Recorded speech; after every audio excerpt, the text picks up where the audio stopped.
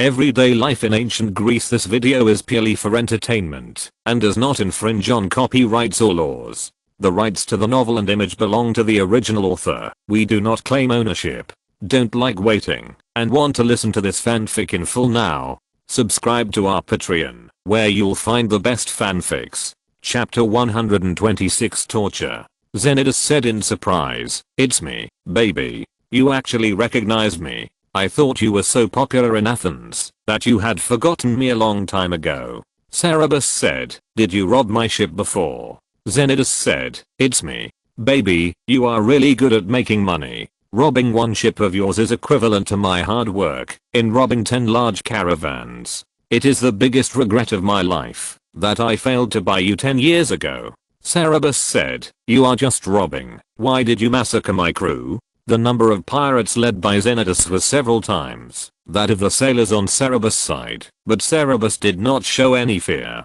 Xenidus was a little dissatisfied and smiled. "If you didn't kill them all, how could you come here? I want to kill you, but you are the son of God. I have to make more people bleed to be buried with you." Many people on Cerberus' ship nervously clenched their weapons. Cerberus was silent for a moment, then asked in confusion, "I don't understand, Xenidus. It was you who wanted to kidnap and sell me back then, and you were punished by the city-state for your evil deeds. Why do you hate me so much?" Xenidus roared angrily, "I was punished by the city-state for my evil deeds? If you hadn't insisted on doing so, why would the city-state sentence me to death? I originally had a bright future, but you forced me to drift to this sea, making a living with this knife in your hand. I can't remember how many times the scythe of the god of death has brushed my neck, and how much blood I have shed. You also caused my parents to be buried here. How dare you say such a thing?" While the two were talking, the black boat had caught up with the paddle boat.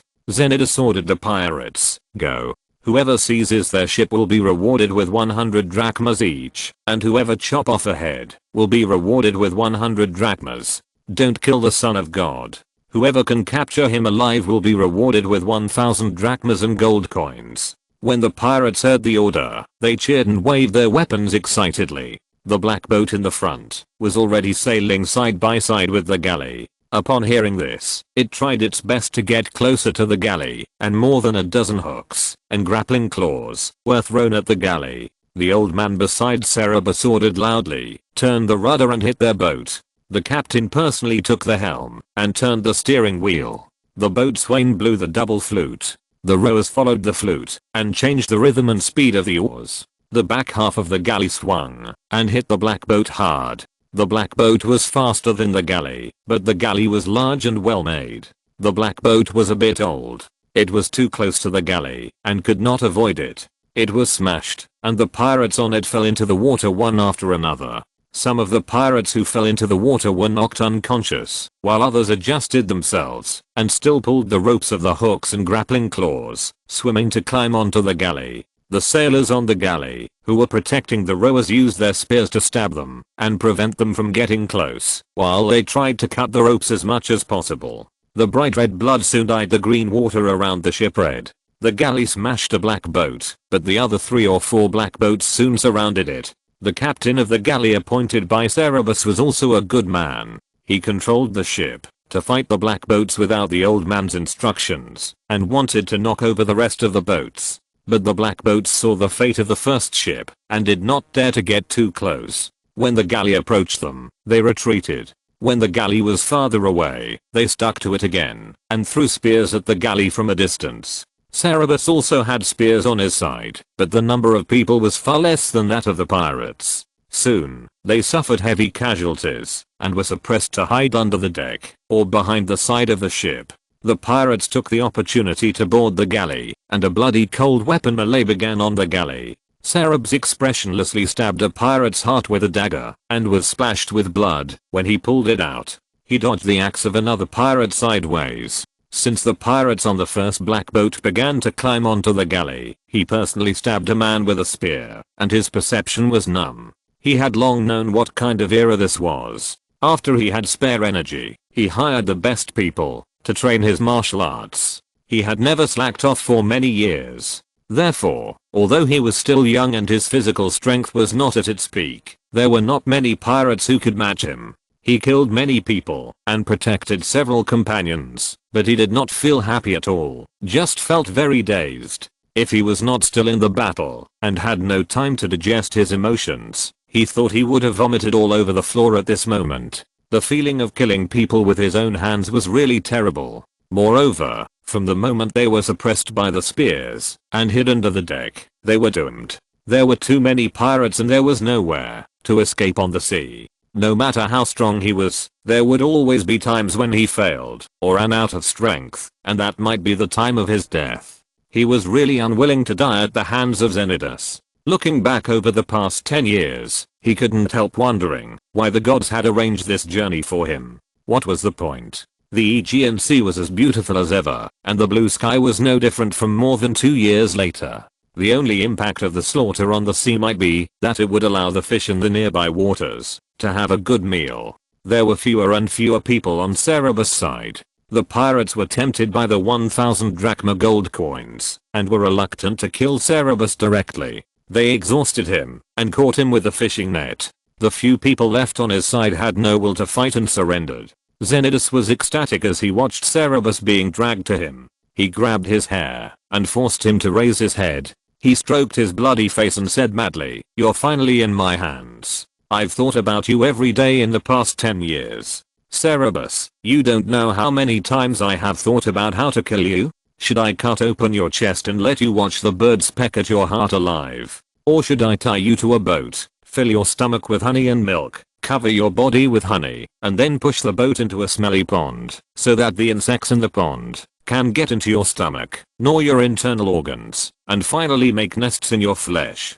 Cerebus looked at him coldly and said nothing. Xenidus pinched his neck and said, "Which one do you like, Cerebus? Which way of death can better repay you for the misfortune you have brought to me?" Cerebus was choked to the point of being unable to breathe, but he managed a mocking smile and said intermittently, "You are too fragile, Cerebus. I didn't know that when you were doing evil, I resisted a little harder, and that would cause you so much harm. After all, I was only 6 years old. I'm really so sorry. Please forgive me. To express my apology, choose the one you like." Cerebus was so angry that he almost broke his cervical vertebrae and said, "You have no remorse at all. Do you want to provoke me to kill you like this? I tell you, it's not that easy. I will let you die in the most painful way in the world. Before that, I'll ask you to eat a small sweet apricot first." He asked his men to tie Cerebus with a rope, then pushed him into the sea and personally dragged the rope around the hull.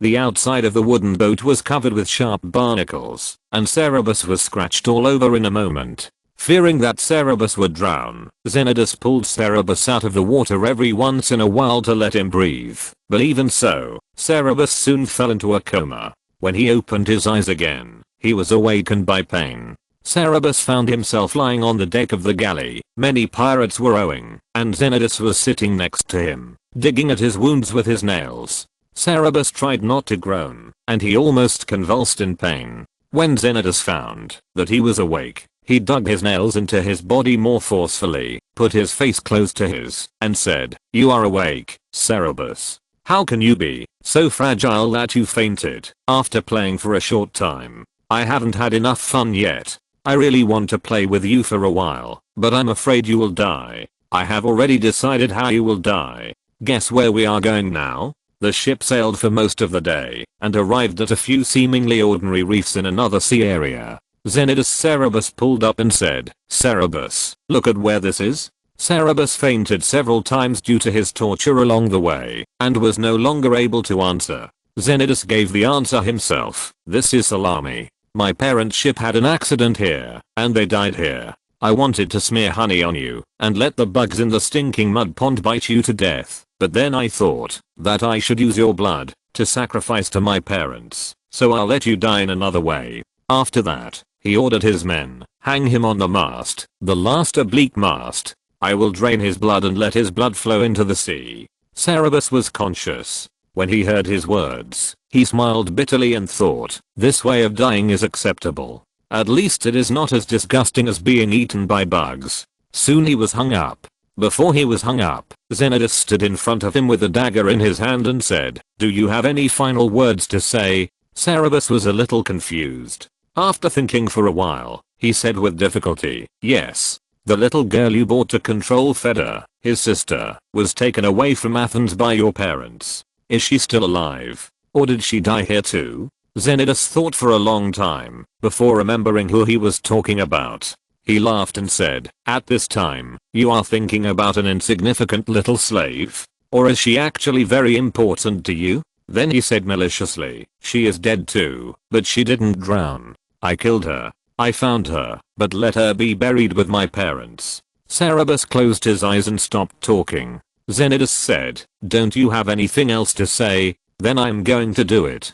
Don't worry, I will stab you very shallowly at the first cut. I want to let you bleed for a while." After saying that, he stabbed Cerberus's chest with a dagger. The pirates hung Cerberus on the mast. Blood flowed down his body and ripped into the sea, which had turned leaden grey at some point.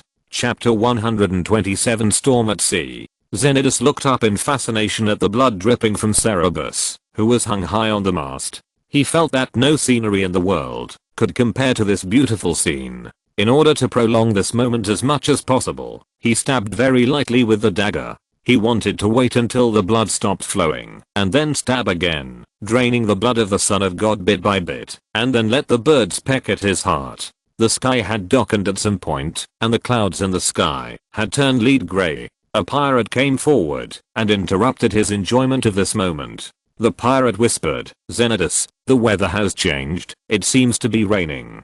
Xenidus reluctantly moved his eyes away from Cerberus and moved them to him, saying softly, "Then let it rain." The pirate shuddered and said with a stiff upper lip, But it is expected that there will be strong winds. We have to go to the harbor to take shelter." Xenidus stared at him and seemed to want to hoist him to the mast as well, but in the end he said, "Go and put Cerberus down. I will send him off quickly." The pirate broke out in a cold sweat and said quickly, "Yes, yes." Just as the two were talking, the wind really started to blow on the sea, and the hull began to shake violently. He called another pirate to go and put Cerberus down, but after a few steps, he found that the hull was tilting in one direction. He originally thought that the waves were getting bigger, but one of the pirates shouted in panic, "Oh no, the cabin is leaking." Xenidus suddenly turned around to look at Cerberus and walked to the cabin in 2 steps. He found that the water inside had already flooded to his knees, and the speed of rising was very fast.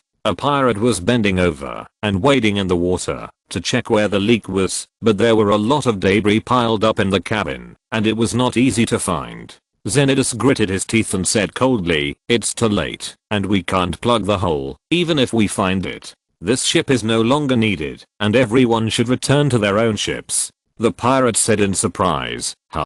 He looked around reluctantly. This galley was an excellent new ship, built at most 1 or 2 years. The planks and frames were made of the best teak, and the joints were carefully filled with hemp and asphalt to prevent water, fire and insect infestation. Their black leather boats made of pine would fall apart in a few years, but this galley could be used for dozens or even hundreds of years, if it was well maintained. He dared to say that there were not many ships as good as this in the Aegean Sea. Although the ambush did not yield any valuables, the ship was worth the trip. Few people who make a living on the sea would be willing to give it up. But he also knew that what Xenidus said was right. With the speed of flooding, the ship would soon sink, so he had to hurry out.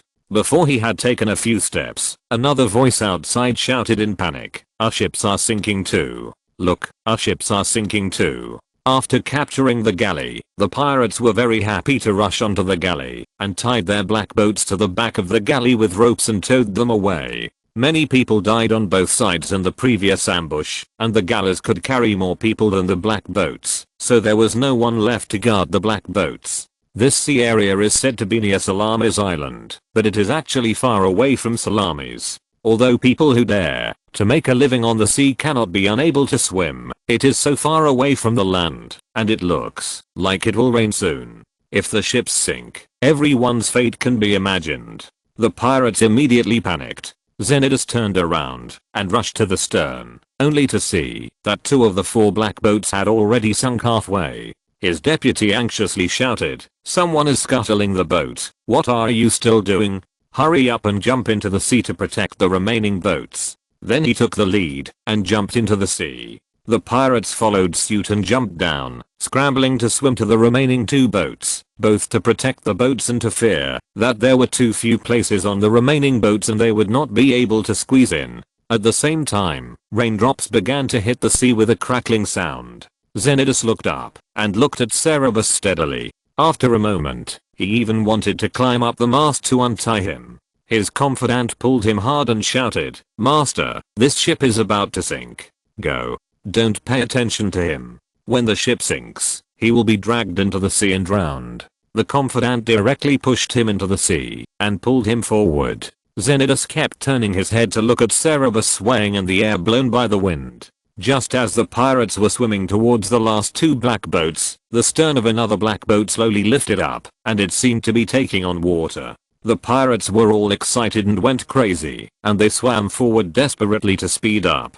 A man hid in the shadow of a sinking ship they passed, and no one noticed it. Just as the pirates were desperately trying to grab the last ship, the galley tilted more and more, and was finally hit by a wave, and fell into the water. The mast made a loud cracking sound, broke, and floated on the sea. Cerberus was hit from the air into the sea, and all the bones in his body seemed to be broken. He lost consciousness, and was sucked down by the huge whirlpool caused by the sinking ship. He was dragged out of the sea by the rope, tied to the mast. He choked on a mouthful of water and woke up.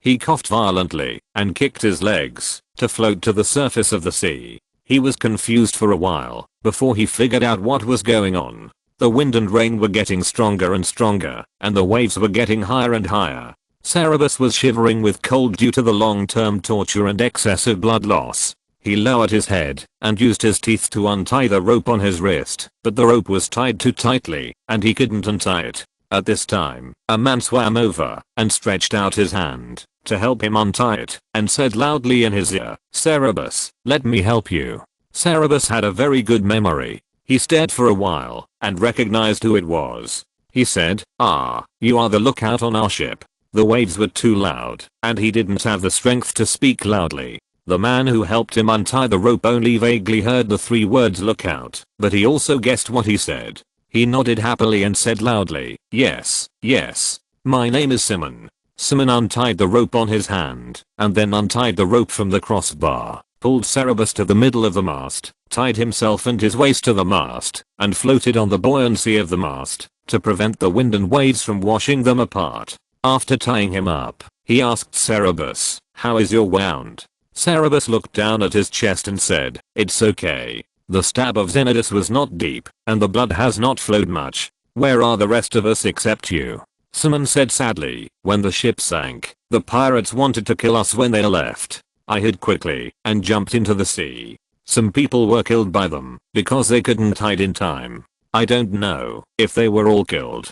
The waves were too big, and I couldn't see. You were tied to the mast, so I could find you." Few people on the galley were captured alive by the pirates. After catching them, the pirates didn't take them seriously. They just tied them up randomly and let them stay in a small corner on the deck without moving. They didn't lock them up. It was because of this that Simon was lucky to escape in the end. This time, they went out to sea with more than 70 people. It is estimated that only a fraction of them can survive. It is no less tragic than last time. Cerberus asked again, "Who sank the ship?" 3 or 4 ships sank at the same time. It was definitely not an accident, but man-made. Kimon shook his head and said, "I don't know. But it must be one of ours. I don't know how he did it." Cerberus had some guesses. Although the blood loss and the cold made him want to fall asleep, he still forced himself to keep looking into the distance, hoping that the man would come over. The wind was strong and the waves were high. The sky was getting darker and darker. The rain was getting heavier and heavier. People couldn't open their eyes. They couldn't see anything more than a dozen arms away. Kimon was hit by the waves for a while. His head might be numb. He suddenly said, "This rain is too heavy. I don't know when the wind will stop. I hope it blows towards Salamis or towards the coast. Otherwise, we will be miserable. Ha ha ha." Then the crow's mouth came true. It rained heavily from day to night. In the second half of the night, the rain stopped, and the clouds dispersed. The bright moon appeared in the sky, and there was not even a trace of land.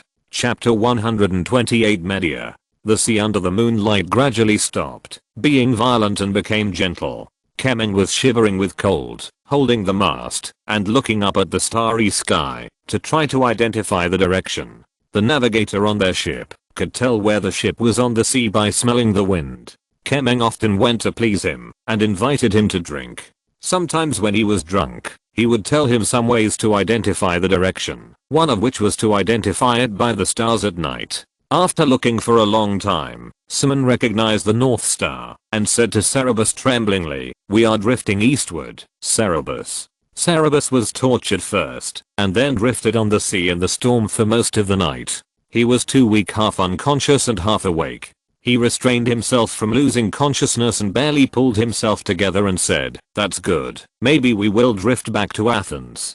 Simon laughed dryly and said, "That's great, but the wind blew for so long before, and we don't know where we are now." When the wind just started yesterday, they were near Salamis, and the wind was blowing south. Later, they were knocked unconscious by the wind and waves, and there was no reference to identify the direction, so they didn't know if the wind direction had changed. If the wind direction has not changed, such a strong wind has been blowing from yesterday afternoon to now. Looking at the position of the full moon goddess Selene in the night sky, Venus should be about to rise. Maybe they have all been blown past Aegina Island. Simon just hopes that they have not passed Lavrion, otherwise they will not be able to return to land, even if they drift east. Simone was looking forward to the daybreak. After the sun came out, the sea would not be so cold. Besides, the visibility was good during the day. He might be able to see the land in the distance, or meet merchant ships or fishing boats. But he was afraid that after the daybreak, he would not be able to see the land, or meet the ships. The sun would be too scorching, and would dry them into salted fish. When it rained before, he and Cerberus drank as much rainwater as possible. However, they had no water containers, and the little water they drank would not last long. He knew that people could survive for several days without food, but they could not live long without water. However, what he worried about came true again. The goddess Selene in a long robe drove a chariot pulled by 2 oxen, and disappeared in Oceanus. Venus rose and fell. Apollo drove the golden chariot from the eastern sky to the western sky. There was still no shadow of land or ships. Simon was really afraid that they would drift to death in the sea. He tried to comfort himself that he was with the Son of God, who was loved by all the gods. God would not let him die in the sea. He found a way to catch 2 fish and use the sharp wooden thorns broken from the mast to cut the fish's back. He woke up the unconscious Son of God and let him suck the juice from his body. Seawater cannot be drunk, but the juice from the fish can also replenish some water, but the taste is not to mention. Cerberus sucked the fish juice and ate some fish meat, and finally recovered some spirit. Simon also caught 2 fish to eat, but it was very difficult to catch them because he had no tools. At this time, a group of dolphins passed by in the distance, calling happily and jumping on the sea. Simon and Cerberus were tense and tired, and they couldn't help but stare at them. After watching for a while, Simon suddenly asked Cerberus whimsically, "Cerberus, can you sing? Is your singing voice nice?" Cerberus laughed and said hoarsely, "Do you think I'm Aryan, Simon? But you can shout loudly, or sing a song. Maybe these sea elves will be willing to take us for a ride." There is a legend in ancient Greece that the famous poet and singer Arion was once robbed by the sailors of the ship he was on at sea, and was forced to jump into the sea. Before jumping into the sea, he asked to sing one last song, and the sailors agreed. Arion sang a song, and his singing moved the dolphins. After he jumped into the sea, the dolphins carried him back to land. When Simon heard Cerberus' hoarse voice, he knew that he could not sing, but he did not give up. He really sang loudly in the direction of the dolphins. His singing made Cerberus comment that not only could he move the dolphins, but he could even drive away sharks. Sure enough, he sang very intoxicatedly, but I don't know if it was an illusion, but the dolphins seemed to speed up and swim away. However, soon after they met the dolphins, they really had good luck. There were seabirds hunting on the sea. Seeing seabirds meant that they were not far from the land. Simon and Cerberus were excited and rowed hard with the mast in the direction of the seabirds. After rowing for a long time, they finally saw a large island when Apollo's golden chariot sank into the ocean. Simon cried with joy, and he and Cerberus dropped the mast and swam towards the island together. Cerberus was exhausted and was dragged to the island by Simon. He fell on the soft golden beach and was half unconscious. Simon ran around on the beach in ecstasy, raised his hands high, and shouted some words that he didn't know the meaning of. It took a while for him to calm down. After calming down, he found that Cerberus was burning hot all over. He didn't know when he had a fever. Simon called him several times, but he didn't respond. Simon was a little panicked, so he carried him to a place farther away from the coast and put him down and went to find water and see if there were any people living on the island. However, he never came back. The veil of dusk fell again, and the tide receded from the beach, leaving small fish, shrimps, crabs, and seashells all over the ground. A group of girls aged 14 or 15 came to the beach, laughing and playing, carrying wooden buckets and shovels, ready to pick up seafood. One of them found the unconscious Cerberus and shouted loudly in surprise, attracting her companions to gather around. Cerberus' hair and body had been dried by the sea breeze, condensed with white salt, and stained with golden sand. After seeing his face clearly, the girls fell into silence. Then, the most beautiful one among them, the one with the most gorgeous clothes and the most proud expression said, "I will take him home." The other girls exclaimed in surprise, saying, "What? Helloa, we don't know who he is yet." Helloa retorted, "No matter who he is injured and needs treatment. Who else can find a doctor except me? Besides, my brother is the owner of the island of Aegeus. If he is our enemy, my brother can deal with him." The other girls had nothing to say, and at Helloa's request, they carried the sleeping Endymion back to her home. Although Helloa said it with confidence, she still took a remote road as much as possible when taking Cerberus home, hoping that fewer people would see him. But after the girls helped her send him home, they returned to their own homes, but did not keep her secret. In addition, she hired a doctor, so the news that Helloa had picked up a beautiful boy spread quickly on the island. The tyrant of the island, Helloa's brother Phoebus, heard the news from his subordinates and returned home with a smile. At this time, the doctor had come to see Cerberus and left. He helped Helloa wash the wounds of all sizes on Cerberus' body with clean water. Since the blood had stopped flowing, he did not do anything. He suggested bleeding Cerberus because of his high fever, but he also said that Cerberus might have lost a lot of blood, and it was hard to say whether bleeding would lower the body temperature or cause death.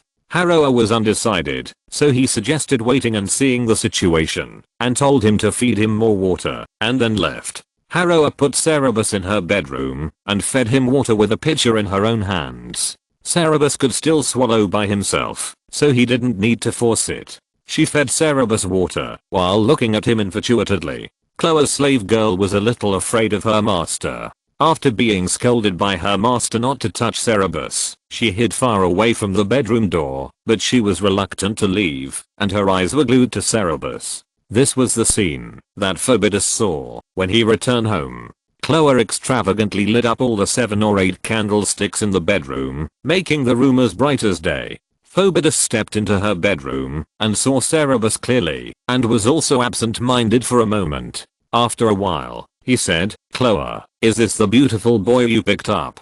Chloe didn't notice her brother's arrival at all. Her slave quickly retreated after Phoebus stepped into the bedroom without giving her any warning. Phoebus suddenly spoke and scared her. Her hand shook and she poured half a jar of water on Cerberus. Bringing a strange boy to one's bedroom was a very extraordinary thing for any unmarried girl. She jumped up, put the water jug aside, and shouted with a red face, "Phoebus." Phoebus looked at Cerberus carefully, then looked at his sister with interest, and asked, "Chloe, what do you want to do by picking up this Endymion?" Chloe twisted her hands and said, "I want to know who he is, and whether he is your enemy, Phoebus." Phoebus asked curiously, "What if he is my enemy, and what if he is not my enemy?" Chloe was much bolder than ordinary Greek girls. After hesitating for a while, she said shockingly, "If he is not your enemy, I want to marry him. If he is your enemy, I will still marry him, and I will make him no longer your enemy."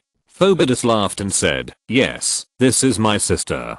Go get what you want. She is not my enemy. I have never seen this person. He must have been shipwrecked and drifted to our island. Looking at his injuries, he might have met our colleagues on the sea. He is really lucky. But no matter whether she is my enemy or not, you can get her. Helloa. She is really beautiful. Helloa cheered and threw herself into his arms and hugged him tightly, saying, "You are so nice, Phoebus." Chapter 129 Media. Second. Cerberus opened his eyes and heard a clear and pleasant voice of a young girl saying in surprise, "You are awake." He stared blankly, and after a while he could see clearly that it was a beautiful girl with white skin, thick black hair and big eyes who was talking to him. He looked around and found himself lying in a beautifully furnished bedroom. The girl was sitting on a stool very close to him, holding her chin with one hand and staring at him in a daze. After he opened his eyes, she suddenly blushed, jumped up and ran out of the bedroom. A moment after she left, a woman in her 30s came into the bedroom and asked Cerberus respectfully if he wanted to drink water and if he felt uncomfortable. Cerberus drank some water and asked, "Where is this?" The woman said, "This is the home of Phoebus, the owner of Aegeus Island." Cerberus was surprised. Aegeus Island is located in the waters of the southern end of Attica. It is a small city-state with only 400 or 500 citizens. It turned out that they drifted here. But what surprised him was not this. Aegeus Island is a famous pirate den. This is not accurate. And was also a legitimate city-state, but the navy of many city-states in this era was not much different from pirates. When they encountered merchant ships with insufficient military power at sea, they did not mind making a fortune. However, Athens was not like Athens or Corinth, which had prosperous commerce. Navy robbery was just a sideline. The entire city-state made a living by robbery. Athens generally did not touch merchant ships from Athens or Corinth, which were closer and stronger, but they were also notorious. Cerberus had just escaped from the hands of pirates, and now he fell into the stronghold of a group of pirates. He could not help but be nervous. Moreover, he did not know whether the ants had any relationship with Xenidus. He asked in a hoarse voice, "Who are you? Did the master of Aegeus save me?" The woman replied, "I'm Timo, the slave of the master of Aegeus. My mistress, the sister of the master of Aegeus, saved you. You fainted on the beach, and my mistress brought you back." Cerberus said, "Can I see the person who saved my life? I should thank her." The woman said, "She is too young, and it is not suitable for her to meet a man. My master should be back soon. You can meet my master and thank him." The woman brought some food to Cerberus. Cerberus ate and drank more water. After a while, he really saw Phoebus. Aegeus was a tyrannical city-state. As a tyrant, Phoebus was too young. He looked only in his 20s. He was thin and his facial features were delicate and a little feminine. If he were in later generations, he would be a very popular flower boy. When he saw Cerberus, he greeted him, "Son of God, are you awake? I heard that you still have a fever. How do you feel?" Cerberus was a little surprised to be recognized. He was stunned for a moment, then he thought of someone and understood, and said, "I'm much better. Thank you to your family for saving my life." Phoebus smiled and said, "If my sister had brought you back from the beach later, you might not have woken up. You really should thank her." Cerberus thought for a while and said, "I have a rare pearl bracelet in Athens. Each pearl on that bracelet is as big as a thumb, and all the pearls are exactly the same size. It was supposed to be treasured in the jewelry box of the Queen of Persia. I would like to take it and give it to the person who saved me." Phoebus said with a smile, "Are you only willing to use jewelry to repay the favor of escaping from the scythe of the god of death Thanatos?" It sounded as if the precious pearl bracelet was not enough to satisfy him, and he sounded a little greedy. But Cerberus was relieved. He was not afraid of Phoebus' greed, but he was afraid that he would have nothing to ask for. He replied, "Of course not. I'm willing to use all my property to thank my savior, the master of Aegeus." Phoebus smiled with satisfaction and said, "I don't want your property, son of God, and my sister doesn't need it either. Maybe you can repay her in another way. You are still feverish now. Let's talk about this after the fever in your body subsides. Did you encounter pirates?" Cerberus raised an eyebrow and changed the subject as he meant. He knew that someone must have fallen into their hands, and everything would be revealed. There was no need to hide anything, so he said frankly, "Yes, he is not only a pirate, but also my former enemy." If it were not for my loyal and capable sailors, I would have been a delicious meal by now. Phoebus asked, is he an Athenian? Cerberus said, he is an Athenian. Phoebus said, there are not many Athenian pirates, maybe I know who it is. Do you want revenge? Maybe I can give you some help. Cerberus pressed the knife mark on his chest and smiled coldly, of course I will repay him. If I need your help, I will not be polite and thank you in advance. This time he wanted to see the venomous snake report to the king of hell with his own eyes.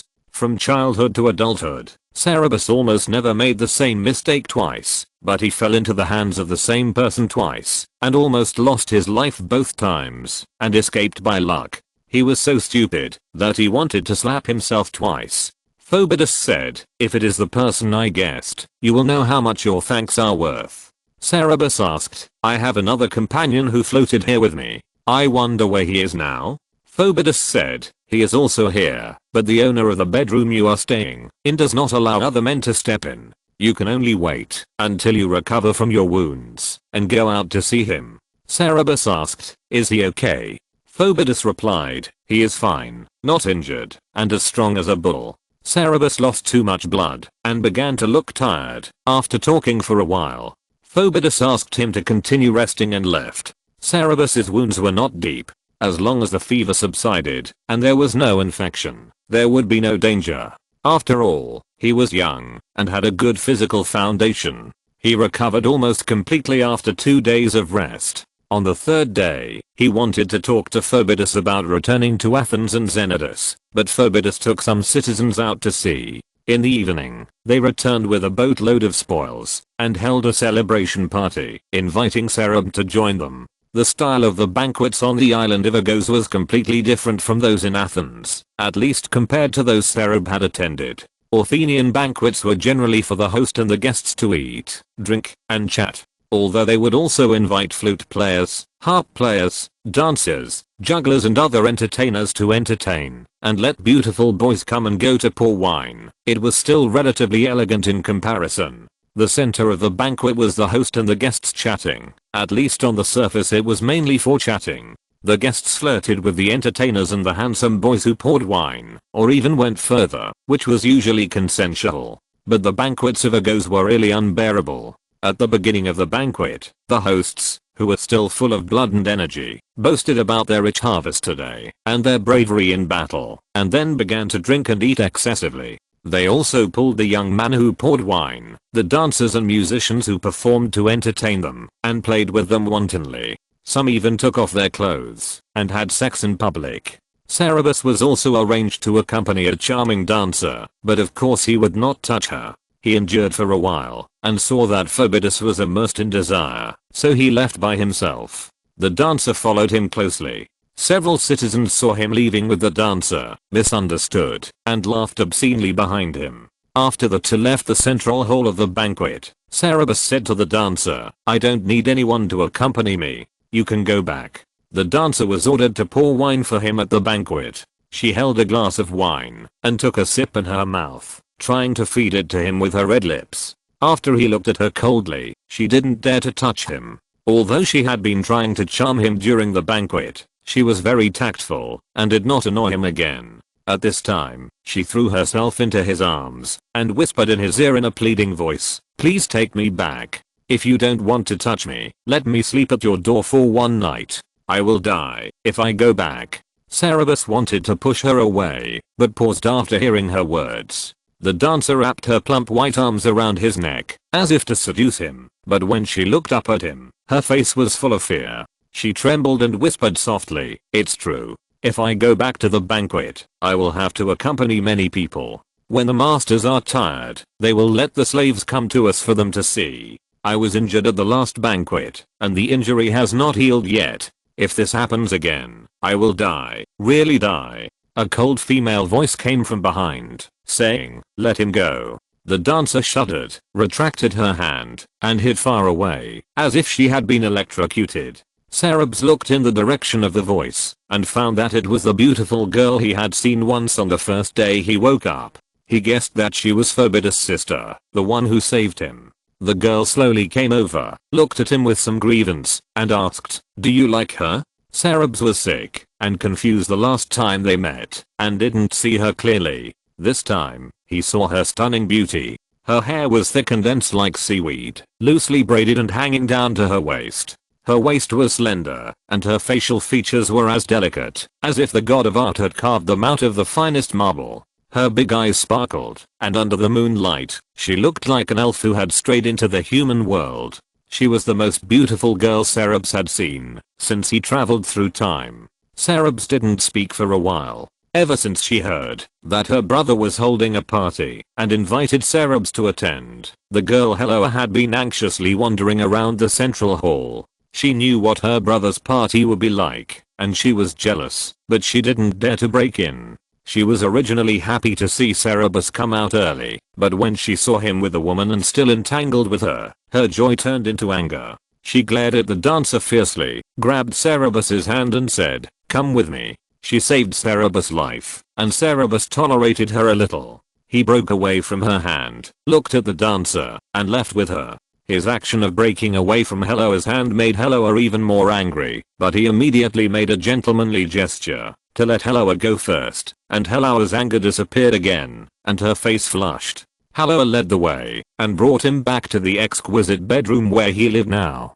Then Helloa asked the slave who followed her to light the olive oil lamp in the bedroom, and then went out. After the two of them were left in the bedroom, Helloa untied her belt in front of him, and the soft heat slipped off her body, revealing the delicate body of a young girl. Chloe said, "If you want a woman, choose me, not that woman. I'm prettier than her." Chloe was very confident when she said this, and her body was indeed very beautiful, but Cerebus immediately turned around and walked out of the bedroom. Chloe was stunned for a moment and chased him naked to the door, but failed to catch up with him. She hesitated for a while and finally did not dare to step out of the door. She returned to the house in anger, screaming and smashing things, destroying the bedroom in a mess, and then put on her clothes and walked out. Cerebus was standing near the corridor not far away. Chloe glared at him resentfully and left. Cerebus sighed and had a premonition that his attempt to leave Aegeus Island might not be smooth. But what he didn't expect was that after Chloe left his room, she immediately called her slave and asked her to find the dancer just now and bring her to her and cut the dancer's face with a knife. The screams of the dancers penetrated the music and sounds of revelry in the hall and reached Cerebus's ears. He thought of something and hurried over to the sound. What he saw was the dancer rolling on the ground with her bloody face covered and Helloa's cruel and demonstrative smile. He was speechless for a long time. Chapter 130 Missing. There was no one else at the place where Helloa took Cerebus away. He thought that the dancer would be smart and hide herself and escape the night, but he didn't expect Helloa to be so cruel. Helloa walked away with the slaves. Cerebus walked over to see the dancer's injuries, but she covered her face tightly to prevent him from seeing and got up and staggered away. After the banquet, Phoebus woke up drunk and learned about this. He was very angry at first. After knowing Cerebus's identity, he had other plans. He didn't plan to treat him as a plaything to his sister anymore. Helloa's behavior might hinder his plan, but the thing had been done and could not be undone. He was angry for a while, then he restrained his useless anger and changed his plan. Phoebus was not a simple person to be able to be a tyrant at such a young age. He knew what Cerebus wanted. He avoided Cerebus for the next few days and restricted his movements. He was not allowed to walk around the island freely, and people were not allowed to have much contact with him. He also did not allow the Aegeans to spread the news of his presence on the island, hoping to wear down his spirit.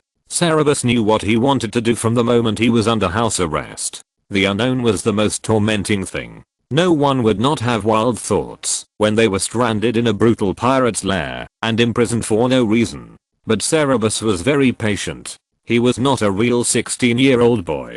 He had experienced too many things, and he could not see this trick. Phoebus made him live in his sister's bedroom and prevented him from contacting other citizens, but he did not prohibit Chloe from seeing him. The purpose was obvious, but he would never agree to marry Chloe. He never planned to marry and have children in ancient Greece, let alone Chloe's character. Phoebus waited for Cerebus to fall into anxiety and fear so that he could control him, but Cerebus remained calm, and the two of them were in a stalemate. During the stalemate between the two, the Marcutulus family and Plato in Athens were in chaos. On that rainy day, not only Cerberus and Cimon escaped from the pirate's butcher knife, but also the old sailor who Cerberus relied on the most, Cordus. Cordus had rich experience in naval battles. When he saw that his side was doomed to defeat, he took advantage of the fact that the two sides were not paying attention and hid in the cabin. He bought this ship himself. When he first bought it, he led the route for more than a year and was very familiar with it. There were a lot of sundries in the cabin, and the pirates did not search him out. After capturing the ship, he hid until the pirates relaxed their vigilance, and when the weather changed at sea, he found an opportunity to break the bottom cabin. With his familiarity with the ship, he slipped into the sea before the pirates found that the ship was taking on water, and he also sank several pirate ships tied behind their galleys that were unattended. When the galley sank, he wanted to find an opportunity to save Cerberus, but the wind and waves were too strong, and it was dark, so he could not swim to Cerberus. Fortunately, he saw a clever young man untied Cerberus from the mast. Cordelius was luckier than Cerberus and Cimon, and was blown to the vicinity of Salamis by the wind and waves. He found a way to get ashore, and asked the locals for help. After the storm subsided, he sent the news of encountering pirates back to Athens, and organized people to search for Cerberus in the waters near Salamis and the surrounding city-states. Unfortunately, finding a person at sea is like finding a needle in a haystack. They failed to find Cerberus when he was drifting on the sea. After Cerberus and Cimon drifted to the island of Argos, the news was blocked, and they could not find him. 7 or 8 days passed, and there was no trace of Cerberus. Not only the family of Marcutulus, but the entire city-state of Athens was in turmoil. Marcutulus was checking the warehouse when he received the bad news. After a heavy rain, he was worried that the warehouse would be flooded, causing the wool, pigments, finished carpets and other valuables stored in it to get damp. So he checked every room very carefully. He personally worked with the slaves to move things that were in danger of getting wet, and he was covered in dust and sweated all over. Marcutulus was 46 years old this year. He was originally the son of a poor fisherman on the island of Euboea. After his father died, the only old boat in the family was given to his brother. He had no way to make a living, so he had to go out to sea to find a living. He was only 17 years old when he left his hometown. He first went to work as an oarsman for a merchant ship, but he encountered pirates on his first voyage. Many people died on the merchant ship. Although he escaped with his life, he was also scared and did not dare to continue this profession. After that, he drifted to Athens. After a lot of effort, he found a job in a bakery as an apprentice to the owner when he was about to starve to death. It was called an apprentice, but in fact it was just a hard labor. The work in the bakery was very tiring. After kneading dough all day, his shoulders were often red and swollen at night, and his arms were shaking so much that he couldn't lift them up, and he couldn't even hold the food to his mouth. In the first 2 years, the owner did not pay him a single chak, the smallest unit of currency. 1 chak equals 1/8 of an ober, and only provided him with 2 meals a day. It was not until the 3rd year, when he had learned all the skills of the owner and made better bread than the owner, that the owner began to pay him a meager salary, fearing that he would be poached by other bakeries. He treated himself very harshly and did not dare to waste a single chak. He saved for 7 or 8 years before he saved up a small sum of money and married Gangela, the daughter of Metic, who also worked in a bakery. After marriage, the couple saved money together, and it took another 2 or 3 years to save enough money to build a bread oven. With this money, he mustered up the courage to quit his job and opened a bakery with Gangela. He had good skills and used solid ingredients. After opening his own shop, his business quickly took off and became better and better. Within a few years, he bought slaves, paid off a loan, and bought a house. Cerberus was the child he and Gangela had after they opened their own shop. I don't know how many people have told him that the greatest fortune of his life is to have a son like Cerberus. Indeed, Cerberus is an extraordinary child, so extraordinary that he often feels strange, wondering how ordinary people like Gangela and him could give birth to such a child. At the age of 5, Cerberus was able to come up with a way to help him escape the crisis of his whole family being reduced to slavery when he was trapped in a debt trap. After that, he became more and more outstanding, as if the goddess of wisdom had kissed his forehead. Not only was he more shrewd and capable than the richest merchants in the city-state at a young age, he came up with good businesses that no one had ever thought of, such as weaving carpets and building Prato, which could make a fortune every day. He was also favored by the god of medicine, who brought miracles to him. Marcutus believed that in fact, not only the god of medicine, but also the goddess of wisdom Athena also loved him very much. I don't know how many people envied Marcutus for having such a son, saying that with such a son, he didn't have to do anything, just lie on the mountain of gold and silver coins and enjoy life. But Marcutus didn't do that. He was a man who had experienced hardships and knew how hard it was to earn every coin. Spending money lavishly would not bring him happiness, but only heartache. Watching the endless flow of gold and silver coins into his money box, counting them one by one, caressing them, and kissing them, the happiness that this brought him surpassed all other happiness in the world. When he first became rich, he also tried to wear purple clothes like other rich people, eat meat lavishly, drink wine until he was drunk, keep beautiful boys and beautiful female slaves, and pursue prostitutes. But all these enjoyments brought Marcutus happiness, which could not outweigh his sadness when spending money. Although he was reluctant to wear purple clothes, he also took 2 pieces of fine embroidered himachal from the workshop at home to wear out to show off, but when he wore them, he was always worried about whether they would be accidentally dirty or torn, and how much money these 2 clothes could be sold for. Later, he secretly put them in the goods and sold them. He also bought several pieces of gold and silver jewelry, and often wore them to show off, but he always calculated in his mind when to sell them, and exchange them for money.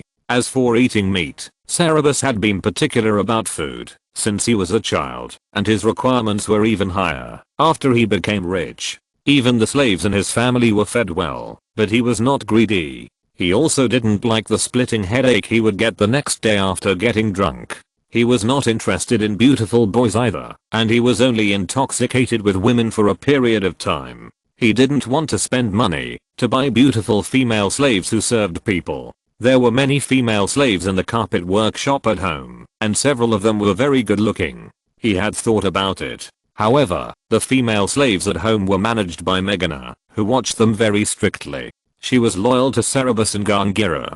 Cerberus was very taboo about him touching female slaves. Marcutus was not willing to admit it to himself, but he was actually a little afraid of Cerberus, and didn't dare to do anything to anger him, so he didn't dare to do it blatantly. He was reluctant to spend money on slave girls, so he ended up hooking up with a very plain looking woman who worked in a dyeing workshop outside the city. He didn't have deep feelings for the slave girl, and later she became pregnant with his child, and died during childbirth. He fell in love with several prostitutes. The charm and beauty of prostitutes were not comparable to Gangira and slave girls, but the cost of finding prostitutes was too much for Marcutus' heart to bear. When the high-class prostitute Ruddy Cheeks, that Marcutus loved the most, exerted her charm on him, he was so confused that he secretly took Gangira's gold ring and gave it to her, which caused some trouble. However, although he was intoxicated by the delicate body and smile of Ruddy Cheeks, when he counted the money he spent alone at night, he felt heartbroken. Besides, the prostitutes were as cunning as foxes and as greedy as wolves. The gifts he gave to please them were often ignored, and he was not allowed to get close to them. He could not really enjoy the wonderful sex, and was laughed at behind his back. He gradually stopped torturing himself, and turned his interest back to making money. The only joy brought by the jingling of coins falling into the cash box was real happiness. He was happy to take care of the family's property, no matter how hard or tiring it was. Hearing the news that Cerberus disappeared due to pirates, and that a galley was lost and many crew members died, Marcutus was so distressed that he almost fell over. He knew how much the galley was worth, and how much money Cerberus had spent to train those crew members. When he thought of the huge loss, he held his chest and couldn't breathe for a long time. He was not worried about Cerberus. How could Cerberus get into trouble? He was the son of God. The god of medicine, the god of love and beauty, and the goddess of wisdom all favored him. A few days ago, he went to Delphi, and the sun god also sent him an oracle that shocked the entire Greek world, saying that he would decide the fate of all Greeks in the future. He should be the favorite of all gods, and even if all the Greeks died, he would be fine. Chapter 131, Missing, Part 2. Marcutulis was not worried, but Gangira accidentally dropped a can of olive oil after hearing the news. Marcutulis' family used a lot of olive oil. There were hundreds of slaves in the carpet workshop alone, plus employees of Preto, employees of the fleet, and dyers in the dyeing workshop. The oil press would regularly deliver oil to them. Gangira was checking the quality of the newly delivered batch of oil when she heard that Cerberus had disappeared at sea and his life or death was unknown. The red pottery olive oil can in her hand suddenly fell to the ground, and the fragrant oil splashed, staining her own skirt and the skirt of Megan next to her. Marcutulis, who came to tell her the news, twitched his distressed face and shouted, "Ouch. This can of oil must be worth at least 5 drachmas." Gangira's face was pale, and she didn't care about the loss. Her eyes looked straight at Marcutulis. Under such gazes, Marcutulis did not dare to bother about the olive oil, and hurriedly comforted her. "He will be fine. Cerberus is the son of the gods. Didn't the Delphic oracle say that he will be very great in the future? He will be fine. I will let the fleet prepare to go out to sea to rescue him. Corjulius has also hired many people in Salamis to look for him. The ship sank there. Maybe Corjulius will find him before our fleet arrives." He did not dare to say that the pirate who attacked the fleet was their former enemy Zenodus. He comforted her a few more words and left on the pretext of arranging the fleet. When Megana heard the news of Cerberus's accident, her hands and feet became weak, and she fell to the ground. At this time, her skirt was soaked by the dirty oil flowing on the ground, but she didn't care. She pulled Gangira's clothes and cried, "Gangira, Gangira, is what the master said true? Cerberus will be fine, right?" She never got married in her life, and Cerberus was raised by her own hands. Gangira was tough, and not very close to children. She took care of Cerberus more than Gangira, and Cerberus was no different from her own child. Gangira was a little unsteady, but she soon became tough again and scolded, "Why are you crying? Didn't my husband send the fleet to rescue? Clean up this place, and then go out to find out the situation." There were many things that Marcutulis didn't explain clearly just now. Gangira was not very convenient to go out because of her status, but Megana managed some of the family's businesses and was familiar with many important slaves and employees, so it was convenient for her to find out information. Hearing this, she immediately wiped her tears and stood up and said, "I'll go right away." Gangira stood still. She walked to the door holding her greasy skirt, then stopped, looked back at Gangira and said, "Gangira, don't worry, I think the master is right. Cerberus will be fine. He is the son of the gods, all the gods love him. The Delphic oracle is always right, he will be fine." Gangira waved at her expressionlessly, motioning her to leave quickly, and only after she left did a bit of confusion and fragility appear on her face. Even though she was convinced that the gods loved Cerberus, the mother's heart would not reduce her worries about her son because of this. Gangira's mother was a Spartan nanny, who raised her in the Spartan way, since she was a child, so she was completely different from the Athenian women who seemed to be as delicate as flowers in a cage, or planted in a pot. She was calm, tough, taciturn, and her character was so strong that even many men could not match it. When Cerberus was a child, she seldom hugged him. She thought that, even if Cerberus had to go to the battlefield one day, she would give him a shield and say to him, "Come back with it, or lie on it." And when Cerberus really came back lying on the shield, he would accept his unfortunate fate calmly. But when the news that Cerberus was in danger really came, she was heartbroken. She was willing to exchange everything for the safety of her beloved son.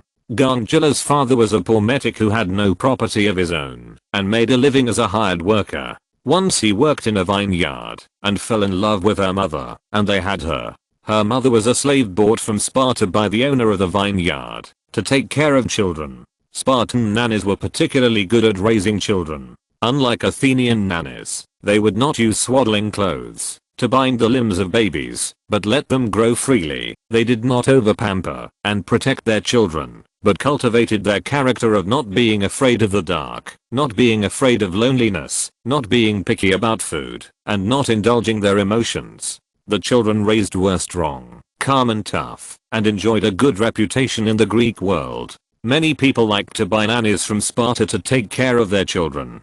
Gangira's mother's master was very generous. After she became pregnant, he generously agreed not to count her child as his slave, so Gangira was a free person. Gangira's parents only had her as a child. Her mother died when she was a teenager, and her father died not long after she got married. She also had only one child, Cerberus. If Cerberus had any misfortune, she would no longer have any blood relatives in this world.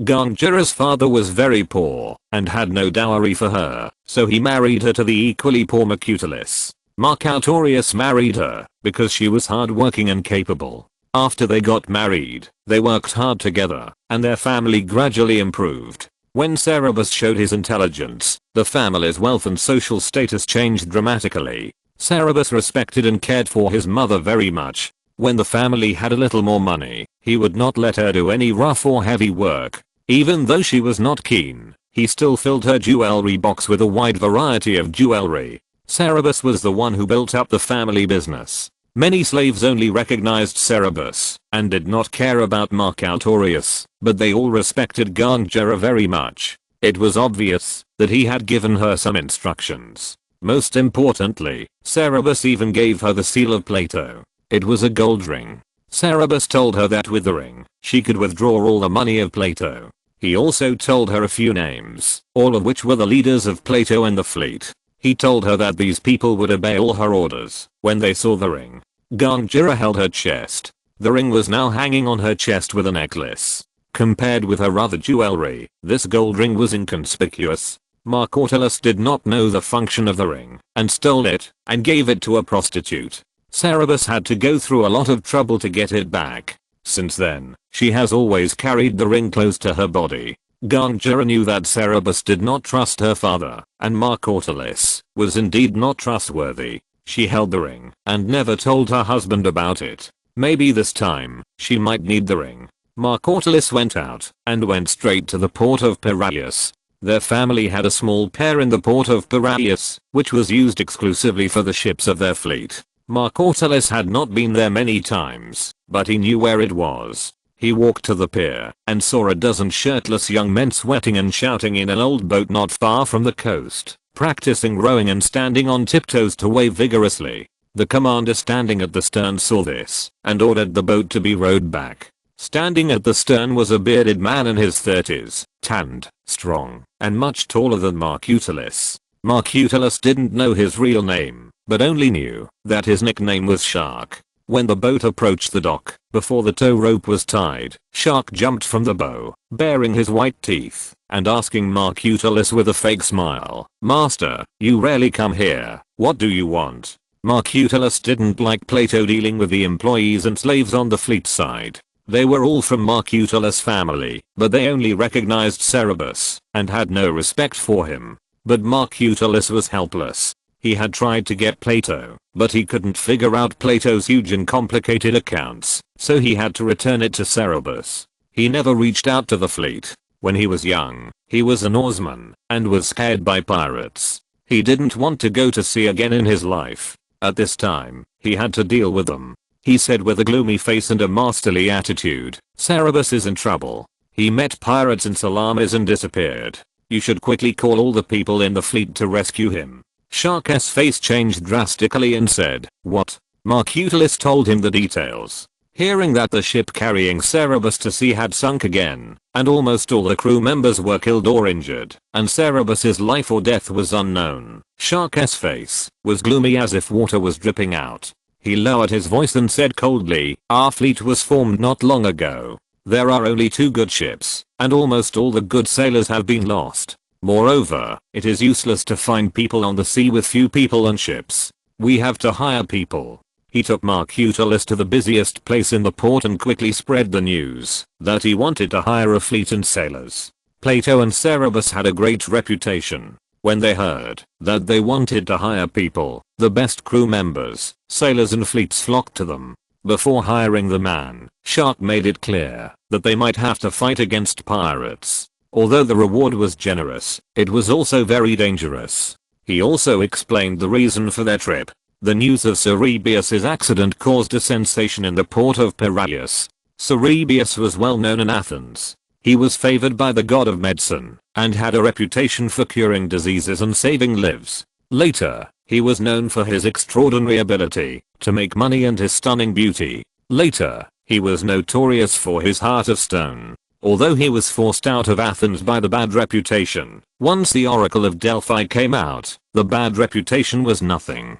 People praised his name and talked about it with relish, forgetting his previous evil deeds. His influence was even greater than before. Not only the Athenians, but also the foreigners in the port were shocked to hear that he had an accident. If you're listening to this novel on a channel other than Fanfic World, it means they downloaded and uploaded it without effort. We cordially invite you to visit our channel, Mundo Fanfic Novelos. There you'll find the original version of this story and you can explore many other novels of various genres. We're waiting for you to immerse yourself in a world of incredible novels. Chapter 132, Missing, Part 3. The sun was scorching, and Dorian drove his donkey, pulling a cart of goods from Athens to the port of Piraeus. Both the man and the beautiful white-mouthed black donkey were sweating profusely. Along the way, Dorian fanned the donkey with a large palm leaf and promised distressingly, after unloading the goods at the port, "I will let you have a good rest, find you a piece of the finest sand for you to roll around, and buy you 2 figs to eat."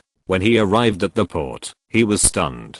The port, which was usually crowded with people, was empty with fewer people, and the docks, that were always crowded with ships, were also reduced by half. He found a merchant ship to receive the goods and unloaded the goods. While unloading, he asked the owner curiously, "Why are there so few people in the port today? There are also fewer ships." The owner had just learned the big news and was eager to share it with others. He immediately told him excitedly, "You don't know, something big has happened." After that, he told him about Cerberus. Dorian suddenly realized and was shocked. God's son encountered pirates. So many ships and people went to find him. His family hired so many ships. Half of the entire Piraeus port. I have always heard that God's son's family is rich, but is it really that rich?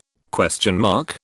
When the owner of the goods talked about gossip, the people nearby gathered around with great interest. One of them corrected him. No, they only hired the most powerful fleet, and the rest of the ships went voluntarily. Anyway, Salamis is so close, and if I didn't have so much cargo on my ship, I would also like to try my luck. The cargo owner nodded vigorously. What if I happened to save the son of the gods? Then I would be rich for the rest of my life, and I wouldn't have to work so hard in the wind and waves to make a little money. Everyone agreed very much, imagining what kind of reward the son of the gods would give to the person who saved him, and if they got the reward, how would they spend it? They talked enthusiastically, as if the money was already in their pockets. Some people were afraid that there were such cruel pirates so close to Athens, and the sea route was not safe, but no one was worried about Cerberus, whose life and death was unknown, not even the Gentiles. No one thought that the son of the gods would be in real danger.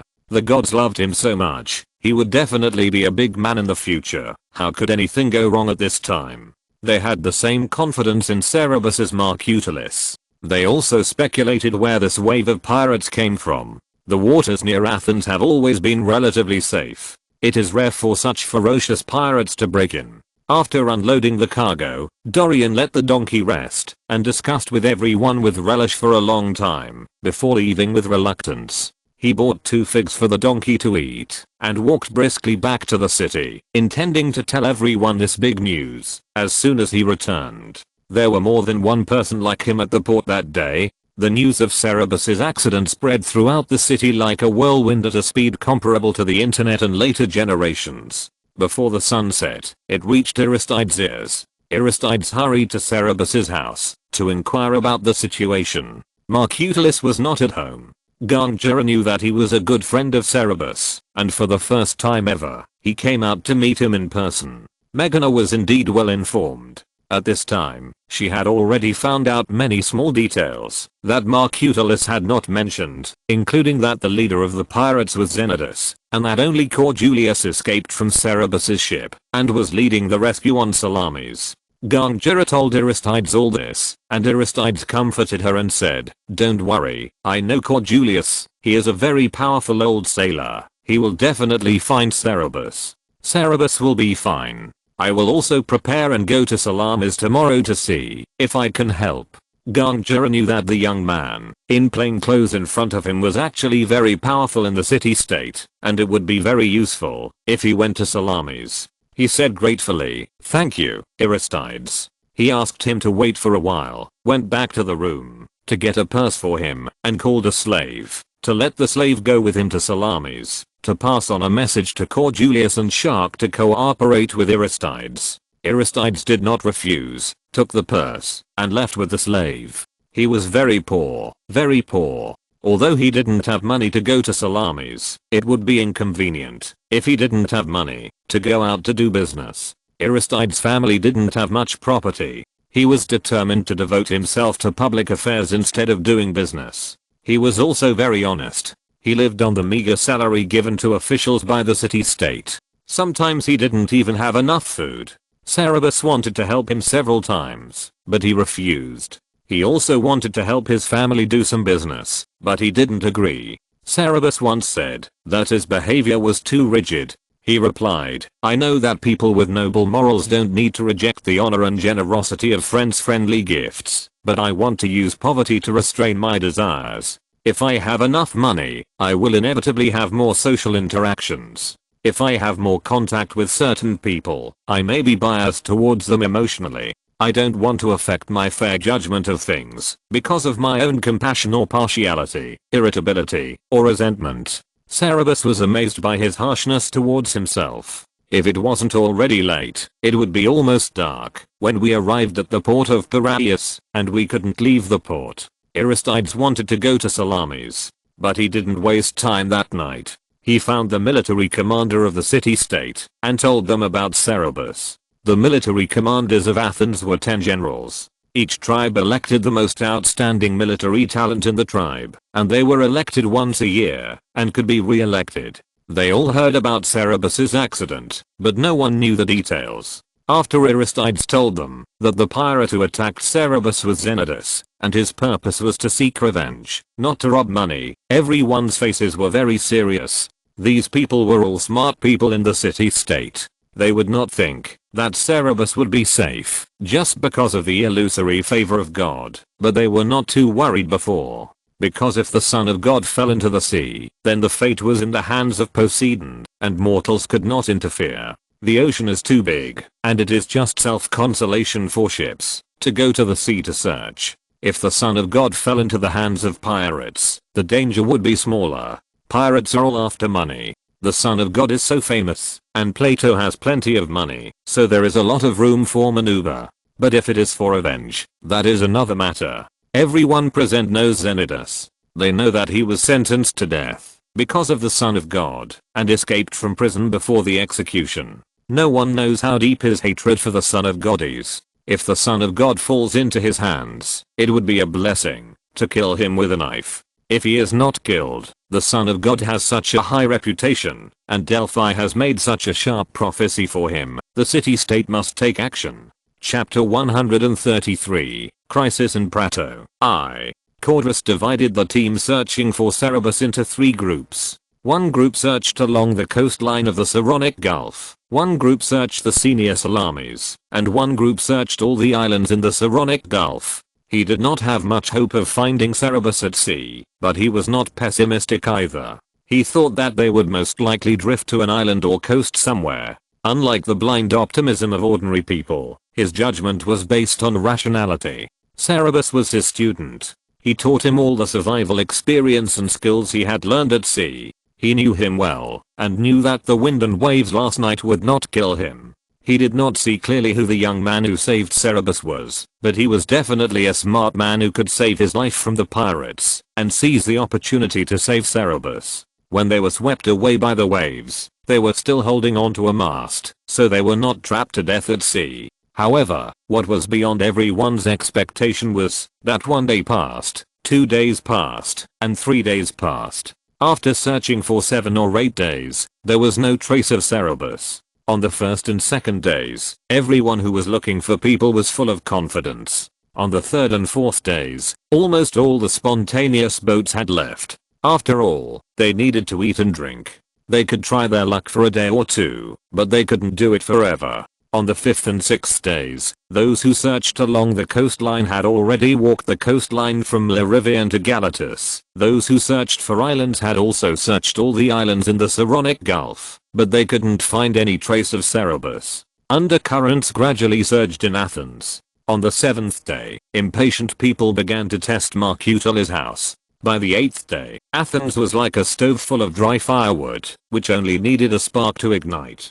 Because Cerberus's disappearance was not only related to him, but also to Plato. After many years, Plato was no longer a store that only made a little money by exchanging coins when it was first established, but it really assumed the functions of a bank. It absorbs deposits, lends money, and exchanges foreign exchange. Not only Athenians, but also merchants from other city-states began to get used to letting funds circulate through Plato. First, it is safe, and second, its credibility is guaranteed. There are often disputes in business, and Plato has an excellent reputation. When the two parties to a transaction have a dispute, Plato's account circulation records are very solid vouchers, and no one will question them. Ordinary people like to deposit money in Plato to earn some interest, and the big merchants in various city-states also like its conveniences, and rely on it more than ordinary people. Now merchants who come to Athens to do business have become accustomed to depositing cash in Plato. After arriving in Athens, and using deposit certificates issued by Plato for transactions.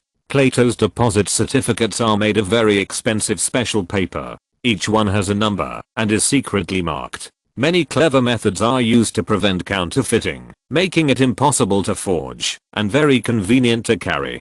Some merchants even accept transactions with deposit certificates in distant foreign countries. Cerberus is the owner of Plato. It is conceivable that his disappearance will cause panic among many people. In fact, if someone else were the owner of Plato, the depositors would have panicked long ago when something happened.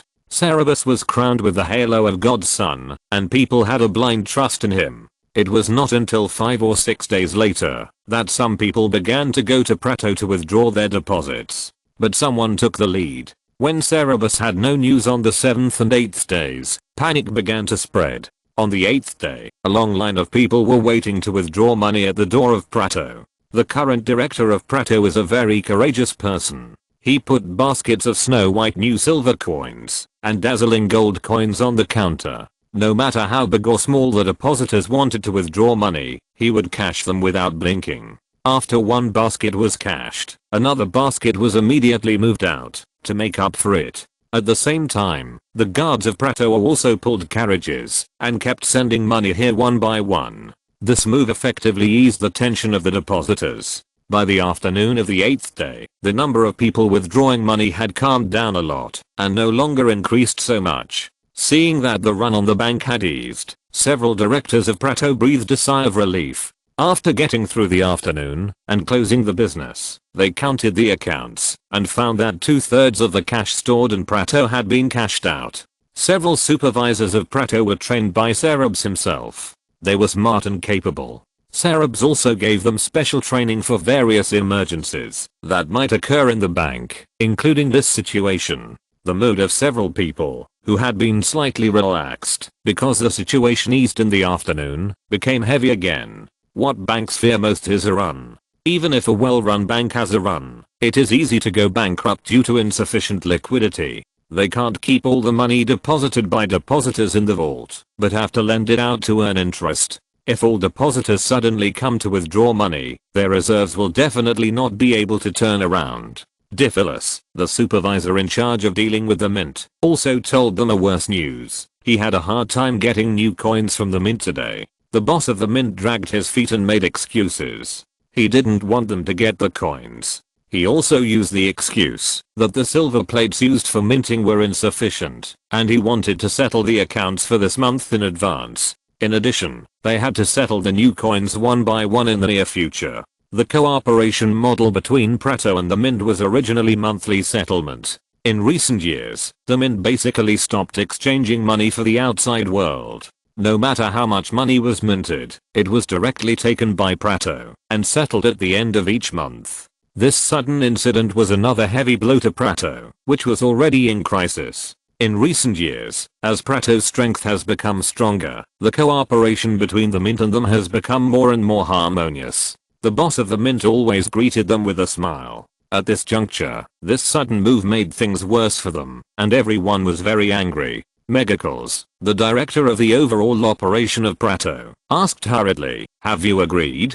Diphilus replied, "How could I agree? I know what kind of situation we are in now. If the current situation continues, even if the depositors stop coming to withdraw money crazily, they may not be able to settle the account of the Mint by the end of the month. If Cerberus does not come back with any news, no one dares to continue to put money in Prato, and they cannot immediately recover all the loans they have lent out, and they will still have a cash flow problem."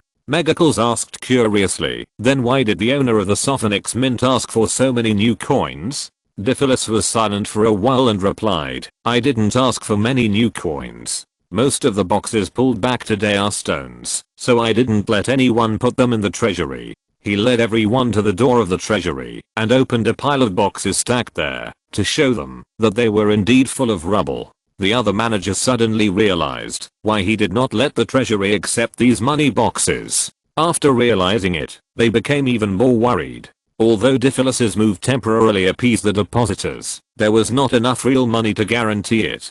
The current stability was like a goat walking on a thin layer of ice that was about to melt on the surface of a river in spring. Diphilus said, "I tried my best today, and Sophonicus only agreed to wait for 2 more days. If Cerberus hasn't come back after 2 days, we must settle with him." Everyone's stomach felt uncomfortable, as if they had swallowed a large piece of ice. In 2 days, it will be the 10th day since Cerberus disappeared. The Salon Bay is so big, and so many people are looking for him. If there is still no news about him, then it is possible that he really died. If it was an ordinary person, people would have been sure of this situation long ago. Even if Cerberus was the son of God, people would have doubted it after 10 days. By that time, the depositors would not be as easily appeased by a few boxes full of stones as they are today. Chapter 134, Prato Crisis, 2nd. On the 9th day after Cerberus disappeared, the number of depositors who came to Prato to withdraw money was not as crazy as in the previous 2 days, but there was still an endless stream. On the 10th day after Cerberus disappeared, a large time deposit matured, and the depositors came to withdraw the money, but the money in Prato's treasury was not enough to pay. Megacles postponed the withdrawal to the next day on the grounds that the withdrawal of large deposits required advance notice. In the evening, Sophonix, the owner of the Mint, came to Prato to ask for settlement, but was rejected. Then the news that Prato had no money was somehow spread, and the depositors in Prato fell into panic again. Before dawn, the entrance of Prato was full of people who wanted to withdraw money. Diphilus said angrily, "It must be Sophonix. He spread the news on purpose." Megacles wondered, what does he want to do? If the depositors take all the money away, he will not get any money when the settlement is made. What good will this do for him? Sophonix was in a tavern diagonally opposite the Gate of Plato, watching the restless crowd at the Gate of Plato, and drinking wine happily. It was indeed he who spread the news that Plato had no money, and this situation was exactly what he wanted to see. In fact, he had this idea when the Son of God just disappeared, but the reputation of the Son of God in Athens was too high, so he did not dare to act rashly. But after 5 or 6 days, there was still no news, and he really couldn't hold back. After several attempts, he was sure that there was not much money in Plato now, and even if there was, it would not be able to withstand all the depositors coming to withdraw. Plato had lent out so many loans, and it would not be recovered in a short time. Sophonix hoped that all those who had deposited money in Prato would come and withdraw the money quickly, and when Prato could not give them any more, they would go to Marcutulus' house to ask for it. Marcutulus would certainly not be able to come up with so much money, and then he could buy Prato. Sophonix had long coveted Prato. He had mines, and his family kept 400 or 500 expensive silversmith and blacksmith slaves, who consumed a lot of gold, silver, copper and iron to forge coins day and night, but the income he earned was not necessarily as high as that of Prato, who only kept a few young people who could do some accounting. How could he feel balanced? The father and son of the Son of God were originally just poor ghosts who relied on exchanging coins and picking up leftovers from his fingers, but now they were also important figures in the city-state and were almost more respected than him. Although Sophonex greeted them with a smile, he actually hated them to the core. What infuriated Sophonex the most was that he discovered that the Son of God was secretly trying to slowly replace gold and silver and the beautiful owl coins with a kind of paper. Isn't this nonsense? Although paper is valuable, it is so fragile and easy to be damaged. How can it replace gold and silver coins? But what frightened and panicked him was that many merchants were deceived by him and were willing to accept it. Sophonex despised paper when it was first made, and when he noticed it, it was too late to object. Many people have already gotten used to it. Sophonex talked to Cerberus and wanted him to destroy all those papers and not use them again, but Cerberus smiled and pretended to be stupid with him, saying that it was just a proof of deposit, and if he didn't use paper, he would have to use something else as proof. Using proof would not conflict with owl coins. Sophonex was not stupid. Those papers had already been used as money by some lazy merchants. How could there be no conflict with owl coins? But he could do nothing about him. Because Plato's branch in Corinth has already established itself, the exquisiteness of the Pegasus coins in Corinth is not inferior to that of the owl coins. His attitude is too tough, and it is hard to say whether Cerberus will not use Pegasus coins instead of owl coins. He was overjoyed when the news of the Son of God's favor fell into the sea came back. It's a pity that the Son of God's favor just disappeared, and there is no definite news of his death. There are too many mysterious rumors about him, and Sophonex dare not offend him, fearing that he can return safely, even if he falls into the sea. But now 10 days have passed, and there is no news at all. He must be dead. How can he still resist reaching out? It's like putting a piece of fat meat in front of the nose of a hungry wolf. Which wolf can resist not to eat it? The door of Plato was closed, and the fat man was at the front of the crowd waiting at the door. His name is Theocritus. He was the one who wanted to withdraw money yesterday, but was postponed for a day because the amount was too large and he needed to notify in advance. Originally, Theocritus thought this reason was reasonable because when he deposited money, the people in Plato did remind him to notify the bank in advance for large withdrawals so that the bank could be prepared. But last night, he ran into the sad-looking owner of the mint, Sophonex, on the street, and Sophonex revealed a terrible news to him. Plato actually had no money and owed the mint a lot of money that he couldn't pay back. The mint would no longer send money to Plato, and his money might be wasted. Theocritus' legs went weak at that time. His money was all his assets. He was not good at business, and he lost money in several businesses. Seeing his property at home being consumed little by little without any income, he was very sad. After Plato opened, he was willing to put his money in Plato. The Son of God gave him a very favorable interest rate, which was much better than doing business by himself, so he kept it peacefully. Who knew that the Son of God would do such a thing? If the Son of God hadn't had any problems, he would have directly renewed the term. Hearing more from others this time, he was a little nervous. It happened that his deposit was due, so he planned to withdraw the money first and deposit it again after the Son of the Gods came back. After Sophonex told him the news, he was so scared that his soul flew away. He immediately went to Megacles' house and asked to withdraw the money immediately. Megacles persuaded him to leave his house, but he turned around and went to Prato, sleeping at the door of Prato, planning to be the first to go in and ask for money when the door opened. If he didn't give it, he would go to Marcutula's house to ask. He didn't know how to make money and didn't have any skills. He would definitely not be able to survive without this money and would starve to death in the future. Prato is in a very prosperous area. When he was lying at the door of Prato, many people passed by and asked him why he was lying here. He told him the reason in detail, and more people gathered here. The sky in the east changed from dark blue to fish belly white, and then to red. Apollo drove his golden chariot out of the sea and drove into the air. It was almost the usual opening time for Prato. The anxious people comforted each other and waited eagerly for people to come.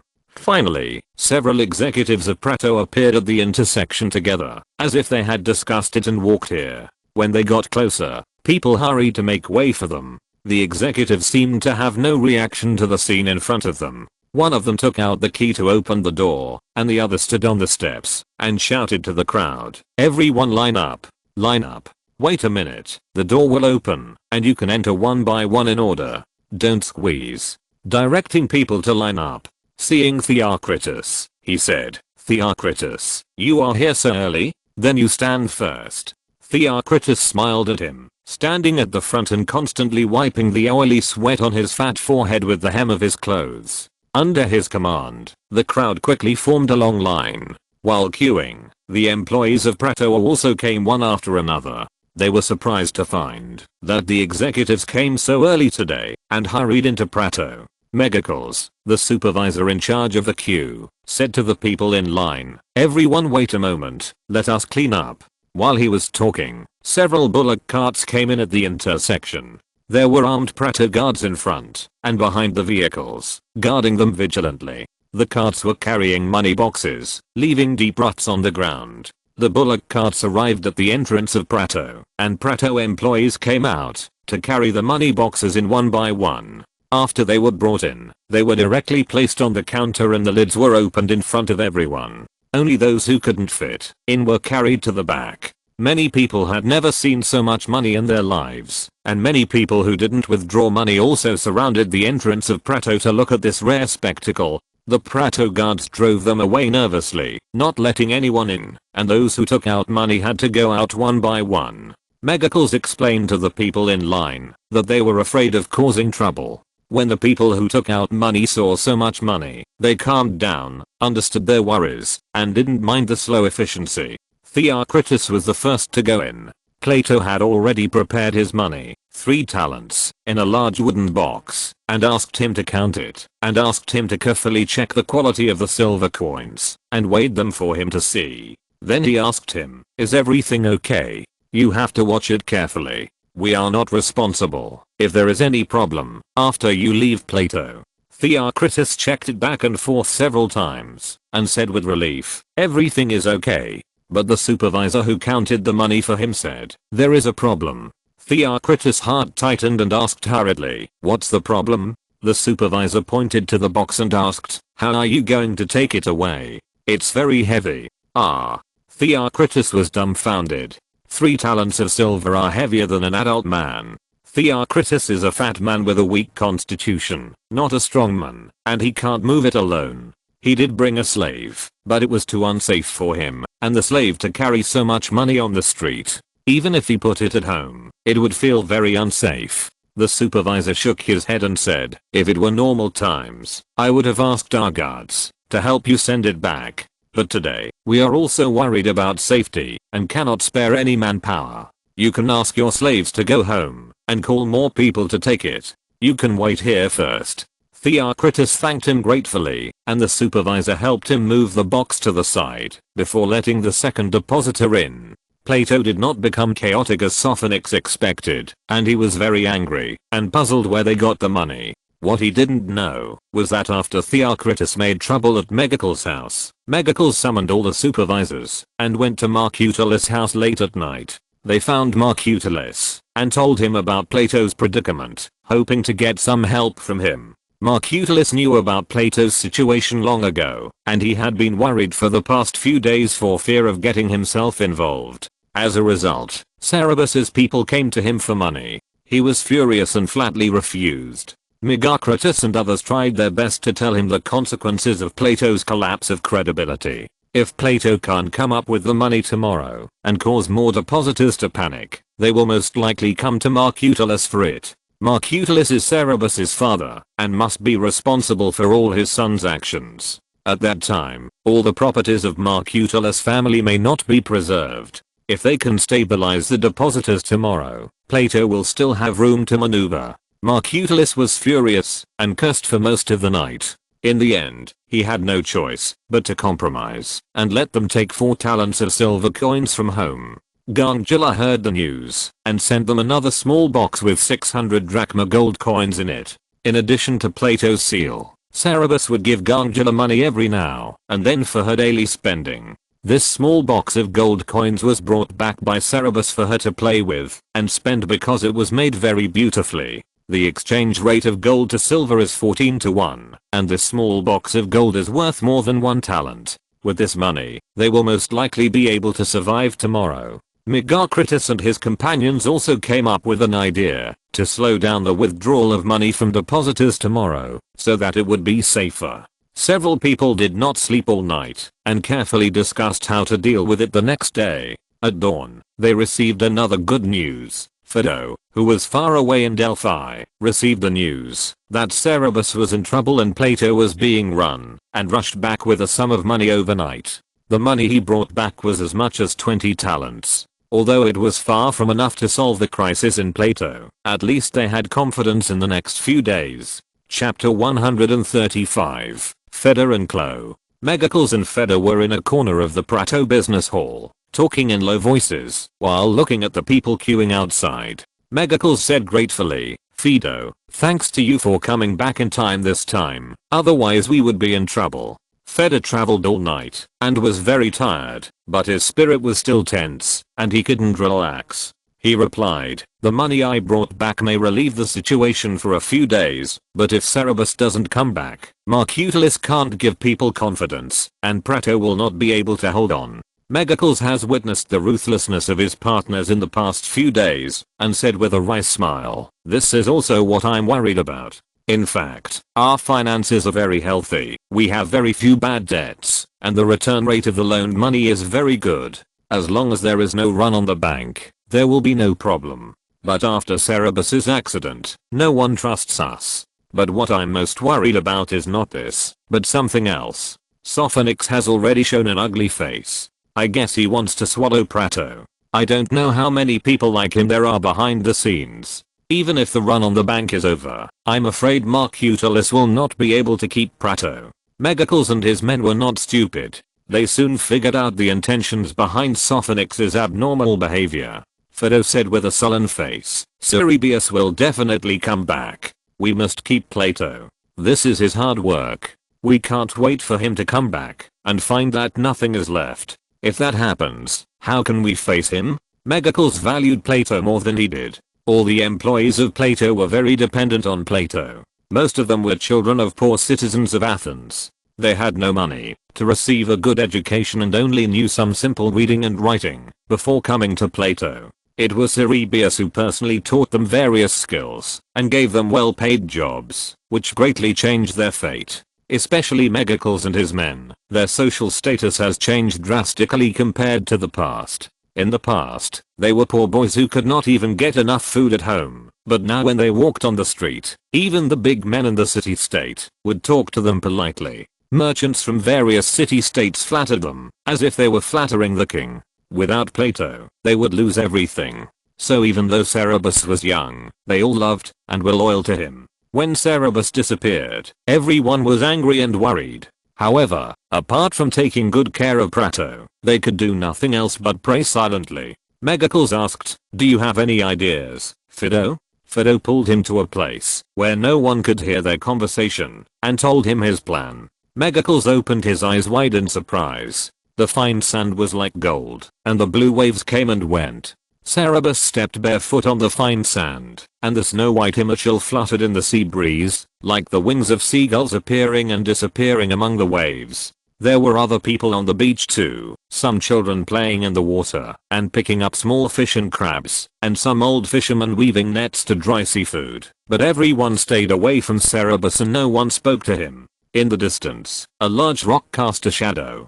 A sturdy man huddled in the shadow to keep cool, occasionally looking in the direction of Cerberus. He was a slave who was ordered by the master of Aegeus to monitor Cerberus and prevent anyone from approaching him and talking to him. The children playing in the water were actually very curious about Cerberus, but they were warned by the adults not to approach him and could only watch him secretly. One child was the grandson of an old fisherman who was weaving nets. After playing for a while, he ran to the old fisherman to ask for water. When the old fisherman gave him a water bottle, he asked, "Grandpa, who is that brother? Why can't we talk to him?" The old fisherman threatened, "That's a guest of Phoebus. Phoebus doesn't like people talking to him. If someone disobeys his orders, he will throw that person into the sea to feed the sharks. Have you seen what it looks like to be bitten by a shark?" The child shuddered violently. The father of one of his friends encountered a shark at sea, and the shark bit off his 2 legs and ate him. He often saw that uncle. He had nothing below his knees, and could only crawl on the ground. It was scary. He gave up the idea of approaching Cerberus later when no one was paying attention. Seeing that he was frightened, the old fisherman smiled. Just as he was about to say something, he saw a figure walking towards him. He quickly packed up the things in his hands and whispered to his grandson, "It's time to go home for lunch. Call your friends and let's go home." The child was about to play for a while, but he also saw the person coming. He immediately agreed to his grandfather's suggestion and hurriedly went to call his friends. The person who came was Helloa. She was wearing a red ankle-length linen dress, an embroidered belt around her waist, a basket in her hand, and a jasmine wreath on her head. She walked towards Cerberus. Her basket contained wine jugs, bread, cheese, onions, salted fish, and even a small piece of fried lamb. When she came to Cerberus, she smiled and said, "It's time for lunch, son of God. I brought your lunch. Look, there is fried lamb for lunch today." She raised the basket for Cerberus. Cerberus didn't look at her or pay any attention to her. Her face gradually became ugly, and after a while, she threw the basket to the ground with a bang. The wine jar broke, and the wine flowed out, seeping into the sand from the cracks in the basket. She sneered and said, "You don't want to eat what I bring, right? I will bring you food tonight and tomorrow. You have the ability to never eat." Cerberus still ignored her, as if there was no such person around him. Clodagh stamped her feet in anger and turned to leave, but for some reason she held back and sat down at his feet. She took off the jasmine wreath on her head, plucked the fragrant flowers one by one, and threw them into the sea, then asked Cerberus aggrievedly, "Why don't you like me, son of the gods? Am I not pretty? I have been to Corinth and seen the famous high-class prostitutes there. Even the most famous foreigner is not as pretty as me. No man can help but be fascinated by me. Many young men dare not look up at my face when they see me." Anacreon wrote a poem to me, saying that I'm the thunder and lightning that the god of love throws into the hearts of men, and that I can control the reins of all men's souls. I also have a lot of dowry. I have 1,000 drachmas of gold coins, 50 cows, 300 sheep, 20 slaves, and a dowry of jewelry and clothes worth 1 talent of silver. Except for the Persian princess, no one should have a richer dowry than me. Why don't you like me? Why don't you want to marry me? She was indeed stunningly beautiful, with her thick black hair and red skirt fluttering in the sea breeze, and her bare white arms seemed even softer and more alluring than the touch of the white jasmine against her slender fingertips. Her flawless face was looking up at Cerberus. Her black gemstone eyes were filled with tears, dazzling and blurred, and there was a childlike innocence and doubt in her expression, like a witch. If another man was looked at like this by her, he would really be willing to dedicate his soul to her. Even Cerberus's expression softened for a moment, but his expression immediately turned cold and hard, and he turned away from Chloe and walked straight off the beach. Chloe's tears rolled down her cheeks. After crying for a while, she stood up and kicked the basket angrily and trampled on the food. Cerberus left the beach and didn't know where to go for a while, so he walked around the island. On the way, he passed some houses and found many young and strong men repairing and sharpening their weapons. He wondered if they were going to go out to sea to plunder again. He did not accept the food brought by Chloe, not to make a boring and childish statement, "I don't like you, and I won't marry you, so I won't accept anything from you." It was to avoid trouble. Chloe did this not for the first time. After she sent the food, if Cerberus accepted it, she would try to eat with Cerberus. She was an unmarried girl, and Cerberus could not avoid occasional contact with her, but eating alone with her was a matter of another nature. Cerberus did not want to give him an excuse negotiating with Phoebus in the future. It was impossible for him to marry Chloe, even if Chloe looked as beautiful as Helen. Regardless of Chloe's character, Cerberus did not intend to spend his life with a vase with only appearance. In ancient Greece, few girls had received any decent education except high-class prostitutes. Cerberus did not intend to marry an illiterate, no matter how beautiful she was. His girlfriend in his previous life looked like French actress Isabella Gianni, a journalist who won the Pulitzer Prize. The two had known each other since high school and had been rivals in college. Although they both had strong personalities and were tired of dating, they broke up and got back together several times and finally broke up. But he always liked this type of person. He wanted a partner who could stand shoulder to shoulder with himself, and he valued his partner's soul more than his appearance. Even in ancient Greece, he did not intend to lower his standards. He would love a pure and beautiful girl, but he would not fall in love with her. Besides, Chloe's soul was so cold that she didn't even need to be loved. He was ready to spend his life alone. Cerberus walked aimlessly. There was a lot of mud on the roads where people walked a lot. In order to avoid the mud, he took remote paths and walked further and further away, and finally walked to a sparsely populated grove without knowing it. The sun was very strong at noon, and the grove was thick with green grass, which looked cool. Cerberus didn't want to go back to the cramped and dark room of Phobidus's house, so he walked in to find a piece of grass to take a nap, but someone ran out of the grove in a panic.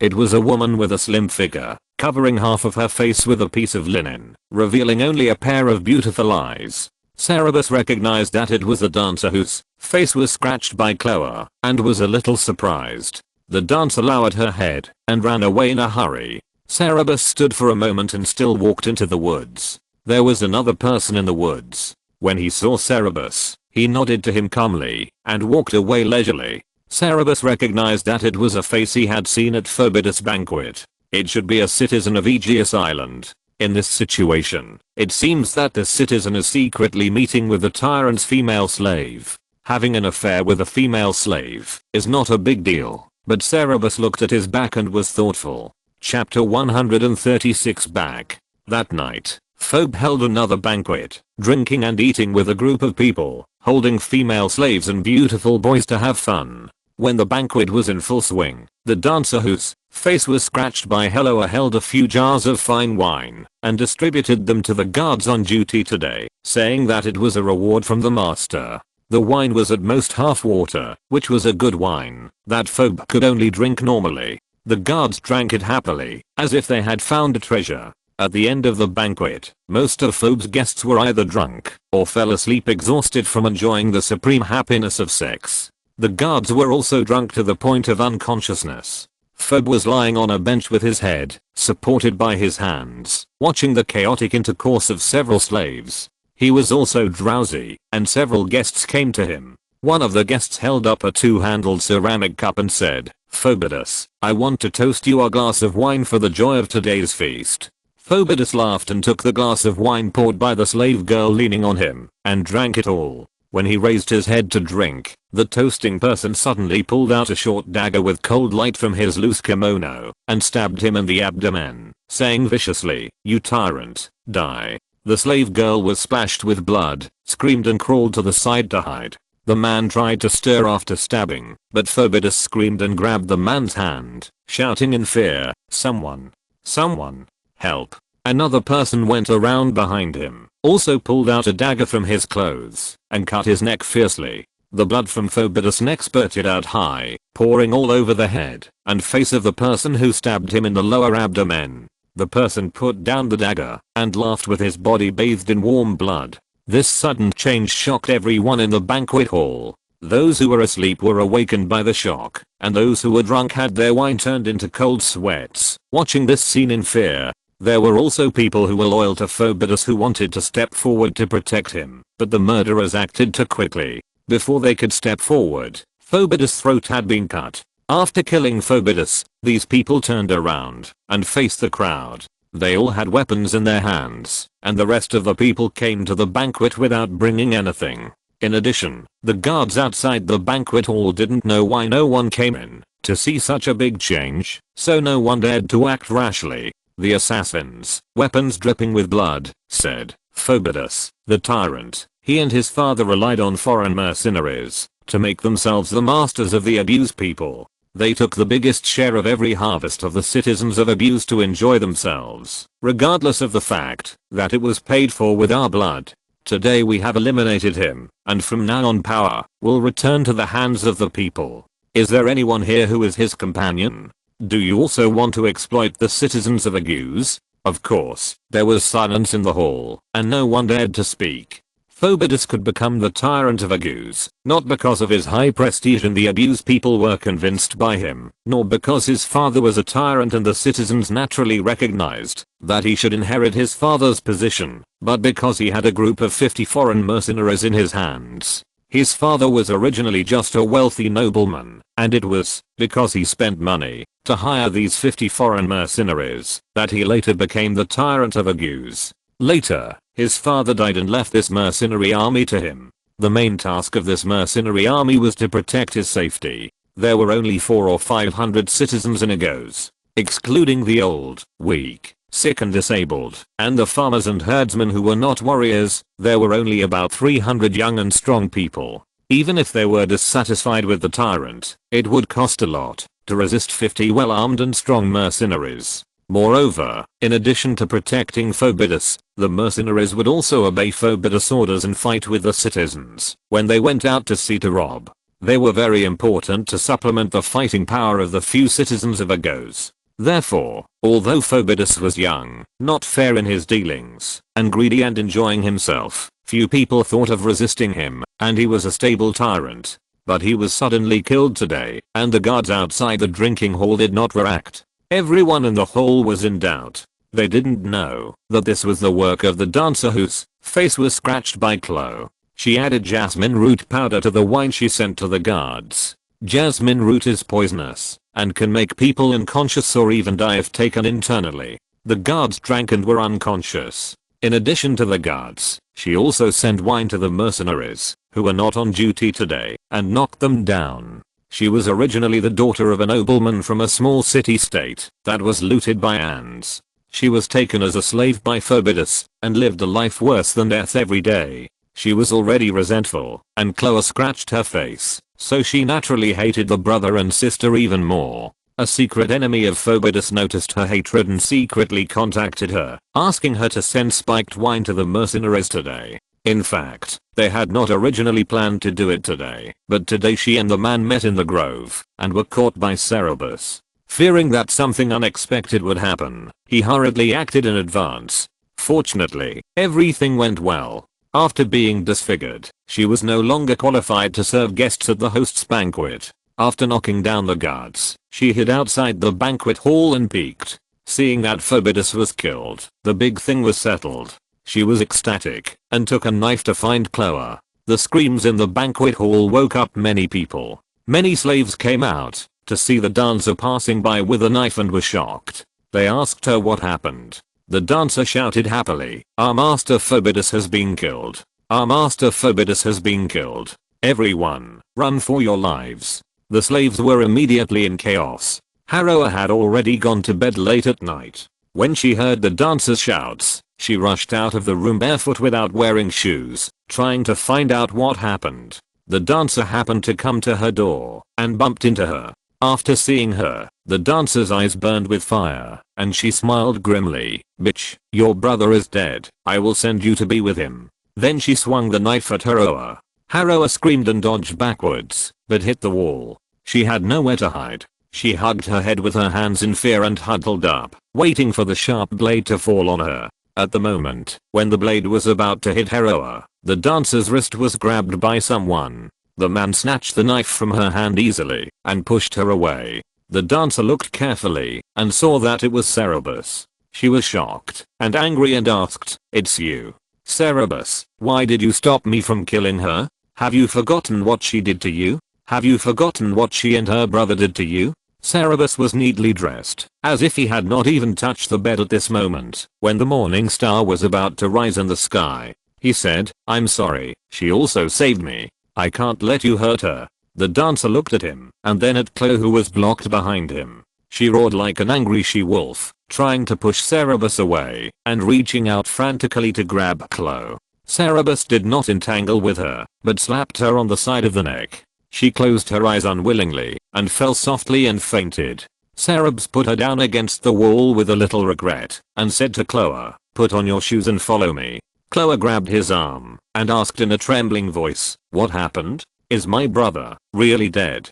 Who killed him?" Cerebs did not answer, but pushed her back to the room and urged, "Hurry." After she put on her shoes, he hurriedly pulled her out of the door, avoiding the slaves running around, and came to the porch. When they reached the porch, he whispered, "Kimon." A voice immediately answered, "I'm here." A man walked out of the shadows, holding a pottery jar in his hand. Chloe recognized him as someone who had drifted to Aegeus with Cerebs, an employee of Cerebs. This man was not treated well and usually lived with their slaves. He and Cerebs were separated and could not meet, but he did not know why he appeared here at this time.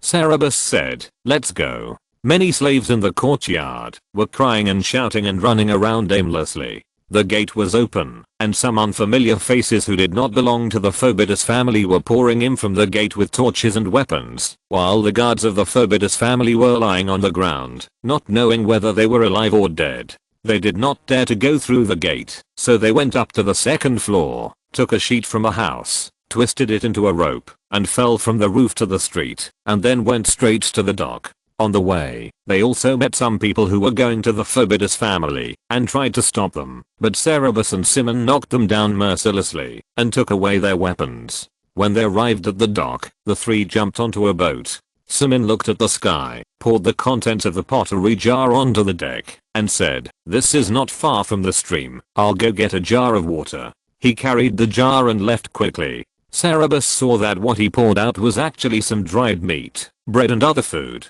The dock of Argos was usually guarded at night, but for some reason, no one was there tonight. Helena's face was full of tears. She bit her lips tightly all the way and dared not make a sound. When she got here, she finally burst into tears and grabbed Cerebus and asked, "Cerebius, please tell me, what happened?" Cerebus was silent for a moment and said, "Actually, I don't know what happened, but I think something must have happened to your brother. Otherwise, the Phoebidus family would not be in such a mess and no one would take care of it." Chloe didn't believe that he didn't know and pointed at the dried meat and asked, "You didn't know? Then how did your servant know to wait for you at the porch? He even prepared food in advance." Cerebus explained, "Simon is not my servant, but my employee. He is a very smart man. There is trouble in your family, and it is a good time for us to leave. He knew to come to me without us making an appointment in advance. As for the food, he must have gone to the kitchen to get it after hearing about the accident. He really thought it through. It is too dangerous for you on the island now. You should leave with us first. If you want to know what happened, I will send someone to check it out when we get to Athens." He was telling the truth. He did not attend the banquet, but he ran into the dancer with a scratched face meeting someone in a remote place during the day and found her delivering wine to the guards at night. He was a little careful all the time, so he didn't sleep at night. But he did not make an appointment with Simon in advance. The two relied on tacit understanding. Chloe was speechless. She fell on the deck, covered her face and cried softly, "Phoebidus, Phoebidus." Kimon soon came back with a jar of water and rowed away from Aegeus Island with Cerebs. Although it was very dangerous to go out to sea at night, they knew where they were this time. It was almost dawn, and there were stars to identify the direction. Moreover, they brought water and food this time. When the sun rose to the middle of the sky and fell to the west, they saw the Attica Peninsula without any danger. Then, they followed the coastline to the north, and after another day, they returned to Athens. At this time, more than 20 days had passed since the news of Cerebs' disappearance was reported to Athens. Cerebs made the worst plan in his heart before returning to Athens. Plato was a financial institution that relied heavily on cash flow, and it existed almost entirely on his personal influence. He was missing for so long, and he would not be surprised if he had been swallowed up. However, after returning to Athens, he was surprised to find that Plato was running well, and it might even be better than when he was there. During his absence, Plato had indeed encountered a great crisis, but Phaedo, who was far away in Delphi, returned to Athens and persuaded his colleagues in Gargara to get Plato's token and borrowed a huge amount of money from the temple of Apollo in Delphi and injected it into Plato. He was very clever to agree with the temple that, if the money could not be repaid on time, 3/10 of Plato's shares would belong to the temple. Everyone in the Greek world knew how rich the temple of Apollo was. In this way, even if Plato could not pay the money back, it would only be equivalent to having one more wealthy shareholder, and people who put their money in Plato would feel more at ease. Those who were eager to covet Plato suddenly gave up and stopped all their secret actions. Even if Cerberus himself faced such a crisis, he could not handle it better than him. Chapter 137 Happy New Year. In addition, there was one thing that made Cerberus very satisfied. Corjulius had found the lair of Xenodus, and his good friends Aristides and Corjulius were recruiting mercenaries to find Xenodus to avenge Cerberus. After Cerberus disappeared for more than 20 days, the Athenians basically believed that he could not be alive. Corjulius organized people to search the entire Saronic Gulf, found Lavrion in the east, Galatis in the west, and even searched Crete in the south, but did not get any news about Cerberus. He also bribed Xenodus's men in a roundabout way through his old friend, and confirmed that Cerberus did not fall into Xenodus' hands again, and even Corjulius was desperate. Angry and sad, Gargara was full of hatred, and asked Corjulius to kill Xenodus to avenge her son. Corjulius accepted her order. Although Cerberus had a bad reputation in Athens for a while, as the Oracle of Delphi came back, the Athenians regained their love for him. When the news of Gargara's determination to avenge him spread, many people volunteered to help, some of whom were not even citizens of Athens. Aristides organized these people together and proposed at the citizens' assembly that the city-state send troops to punish the pirates of Xenodus, and many people responded. If the Athenian city-state wanted to launch a war against another country, the usual procedure was as follows. The proposer made a proposal at the citizens' assembly and tried to persuade as many other citizens as possible to agree with his opinion. If no more than half of the citizens objected, the citizens who were willing to participate in the war could jointly launch a war against their goals. If they won, they would share the spoils and glory together, and if they failed, they would bear the consequences together. The city-state usually did not force citizens to participate in the war.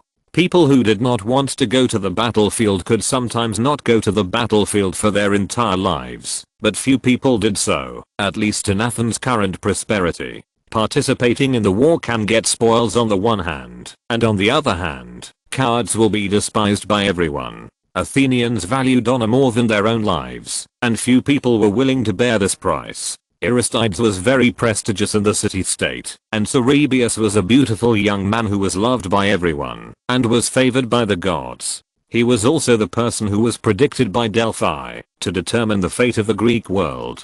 Many citizens were very angry about his murder. Aristides' call was immediately responded to and passed quickly. The citizens' assembly also agreed that the city-state would allocate them 10 of the best 2-rowed warships, and people unanimously elected Aristides to command them. The warships allocated by the city-state only had heavy infantry and archers, and the sailors who operated the ships had to be recruited by themselves. Cordus spent a lot of money to recruit the best sailors in the ports of Pyrophus and Corinth, and purchased a large amount of bread, cheese, fish, meat, wine, olive oil, wood, asphalt, pine oil and weapons needed for sea operations. Just when the sailors had been recruited, Cerberus came back. The entire city-state of Athens fell into ecstasy. According to custom, Cerberus went to the temple to pay tribute to the gods, and then thanked the citizens and foreigners who volunteered to avenge him, and asked the city-state not to take back the warships, because he returned safely, because he still wanted to avenge the pirates. Cerberus's reputation became more famous after his miraculous return, and the citizens' assembly generously agreed to his request. Those who were willing to help him avenge before became more enthusiastic, and those who had money contributed money and those who had strength contributed strength. Among them, Plato's closest business partner, the owner of the mint, Sophonics, was the most generous, and he alone became the donor of 2 warships. As a donor of a warship, you are responsible for the salary and food of the sailors, heavy infantry, and archers on the warships, as well as the maintenance of weapons and warships. The strength of the pirates of Xenodus is very strong, not weaker than the navy of some small and medium-sized city-states. It is not a matter of one day or one night to wipe them out. Even if you know where their lair is, it is very normal for this naval battle to last for 1 or 2 months. A 2-row warship has a standard configuration of 100 oarsmen, plus the helmsman, boatswain, lookout, repairman. The lowest paid oarsman needs a daily salary of 1 drachma, and the salary of a good helmsman, boatswain, repairman, and lookout is even higher. And these people cannot be hired cheaply. The donor has the obligation to maintain the warship in good condition. If the unqualified sailors cause the warship to be damaged, the donor will be responsible for compensation, and he will suffer higher losses. The salary of the heavy infantry and archers on the ship does not need to be paid by the donor, but the donor is also responsible for their food and weapons replenishment and repair. All these expenses add up, and the donor of 2 warships will cost at least 2 to 3 talents. Sophonicles received a lot of praise for making this promise, but he fell ill after returning home, and he was sick for several days. In addition to Sophonicles, the temples in Athens also jointly donated a warship, and specially designated the flagship to be donated. The temple had always only collected money from the outside world. It had never taken money out except for lending. This time, it actually donated money for warships, which showed its joy for the safe return of the god's favorite. Sophonicles and the temple were so generous that the others who had originally wanted to avenge Cerberus became even more generous. Even many people who had not originally planned to join in also rushed to donate generously, so that Cerberus finally calculated and found that he only needed to be responsible for the expenses of 2 or 3 of the 10 warships. With abundant money, supplies and manpower were quickly in place. 10 days later, 10 narrow 2-row warships and 30 round supply ships loaded with supplies lined up and sailed out of the port of Piraeus. The Athenians came out of the city to watch and see them off, and the cheers were like thunder. The glittering bronze ram split the waves, and the huge double-decker wooden sailboat sailed into the depths of the sea against the wind and waves. 50 oars protruded from the oar holes arranged in 2 rows on both sides of the hull, rowing in unison to the sound of the flute player, stirring up white waves. A golden statue of the goddess Athena stood on the high stern, shining in the sun. A chestnut-feathered owl flew from nowhere, whistling around the first warship with pink sails, arousing joyful cheers from the entire ship. The warships behind and the surrounding supply ships saw it and roared excitedly. The owl is the messenger of the goddess Athena, and there is no better omen than its arrival. On the deck of the first warship, Aristides said to Cerberus happily, "Cerberus, it seems that we will have good luck on this trip." Cerberus put one hand on his forehead to block the sun, tilted his head, and squinted at the owl, and said, "Then I hope to catch Xenodus quickly, and don't let him run away. I will send him to the underworld with my own hands." Aristides patted his shoulder, and said with a smile, "The gods love you so much, they will definitely make you get what you want." On the third warship, a young man with a dark complexion, wildness, and a temperament like a leopard looked at them from afar, and said to the slave beside him, "Can the gods really love someone so much? It's really jealous." His name is Themistocles. He is one of the co-donors of the warship under his feet and the highest commander of the warship. According to the custom at that time, the donor of the ship is the highest commander of the ship. The other donors of Themistocles' ship were either too old or unwilling to come for other reasons, so the command of the ship belonged to him.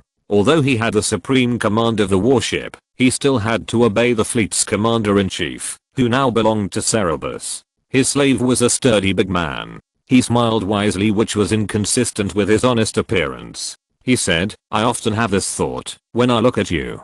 God is so unfair. How come you are the master and I'm a slave?" Themistocles turned a deaf ear to him, looked at the flagship with fascination, and continued, "If I were the one who saved Cerberus more than 10 years ago, then I should be the one standing next to Cerberus now. Cerberus has never been to the battlefield.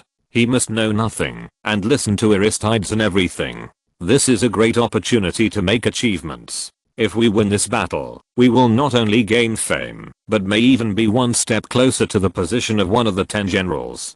How come that poor guy's always so lucky? My military talent is much better than his. In fact, Cerberus and I are also good friends. I have to find a way to fight for Cerberus to give me the command. The slave shook his head helplessly. I don't think the Son of God will recognize your friendship. Themistocles did try to please Cerberus for a while, but Cerberus never paid much attention to him. For some reason, Themistocles had a deep hostility towards Aristides and targeted him everywhere. He wanted to oppose Aristides in every detail, whether in public affairs or private life. A big part of the reason why he tried to please Cerberus was because there was a rumor in the city-state that Cerberus was Aristides' beloved and wanted to compete with Aristides. Cerberus would certainly ignore such a stupid attempt. After being annoyed several times, he directly exposed him. Being an enemy of the respected Aristides is indeed a shortcut for an unknown person to become famous quickly. There is nothing wrong with a man having ambition and desire for fame and fortune. But you can't get what you want from me, so don't waste your time. After being warned, Themistocles looked at Cerberus differently. Most boys in their teens are obsessed with love and pursuit, and even he himself was no exception for a while. Cerberus was in his prime, the most infatuated youth. He was admired 1,000 times more than he was in his youth. He could still keep his head clear at this time. He was definitely not an ordinary person in the future. He corrected his mentality and no longer wanted to get love, but wanted friendship seriously.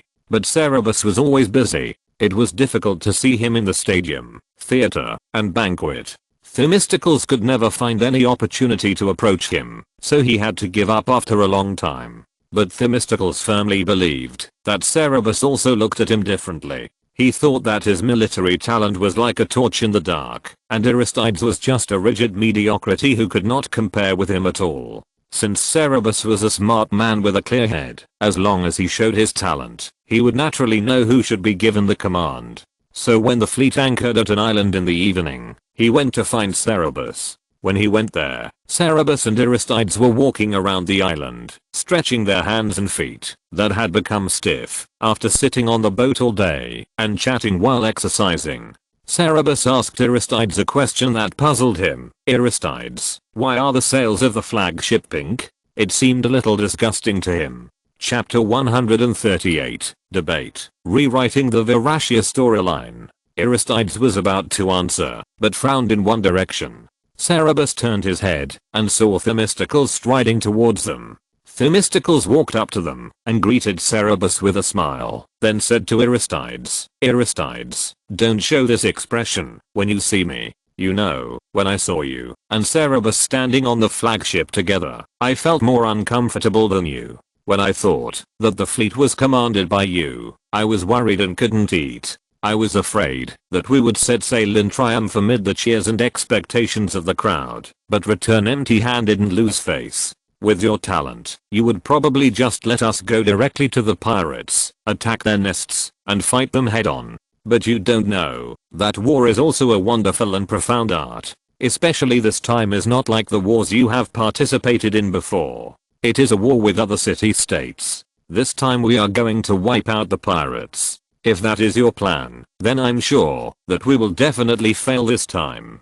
The battle plan formulated by Aristides was indeed to attack the pirates led directly. Cerberus had never been on the battlefield, so of course he obeyed his arrangements. But he watched Aristides' command of the fleet all the way, and the arrangements and dispatch of personnel and materials were well organized, and he handled things fairly and strictly. Except for the outlier Themistocles, everyone, whether soldiers, sailors, or logistics, all believed in him and had no dissatisfaction with his command. Cerberus also saw no problem with the plan he formulated to attack the enemy's lair directly. Hearing what Themistocles said, Cerberus asked with great interest, "What is the basis for your judgment, Themistocles?" When Themistocles heard him take over, he was very happy and pointed at Aristides and said, "Cerb, before going to sea this time, you must have heard many stories about this man's bravery and fearlessness on the battlefield, right? He has a good reputation. Most of the fools in the city-state believe in him, and the people in the fleet also listen to him.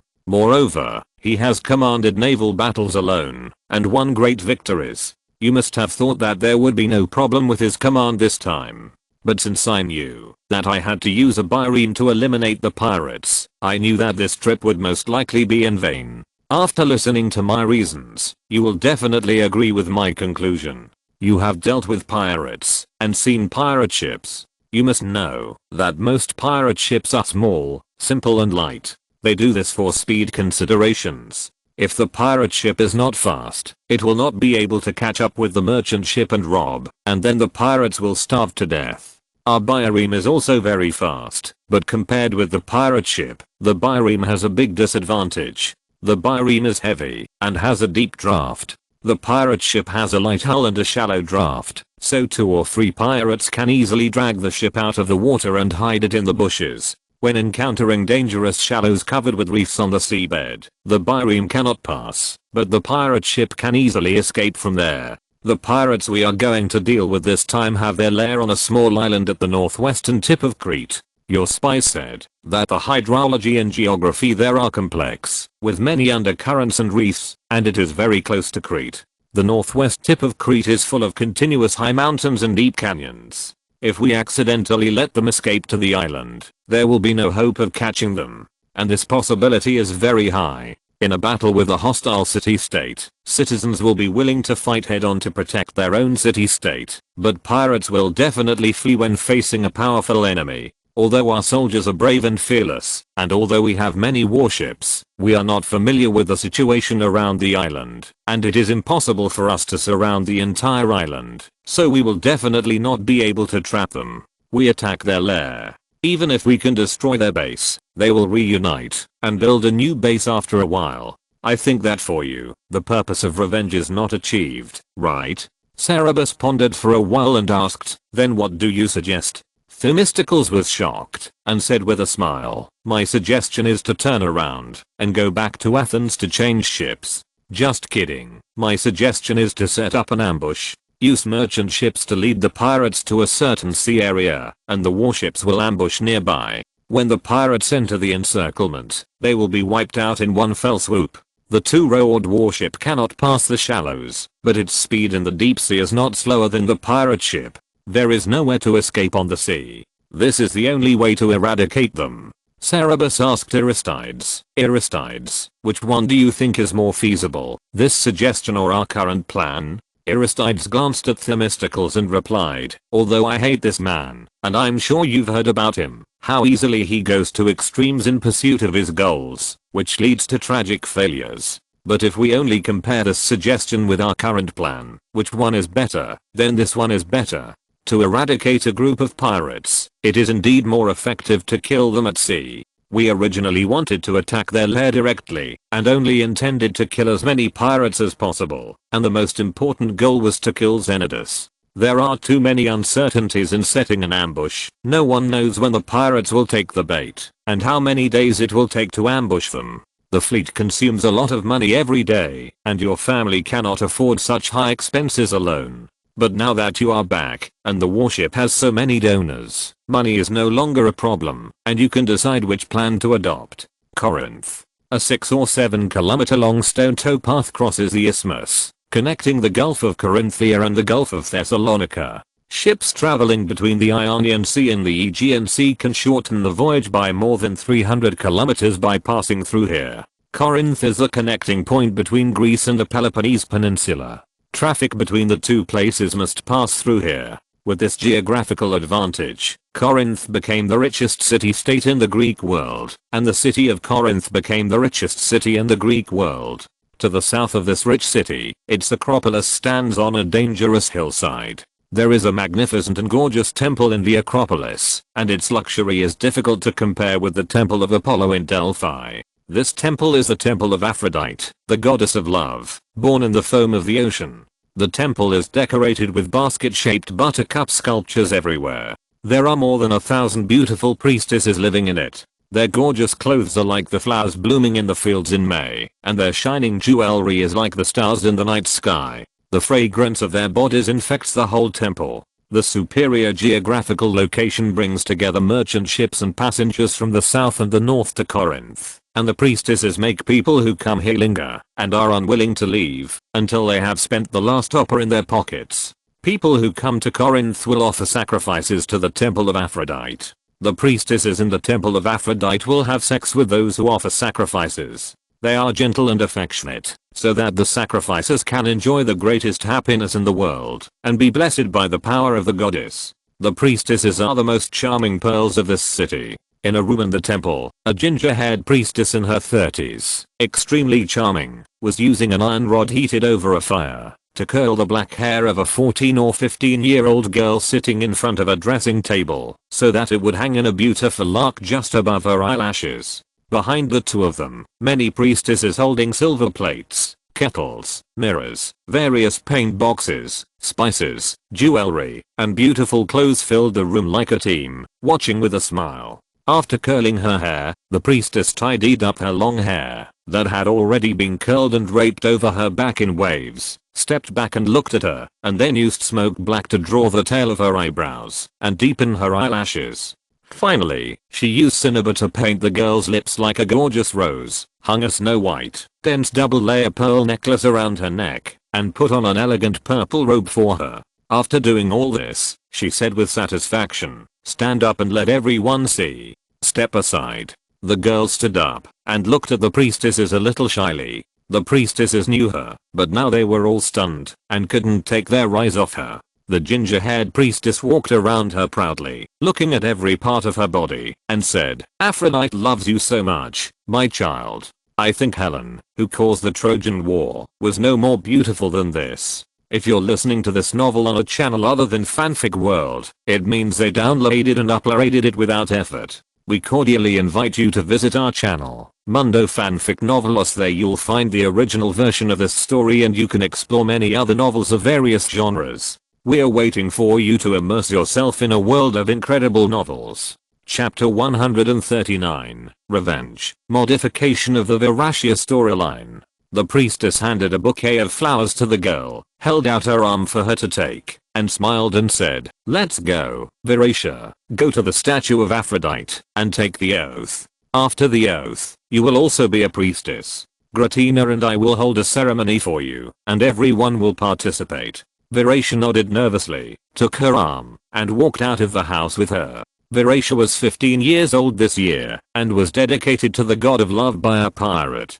People often offer girls as sacrifices to the Temple of Love, and pray for the blessing of love. Most of the priestesses in the Temple of Love came from this. There was a man in Corinth, who won the championship in the Olympic competition, and offered 100 beautiful girls to the god of love in one breath.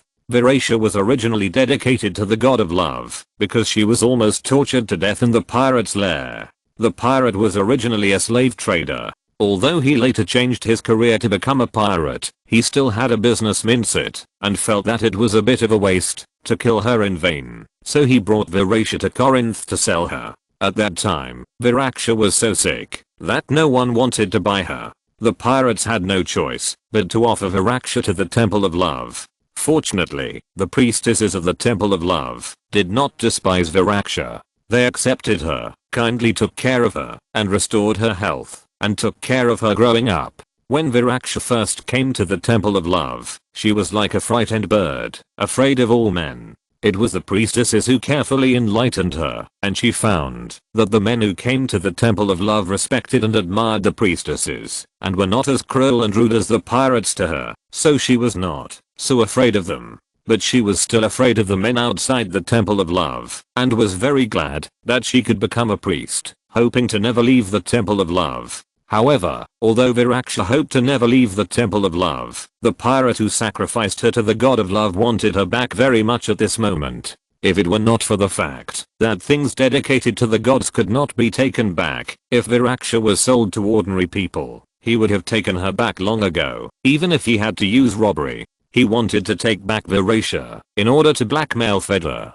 When he ambushed Cerberus at sea, he was surprised that Cerberus missed the little girl before he died. Afterwards, he sent someone to Athens to inquire, and only then did he know that Veracia's brother Fedor was now a capable general under Cerberus, and had just resolved a big business crisis for his master. This made Xenodus, who hated Cerberus's family, very angry.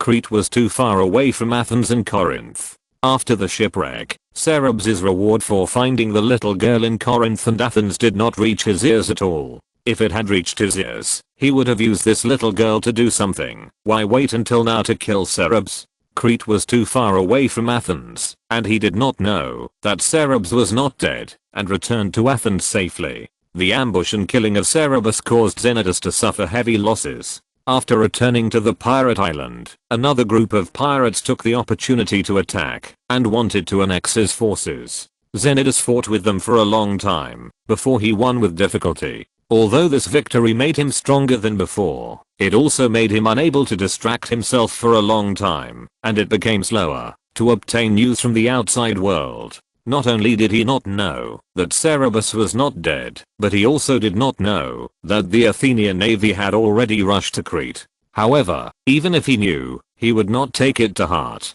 The geographical location of their island is very advantageous, backed by deep mountains and valleys. If a powerful enemy attacks, they just need to hide in the mountains and no one can do anything about it. They are less than 100 miles away from Chania, the largest port in Crete, and often rob merchant ships traveling to and from Chania. Chania has surrounded and suppressed them several times, but can do nothing about them. Xenodus has spies in Chania to find out the goods and routes of merchant ships traveling to and from Chania for him. One day, the spies sent news that a fleet loaded with goods was leaving the port of Chania and heading to Miletus. The fleet was loaded with valuable goods, including pigments, cloth, gold and silver utensils, and food, worth at least 20 talents. This was so tempting that no pirate could resist it. Although the fleet carefully avoided the shallow sea routes where pirates often appeared, Xenodus still blocked them with his familiarity with the waters near Crete. In order to be safe, he and his accomplices went out in full force. But they never came back. Their ships surrounded the merchant fleet on the lead gray sea like wolves hunting buffaloes, and 10 terrifying birems appeared behind them like ghosts. Cerberus really didn't expect them to be so easily hooked, and he caught fish with the first bait. The fragile black boats were vulnerable to the birems, and they panicked when the birems appeared and wanted to escape without fighting. But there was no shallow beach to escape, and the birems were faster than the black boats in the deep sea, so they easily caught up with them. The bronze rams of the birems, shining with cold light, could easily pierce the hulls of the black boats like poking tofu. The black boats were smashed one after another, and none of them escaped. After the one-sided battle ended, the merchant fleet that gathered together in a circle to defend blew double whistles to congratulate them, and left on their own to continue to Miletus. They were indeed real merchant ships, but the captain was a friend of a warship donor on Cerberus' side, so he cooperated with them as bait. The pirates who fell into the sea, but were not drowned, were salvaged one by the sailors of the birems, tied up their hands and feet, and became prisoners. Although they were pirates who had done many evil things before, they could be sold to the mines as slaves after becoming prisoners. Each of them was worth at least 100 drachmas, which was a considerable fortune. One pirate was specially carried to the flagship and thrown in front of Cerberus like a dead dog. This person was of course Xenodus. He didn't know whether he was lucky or unlucky that he didn't drown in the sea. Cerberus leaned over and stared at him. Life changes so fast that it's hard to keep up.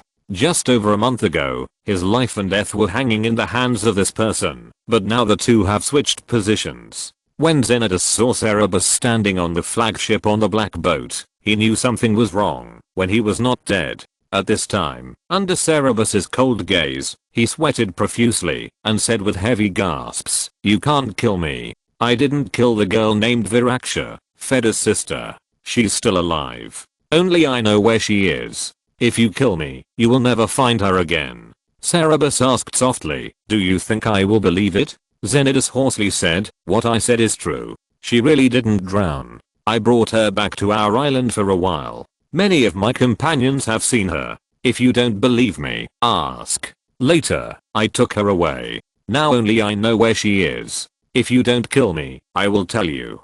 Cerberus looked at him, and it took a while before he suppressed his boiling murderous intent and asked someone to verify his words. There were quite a few pirates who had seen Viraxia. When asked, several of them said that there was indeed such a little girl on the island, but no one knew where she went later. After Cerberus confirmed it, Xenodus said anxiously, "See, I didn't lie to you. If you let me go, I will tell you where the girl is now. Doesn't Fido value his sister very much? Hasn't he done a lot for you? He is so capable. You saved his sister. He will be more loyal to you. I swear that I will leave the GNC and never come back, and I will never do anything that is not good for you again. Cerberus squatted on one knee beside him, pulled out a dagger, and stabbed it into the board next to his face, and said slowly, "Tell me the whereabouts of the girl, and I will let you die quickly. You know I can't let you go." A bloody mark was cut on Zenidus' cheek, and his expression became ferocious. He shouted, "If you kill me, you will never find that girl. The girl is in a bad situation, and you know I'm not a good person. What can I find for her? Although she is alive, she is living a life worse than death." Cerberus pulled out a dagger and stabbed it into his abdomen. The fishy blood spurted out and splashed all over his head and face. Zenidus was struggling on the boat like a live fish being cut open, screaming and struggling, and his shrill voice could be heard from far away on the sea. Cerberus wiped the blood off his face, held him down with one hand, and put a finger to his lips with the other hand, saying, "Don't move. I avoided your internal organs this time, so be careful not to hurt them. You told me about several tortures last time, and I'll pick one for you this time. I'll have someone catch a mouse in the cabin, put a pot on your stomach, let it get in through this wound, and empty your stomach bit by bit. What do you think? Do you think this is a good way to die?" Cerberus said in fear, "No, no." Cerberus really had someone catch a mouse and put a pot on his stomach. Feeling the panicked rat biting him frantically and really drilling into his stomach, Zenidus collapsed and convulsively shouted, "Give me a quick death. I dedicated that girl to the Temple of Love in Corinth, please. Give me a quick death." Cerberus confirmed with other pirates that he had indeed heard that Zenidus dedicated a girl to the god of love and then cut his throat with a dagger. Extra. One day of the priestess of the Temple of Aphrodite, the morning light shines into the Temple of Aphrodite, covering the huge statue of the goddess with a layer of golden gauze. The goddess with shells on her feet looks down at her temple affectionately. The roses, jasmine, and tulips under her feet have already wilted a little, but they are still fragrant. This is the quietest moment of the day in the Temple of Aphrodite. The believers who come to pray for love and a smooth voyage have not yet arrived, and the priestesses who fell asleep late at night are still dreaming. As the sun gradually dried the dew on the leaves of green plants, Apollo's golden chariot moved towards the middle of the sky, and Viratria woke up. She got up and walked to the door to look out. Some old priestesses were already cleaning the temple. They wiped the dust off the statues, picked new flowers from the branches, and replaced the wilted flowers. Some people also prepared breakfast for the younger generations. Viratria took a clay pot and went to the spring to draw a jar of water. She carried the full pot on her head back to the room and washed with her roommate, Phryna. Phryna was 16 or 17 years older than her. She taught her everything from music, singing and dancing to speech and behavior, makeup and clothing, and even the art of love. When Viratria first came to the temple, Phryna was at her most dazzling age, and all of Corinth worshipped her.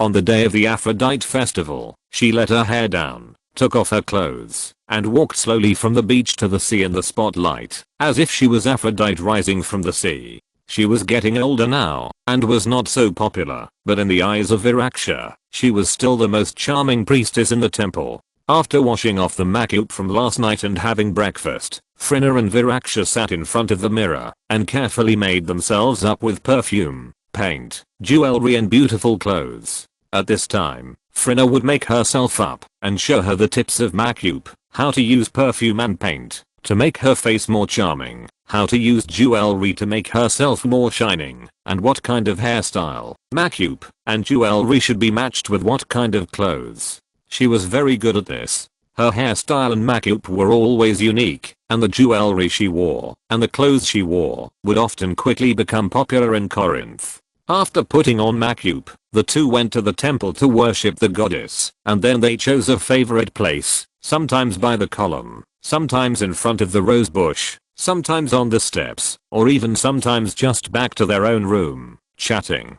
playing the piano and singing, while waiting for the arrival of the believers who came to worship the god. When chatting, it was the time for Phryna to teach Viraksha various skills. Sometimes they would get together with other companions to chat and laugh easily, and more often they were alone. Viraksha often felt that every word uttered by Phryna was extremely charming. This day they did not leave alone, but sat at the foot of the goddess statue and laughed at each other with their companions. One priestess said to another priestess, Abratoran, I heard that you blamed Glycera yesterday for not wanting to learn weaving and being very lazy. The other priestess replied, yes, but she refuted me. She lifted the weaving shafts of 3 weavers in a short time. Everyone laughed, and even Frinna laughed so hard that she fell backwards. Another priestess said, I received a Babylonian merchant yesterday. He told me that the Babylonians have such a custom. All women must wear a ring made of thin ropes on their heads once in their lives, sit on the sacred open space in the temple of love, and wait for a stranger to walk up to her,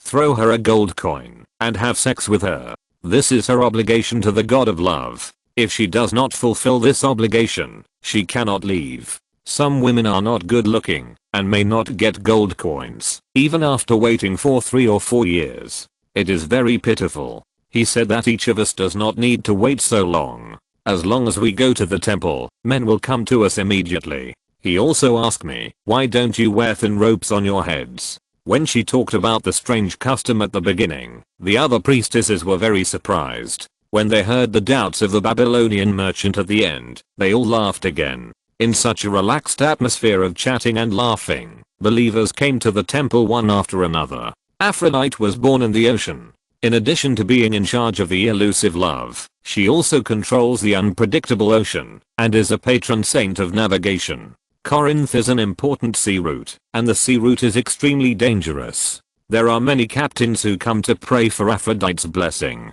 They are fascinated by the seductiveness of the priestesses and devoutly hope to get Aphrodite's blessing. The sacrifices they offer are extremely rich, far exceeding those to other gods. They first worship Aphrodite and then visit the temple at will. If they like any priestess, they put the money they want to offer to the goddess on their knees. If the priestess accepts his money, the two can go outside the temple or to the priestess room to share the joy of love. If the believers offer enough money, they can ask the priestesses to accompany them until the next morning or more days. The money offered by the believers at this time should belong to the temple, but the priestesses usually receive additional gifts in private, which belong to the private property of the priestesses. The more charming the priestess is, the more gifts she gets. For example, it is said that her private property is not inferior to some wealthy people in the city of Corinth.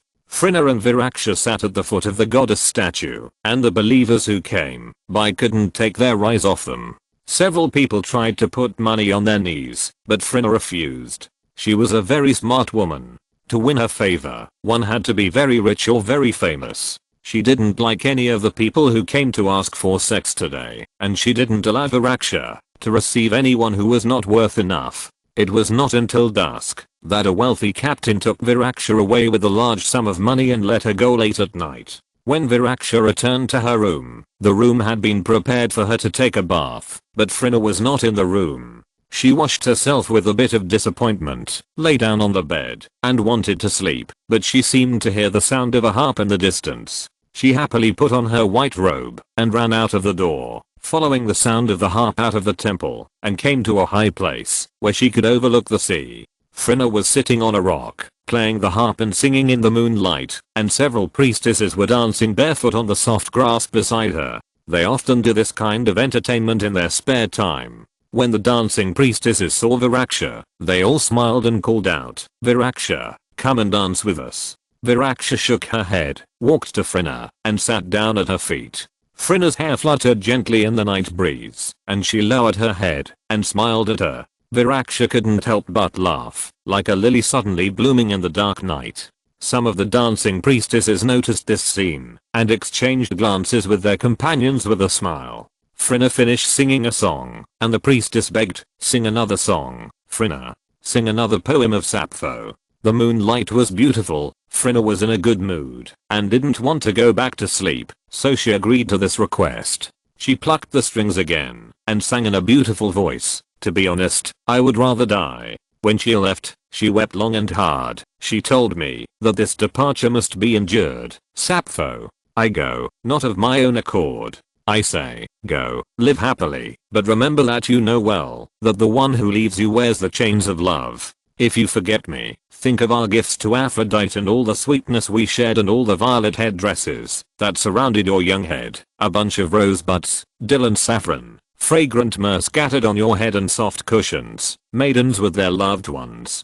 Without our voices there would be no chorus, and without songs there would be no flowering woods. Another priestess thought the song was very beautiful, but did not know who Sappho was, and asked, Phryne, who is Sappho? This poem is beautiful. The priestess who asked Phryne to sing this song answered quickly, Sappho was a great poet from Lesbos in the past. She was a woman, and people called her the 10th muse. She accepted many girls from famous families to learn poetry from her. This poem is a poem she wrote to her students. The priestess was surprised and said, Isn't Viraksha from Lesbos? Phryne also taught you to write poetry. You are really like Sappho and her students. Then she was surprised again. Wait, but isn't this a love poem? The priestess who spoke before laughed and bent over. That's right, Sappho and many of her students are lovers. The priestess opened her mouth in surprise. All the priestesses were amused by her slowness and teased Phryne. Phryne, is your student your lover?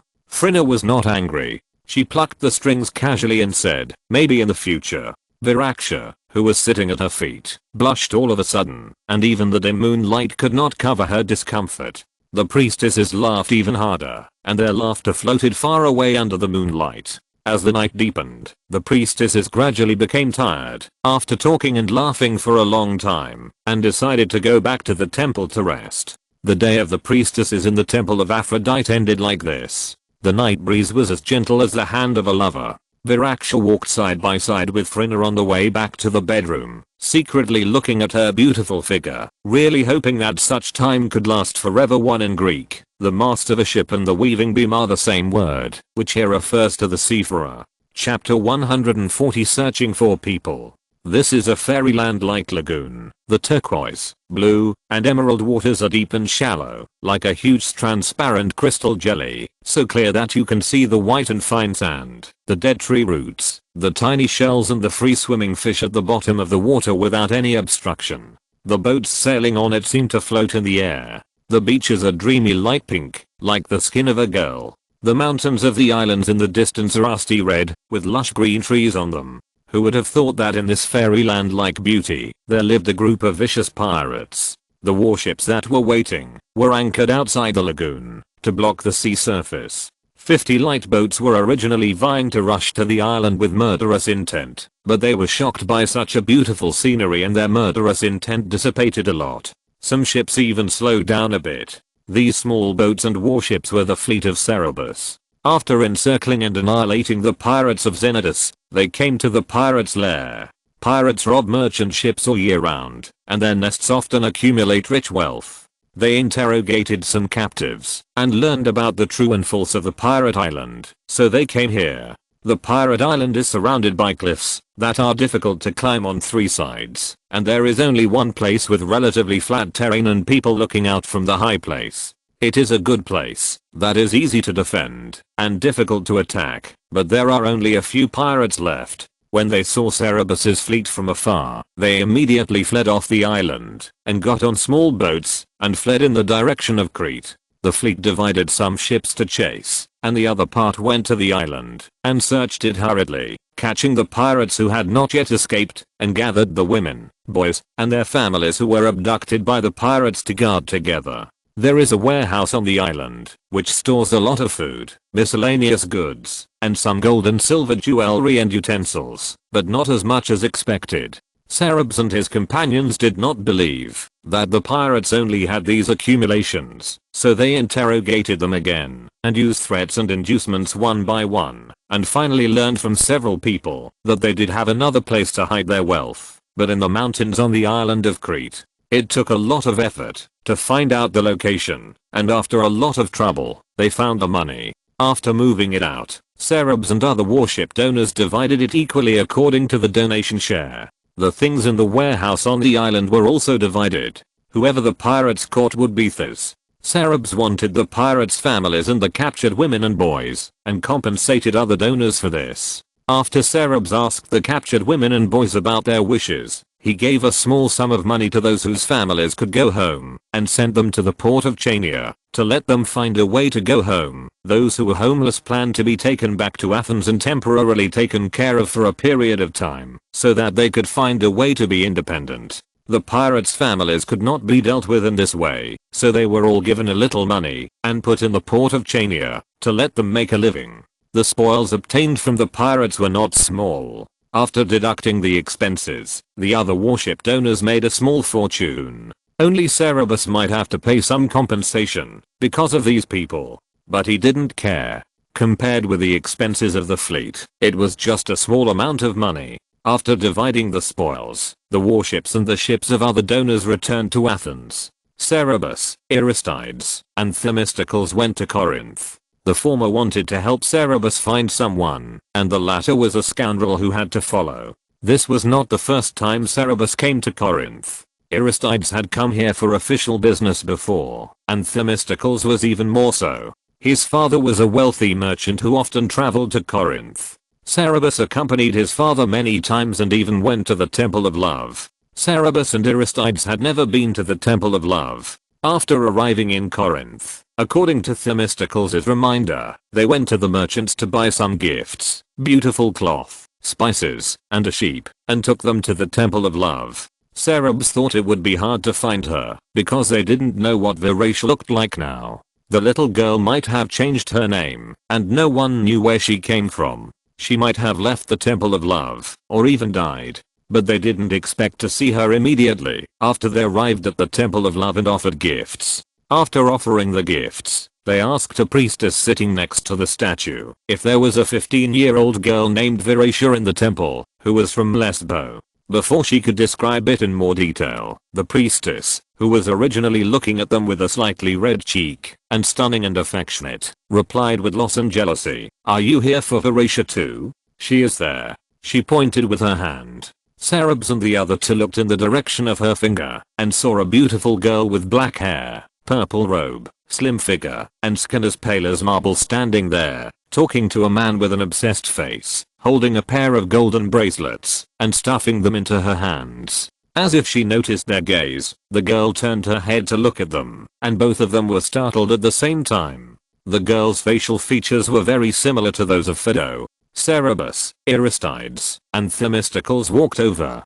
Cerberus looked at her, compared her similarities with Phaedo, and asked, "Veracia, do you have a brother named Phaedo?" The girl was shocked when she heard the name. Her lips trembled, and she stared at Cerberus for a long time before she said, "I know you. You are the son of the gods of Athens, Cerberus." Cerberus was silent for a moment, looked at the person next to her, and asked, "I'm sorry, can you please leave first and let us talk?" The man holding the bracelet had walked over from Cerberus, looking at Cerberus, and then at Veracia. His eyes were not enough, and when he saw Veracia's look, he was very concerned, but seeing that Veracia did not mean to object, he had to put away the bracelet and leave. Cerberus asked, "How do you know me?" Veracia said, "I was a slave in Athens for several years." "You are a famous person in Athens." Cerberus asked, "Whose citizen of Athens are you a slave of?"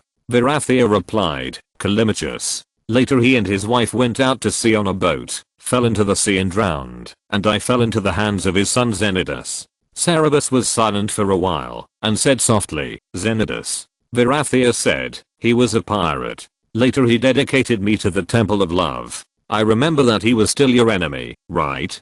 Cerberus said, "Yes. Phaedo has been looking for you." Veracia's tears suddenly welled up in her eyes. She opened her mouth but couldn't speak. She cried silently, tears streaming down her face. People nearby cast their eyes in concern, but neither Veracia nor Cerberus cared. Veracia cried for a long time, before wiping away her tears. She asked in a trembling voice, "Why did you help him find me? Didn't he betray you? The day Callimachus wanted to take me away from Athens, he said he would go to you to borrow money to redeem me, but he never came back after he left. Don't you hate him?" Many years have passed, but Veracia still remembers that unforgettable day clearly. Cerberus said, "I didn't hate him. I never blamed him. I went out the day he came to find me, and it was already night when I came back. He and I immediately took the money to Callimachus's house, but you had already left Athens." Veracea cried bitterly, for that mistake, for herself who had walked through hell. She cried so hard that she couldn't stand steadily. Cerberus and Themistocles both reached out to help her, and Aristides also looked at her with pity. The nearby priestesses ran over and hugged her in their arms. They looked at Cerberus and the other two warily, patted her back, and asked, "What happened, Veracea?" Veracea leaned on the shoulder of a priestess and had no image at all. She seemed to want to cry out her heart and soul. The heavy sorrow made the people around her speechless. She cried for a long time, no longer paying attention to Cerberus and the others, and was helped away by several priestesses. Cerberus did not stop her. Veracea's mood was no longer suitable for talking. The three of them left the Temple of Love and found a hotel nearby to stay. They planned to wait for a day, to give Veracea some time to digest her emotions, and go to see her tomorrow. Cerberus sent someone to Delphi to send a message to Phaedo to ask him to come. He originally planned not to tell him if he did not find out the news about Veracea, but he did not expect that the trip would be incredibly smooth. Chapter 141 Bribery. Phaedo rushed to Corinth from Delphi as fast as he could. While waiting for his arrival, Cerberus went to talk to Veracea several times and asked how the priestess of Aphrodite could return to the secular world. There were many gods in ancient Greece, and the rules of each temple were different.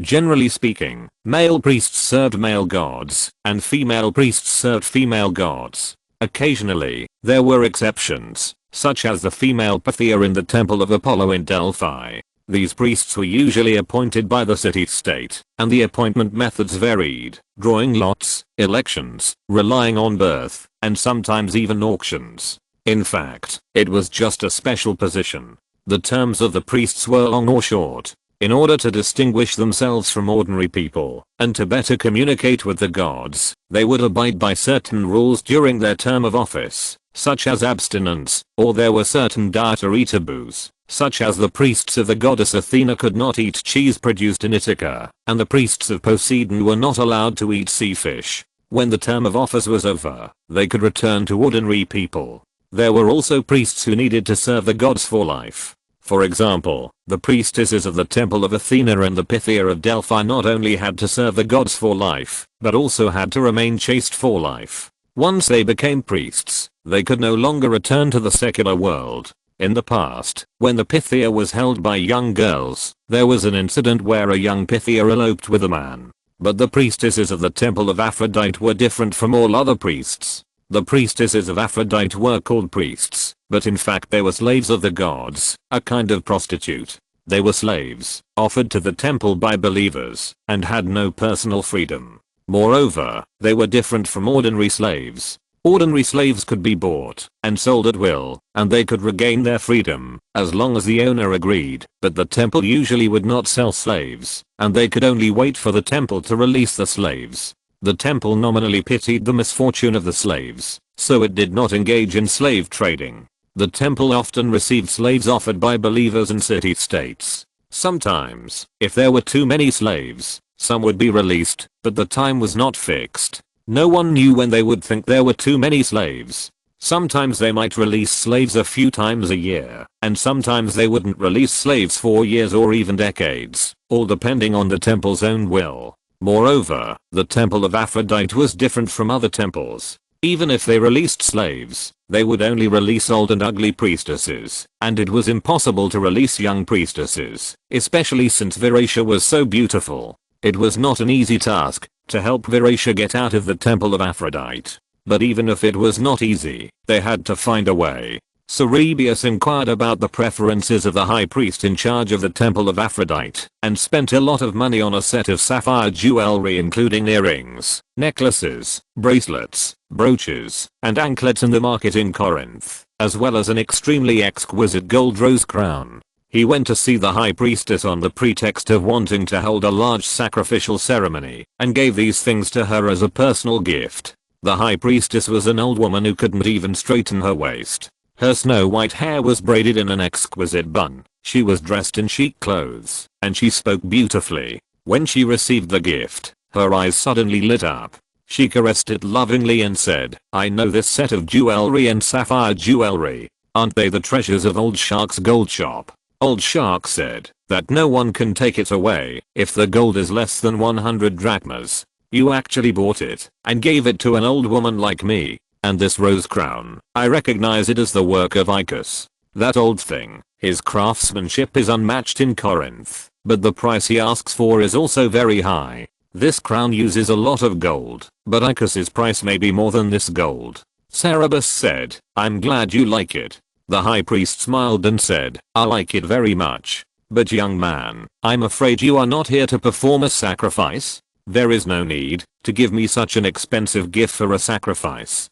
Cerberus said, I do want your help with something. I have a friend whose sister is now a priest in the temple of Aphrodite. We hope to help her return to the secular world. The high priest took a lingering look at the jewelry and said with understanding, Velatia? It seems that the story of Velatia has spread throughout the temple of love. Cerberus nodded and said, yes, it is her. If the matter is successful, I'm willing to give you 3 times more generous gifts. The high priest paused and said, it seems that Velatia loves her family very much. She touched the jewelry and was a little reluctant to let go, but after a while she slowly put them back on the table and said, I have heard about the unfortunate experiences of Velatia before she came to the temple. She suffered a lot. Cerberus said, yes, so we hope to make it up to her in the future. The high priest said, then do you know that she is afraid to go outside the temple of Aphrodite? Cerberus was stunned. In the several meetings with Velatia, he did not invite Velatia out, and he really did not notice this. The high priest said, there are many believers of the god of love who worship her beauty and give her gifts as generous as yours, hoping to get her company, but she is never willing to step out of the temple of love.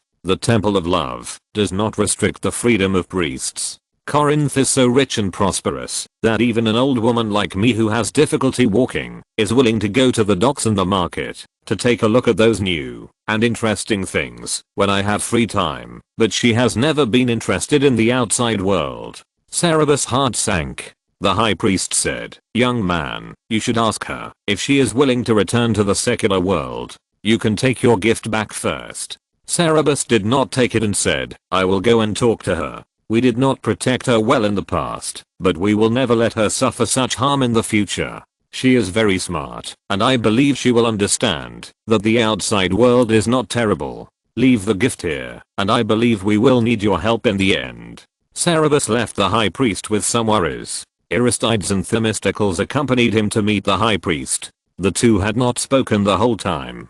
At this time, Themistocles said, it was a smart move of you to leave the jewels behind, Cerberus. I saw the high priest's eyes light up when she saw the jewels. The longer you keep the jewels with her, the more reluctant she will be to return them to you, and the more willing she will be to contribute to Velatia's affairs. But using 400 drachmas of gold to bribe someone, I admire your courage. Aristides didn't like things like bribery, but after all, it was to save people, so he frowned slightly and said nothing. Cerberus said, if it weren't for Phaedo, Plato would have been gone. What would 400 drachmas of gold mean? Themistocles nodded in agreement and said, he is a loyal slave, and you are also a good master. Many people often despise slaves and think that they are just talking tools, but I don't think so. You and I may also be abandoned by the goddess of luck and encounter misfortune one day. Once we become slaves, will our wisdom and talents disappear?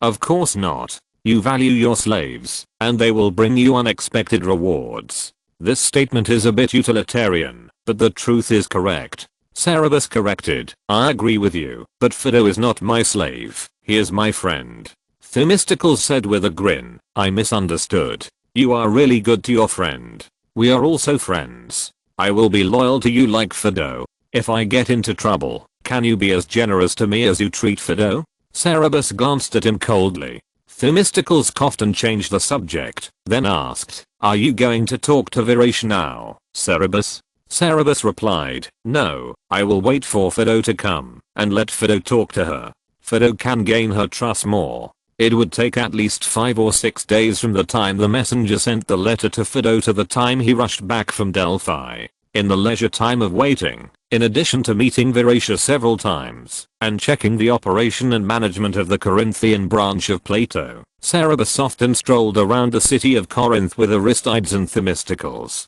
The hotel was too cramped, and no one could stand staying in the room all the time. Corinth was a city more prosperous than Athens. Its unique geographical location made the air of the whole city seem to be filled with the smell of money. Cerberus loved to go to the towpath and watch groups of slaves sweating as they used ropes to tow wooden sailboats from one bay to another on the stone-paved land. This kind of scene can only be seen in this time and space. The stone road of more than 10 miles was polished smooth and shiny by the bottom of the ship and the bare feet of the slaves. The sweat of the slaves turned into money and flowed into the pockets of the slave owners. The number of ships that can pass through the stone towpath every day is limited. There are often a large number of ships squeezed at the dock. They have to wait in line for 3 to 5 days to pass through the towpath, or even longer. The captains and sailors stranded in Corinth brought a lot of business to the accommodation and catering industry of the city. In addition, there are a large number of prostitutes. Prostitutes from cities near and far knew that Corinth was a good place to do business, and they flocked to it.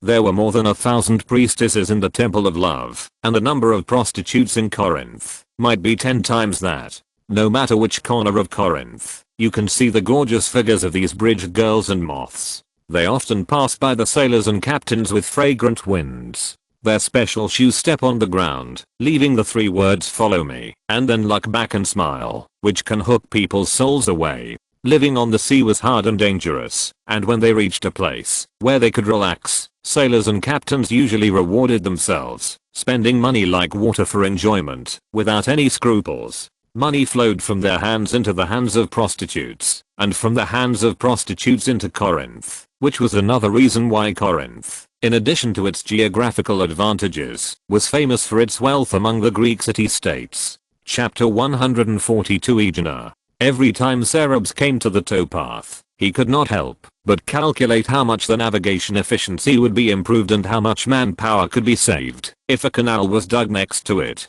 This was not a very difficult thing, as the length of the isthmus was only a dozen miles. If he were the master of Corinth, he would organize people to dig a canal and charge ships for navigation, even if the fee was the same as that of slaves towing the canal from land, or even a little higher. As long as the efficiency could be greatly improved, the ship owners would be happy to pay. The canal must be able to carry many more ships than those towing the canal from land, so it is easy to imagine how much the revenue could be increased. There was no need to worry that the improvement in navigation efficiency would have a negative impact on Corinth's accommodation and catering industry. The current ships had limited carrying capacity, and they would definitely stop to replenish water when they arrived at a large port city like Corinth. If the city was well planned, more markets dedicated to commodity trading, and more warehouses were built, and supporting facilities such as catering and accommodation were equipped, Corinth could become a commodity trading center in the Mediterranean.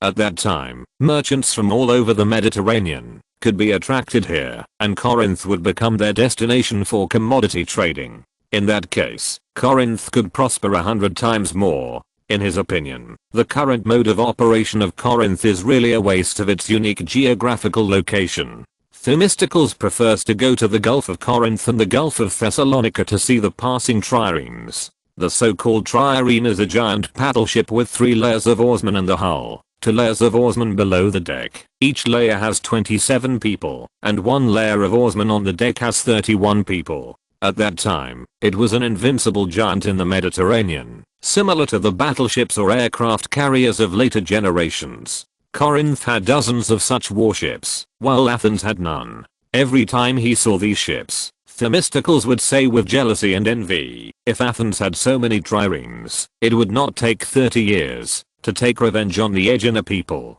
Aegina is a large island in the Gulf of Thessalonica, only a few dozen kilometers away from Athens and very close to Corinth. It is in the center of the Gulf of Thessalonica, blocking the sea passages of Athens and Corinth. Its naval power is the strongest among the Greek city-states. Aegina was also prosperous in commerce, and its wealth and prosperity were not inferior to Corinth. It was the overlord of the eastern Aegean Sea at that time. Corinth and Athens had commercial competition with it, and were often bullied by it. The city-states in the Greek world were like the vassal states in China during the spring and autumn period and the warring states period.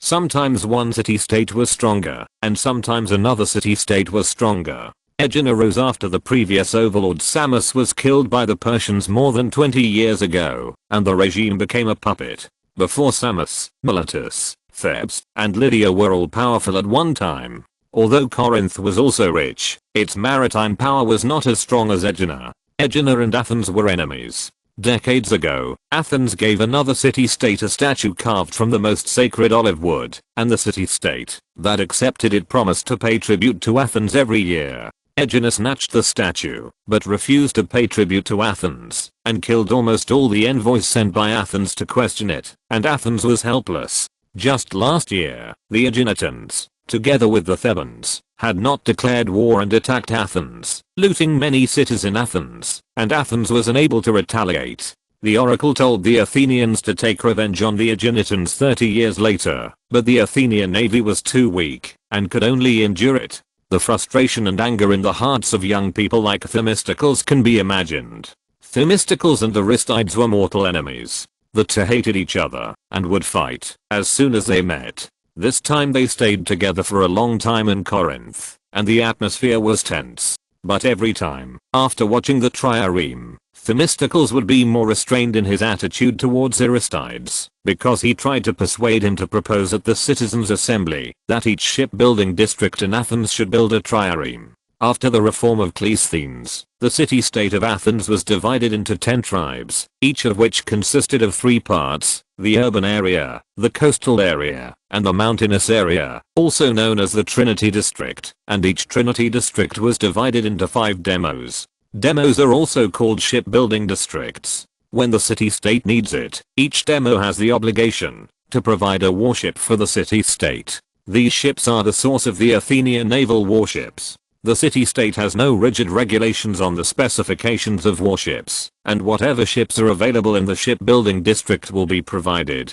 Although citizens usually contribute their best ships, there is still no trireme, because although the trireme is invincible in combat power, it is not suitable for commercial use. The trireme was designed for war. For the sake of speed, the load capacity was abandoned. The space in the cabin is small, and it can only carry 170 oarsmen and 30 auxiliary sailors. To operate it under load, and nothing else can be loaded. It can only sail for 12 hours at most, before it stops to let the crew go ashore to stretch their bodies, and go to the market to buy water, food and other supplies. The endurance is too low, and the sailing distance depends heavily on whether there are friendly residents along the coast, to provide markets for purchasing supplies. Such ships cannot be used as merchant ships. The ships provided by Demo are usually used by private individuals after the city-state requisitions them. No one would buy a trireme at home. Aristides thought that Themistocles' suggestion was a fantasy. The cost of a trireme was at least 2 talents, not to mention the even greater cost of maintaining and using it. Moreover, the trireme was not something that ordinary sailors could operate. The sailors who operated it had to go through a long period of cooperative practice. Where did Athens get so many good sailors who could operate the trireme? If hired, the city-state could not afford the long-term employment costs. If citizens were required to operate, who would give them income to support themselves during the long training? Athens still couldn't afford this money. Aristides' concerns were very realistic. After being refuted by him, Themistocles had nothing to say, but he still did not give up. He took the second best option, and proposed whether he could ask the rich people in the city-state to donate a few triremes. It was better to have some than nothing, but he was refuted by Aristides again. The reason why Aristides proposed this time was that there were not many rich people in the city-state who could donate triremes. A few triremes would not be effective in dealing with the Aeginetans. They either had no enemies with other maritime forces, or the existing fleet was enough to deal with them. His suggestion was to increase the burden on citizens in vain, but it was meaningless. Themistocles was very angry and asked, just because we are not strong enough to deal with the Aeginetans now, should we do nothing? Just sit and wait for the gods to create a powerful fleet that can defeat the Aeginetans for us in 30 years. Aristides insisted, we can slowly think of other ways, but your suggestion is not feasible. Neither of them could convince the other, and in the end they always ended up mocking each other, and asking Cerberus to judge whose opinion was better.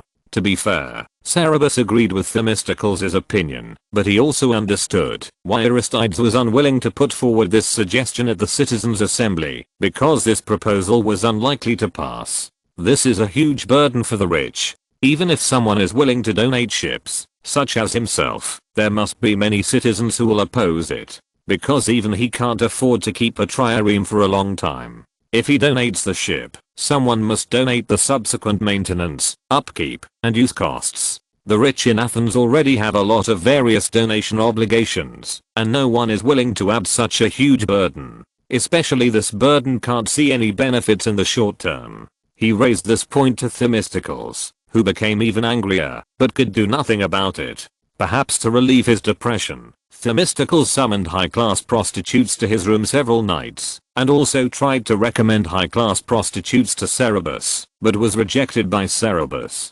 Cerberus told him that he didn't need help, he could enjoy himself, and if he had something to do, he could go back to Athens first, and he didn't need to accompany him. But he didn't know why he insisted on following Cerberus. Chapter 143 Reunion. A few days later, Phaedra finally arrived in Corinth. Cerberus accompanied him to the temple of Aphrodite to meet Veratria, and before going, he told him in detail about Veratria's current situation. Phaedra also knew something about the priestess of the Temple of Love. After hearing this, he felt as if he was stabbed in the chest. His face turned pale, and he asked anxiously, "Can the priestess of Aphrodite return to the secular world?"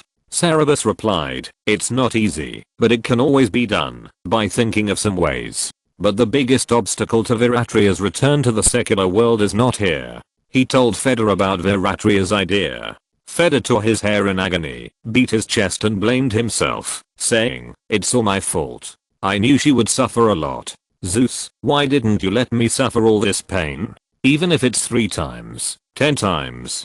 Even if I die at that time. Don't hurt her, she is innocent." Cerberus stopped him and said, "Don't regret the past. You can protect her well in the future, and prevent her from suffering more. You are her brother, she trusts you more, maybe you can make her change her mind." Phaedra entered the Temple of Love anxiously and nervously. Cerberus did not follow him in, leaving them alone. Phaedra found Veratia by the holy spring.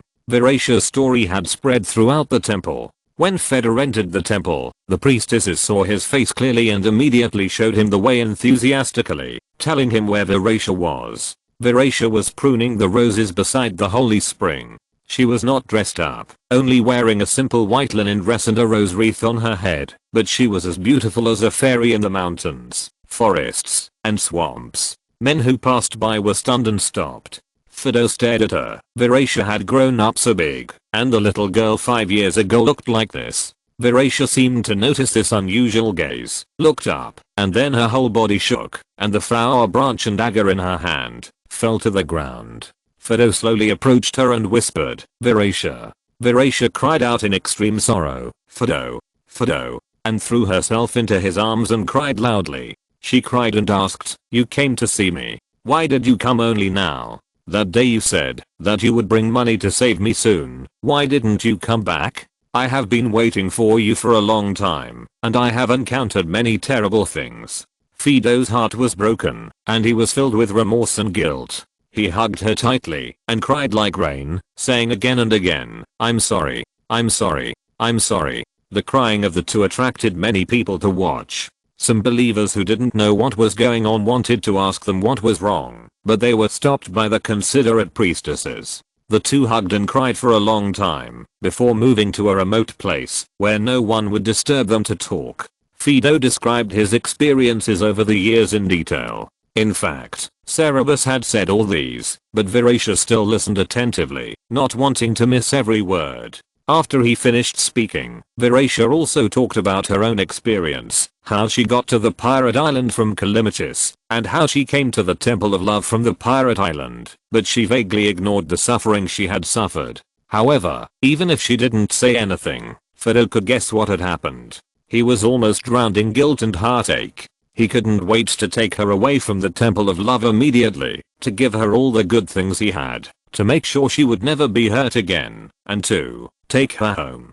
Back to their home in Lesbos, back to their parents. What a disaster his childish behavior in childhood had brought to Viracia. He wanted to take Viracia back, a wish that had been deeply rooted in his heart since the day he left Lesbos. However, thinking of what Cerberus had said about Viracia being afraid to leave the temple, Fido didn't dare to mention it easily. He tactfully talked about how powerful Plato was, how powerful Cerberus was, how much Cerberus relied on him, and how powerful he was now. After saying a lot of things, showing that he was now fully capable of taking good care of her, and would not let anyone hurt her again, he asked cautiously, Viracia, are you willing to leave the Temple of Love with me? Viracia was stunned for a moment, looked away uneasily and said, I'm a priest, and cannot leave the temple. Fido hurriedly said, as long as you are willing to leave, this is not a problem. Viracia took off the wreath on her head, lowered her head, and pinched the rose, and after a long time she whispered, I don't want to leave the temple, Fido.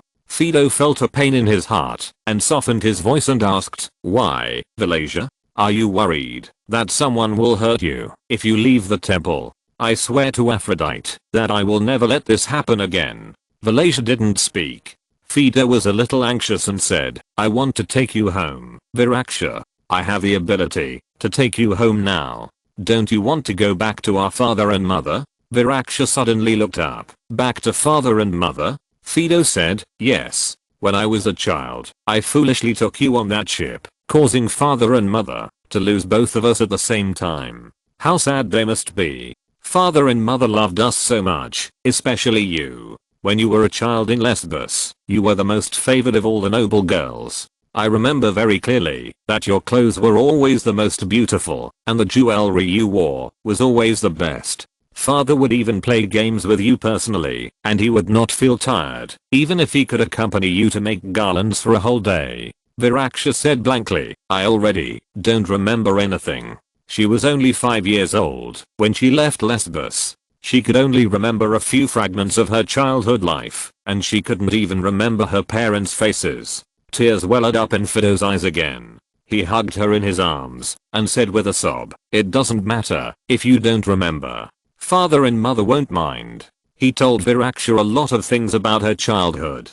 Finally, Viracia hesitated and said that she would think about it again. She did not firmly refuse to return to the secular world. Fido was very happy. He left her a lot of money and left the temple, promising to visit her the next day. Viracia didn't want Fido's money at first, but Fido insisted on leaving it for her to use as pocket money. After returning to the bedroom, Viracia opened her purse and stared at the gold coins in a daze. She was not short of money. Although she had been a priestess for a short time and was not as rich as Frina, she had also received many gifts. But these gold coins were a gift from her brother. Frina came back not long after she returned to the bedroom. Seeing the money, she was a little surprised and asked, is this what your brother left for you? Viracia nodded. Frina raised her eyebrows and said, it seems that your brother is very rich.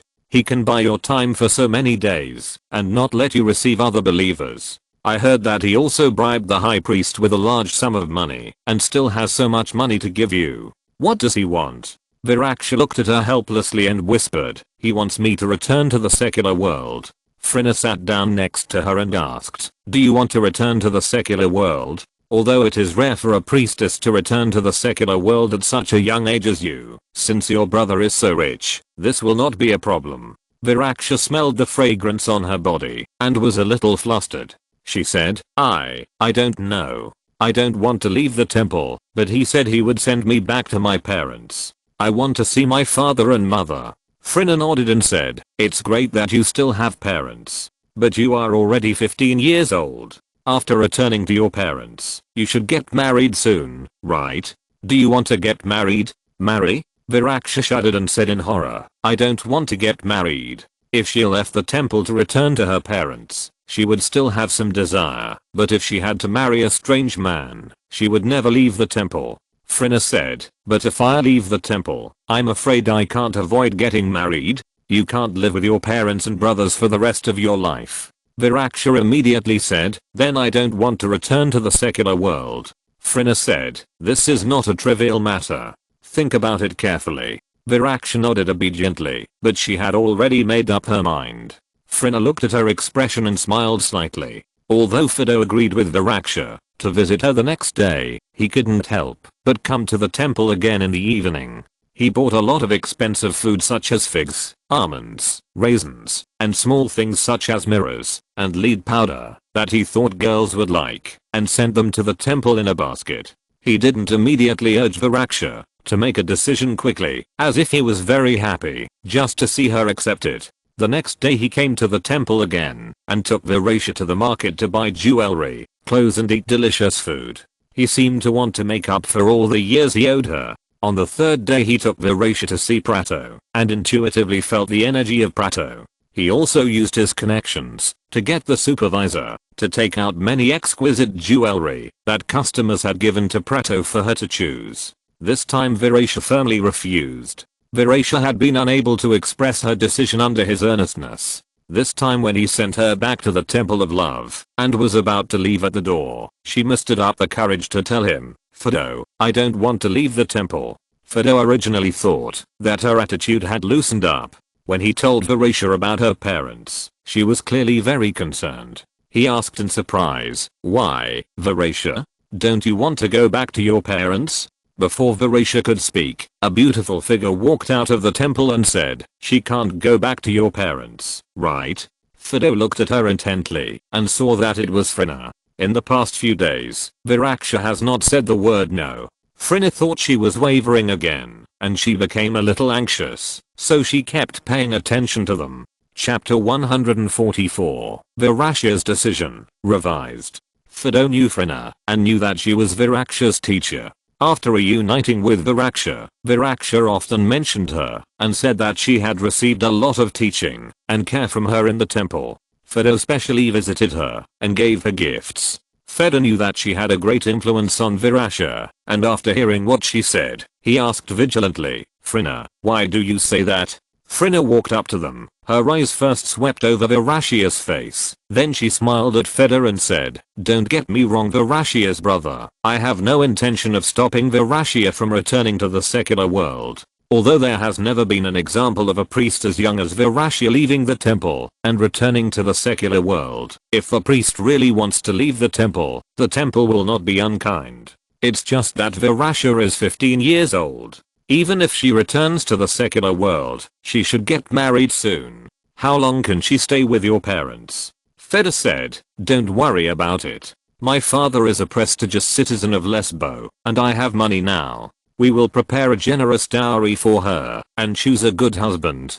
Choose an outstanding young man who is close to my parents, so that even if she gets married, Viraksha will be under the protection of my father and mother." Viraksha said in panic, "No, I won't leave the temple, Fido. I don't want to get married." Fido hurriedly comforted her and said, "Don't be afraid, Viraksha. I won't force you to do anything you don't want to do. If you can't accept the person you marry, I won't force you to marry." But Viraksha was already scared and shook her head and said firmly, "I won't leave the temple, Fido. If I have the chance in the future, maybe I will go to visit my father and mother, but I won't leave the temple." Fido said, "Viraksha, don't you believe me?" Frina made a stop gesture, interrupted the argument between the two, pushed Viraksha, and said, "There are people coming and going here. Let's talk somewhere else." Fido looked around and saw that there were already many people looking at them curiously. Under the guidance of Frina, he and Viraksha walked into the temple and came to a quiet place. Frina said, "No one will disturb us here. Let's talk here." After that, she turned and left, leaving the space for them. After entering the temple, Viraksha's mood stabilized a lot, but no matter how much Fido promised and swore, she would not give in, and was unwilling to change her mind to stay in the temple. Fido talked to her for a long time, but could not convince her, and left the temple frustrated and sad. After leaving Fido and Viraksha, Frina went to the temple's treasury, where the chief priest was checking the offerings received yesterday. After Frina walked over, she checked the quality of a gold object in her hand, without turning back, and asked, "What's wrong?" Frina smiled lazily and said, "I helped them make it clear that Viraksha's brothers want to wait for her to leave the temple and find a good husband for her." The high priest said, "I thought you would not stop Viraksha from leaving the temple, Frina. You didn't value her before." Frina asked back, "Why do you say that, Chris?" Am I not responsible enough in educating her? The high priest put down the gold object, turned around and laughed, and said sharply, no, no, Frina, I believe that as a teacher, you are responsible in educating her. But I know you like smart people, whether men or women. Virasha is just a frightened little girl, and her character is too weak. You are not satisfied with her. In this case, why don't you want her to go? Frina paused and asked, why don't you let her go, Chris? If she stays, she may attract some believers to the temple and increase its wealth. But her brother is a generous man, and will definitely be willing to give the temple enough compensation. I also know that her brother gave you a generous bribe. It should make no difference to you whether she stays or not. Why do you want to keep her? I pity her. The high priest walked through the mountains of treasures and staggered out of the treasury. He looked up at the sunset in the west and said, I pity her, Frina. She has been frightened by men and will never be well in her life. It's too cruel to let her leave the temple and marry a man.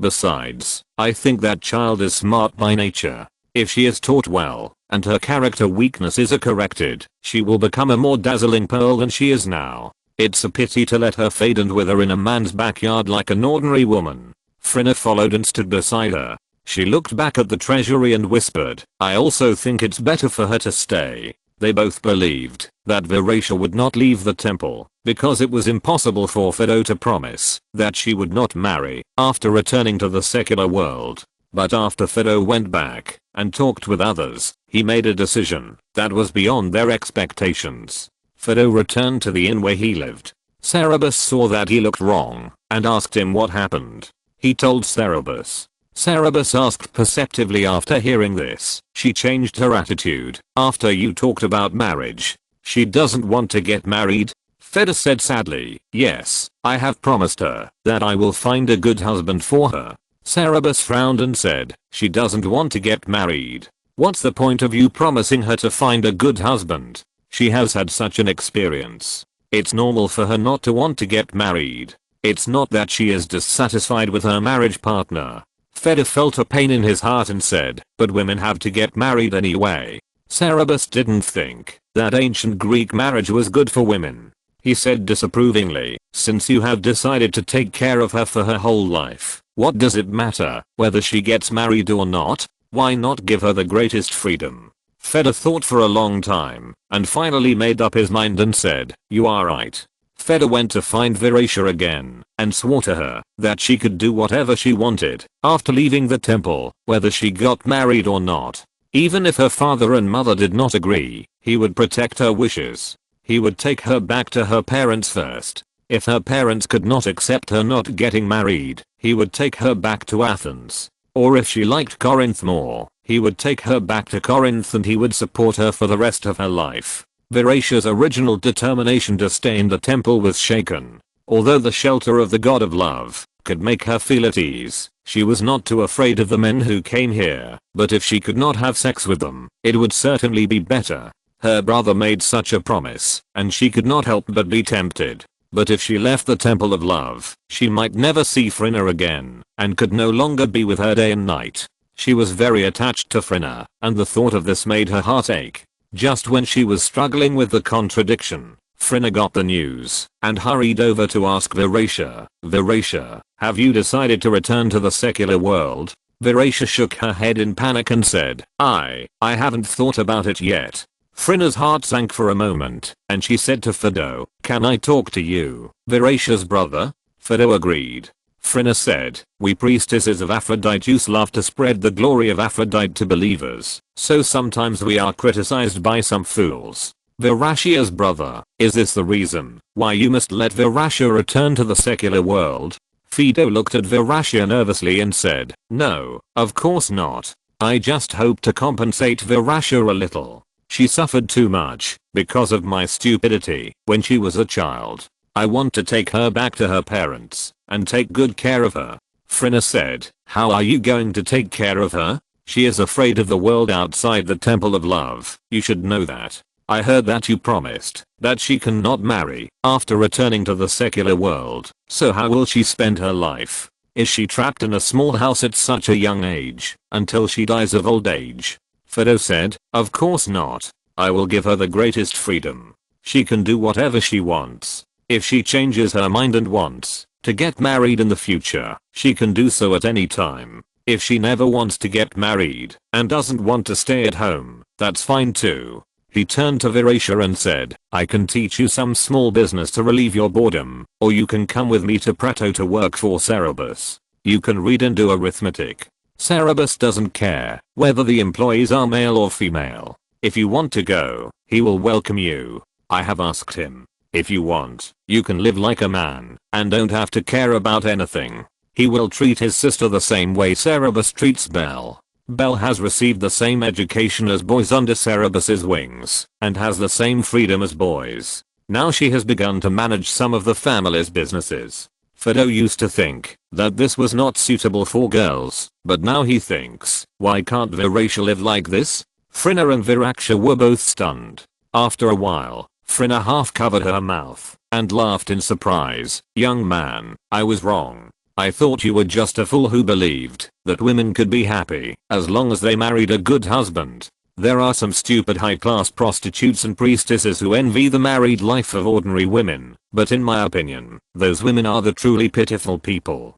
People say that the greatest pain in the world is being a slave. In fact, they are no different from slaves.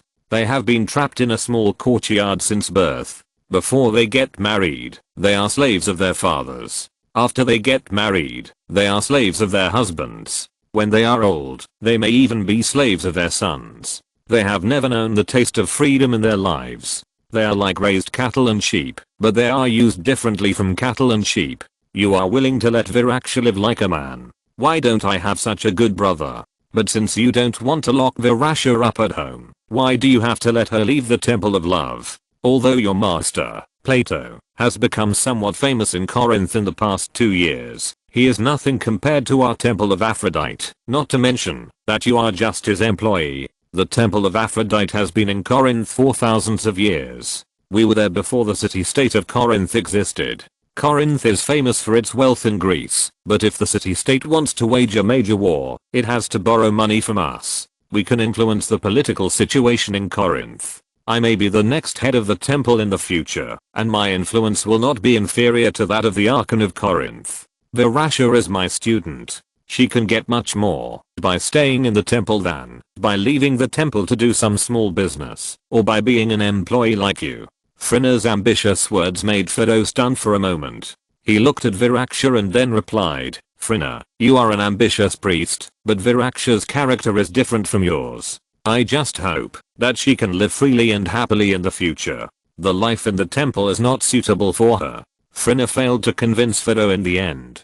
Viraksha was afraid of the outside world, but the temptation of not having sex with men was too great for her, so she decided to leave the temple. After paying a large sum of money, Viraksha regained her freedom. Fido untied the knot in his heart and took Viraksha back to Lesbos to find his parents. Before they left, there was a small episode. Chloe, who was sent to Athens by Cerberus, heard the news from somewhere that Cerberus had fallen in love with a high-class prostitute in Corinth, so he didn't return to Athens for a long time. After she arrived in Athens, Cerberus had not had time to settle her down properly and temporarily let her live in his own home. What Cerberus didn't know was that after she arrived in Athens, she claimed to be Cerberus's lover, and because of her stunning beauty, many people believed her. When the rumor that Cerberus was infatuated with a high-class prostitute in Corinth spread to Athens, she somehow persuaded a slave to accompany her to Corinth to find Cerberus. When she found Cerberus, Virasha had not returned to Lesbos, and she almost attacked Virasha. Cerberus was very disgusted with her, and after stopping her, he didn't want to take her back to Athens, and asked her what her plans were for the future.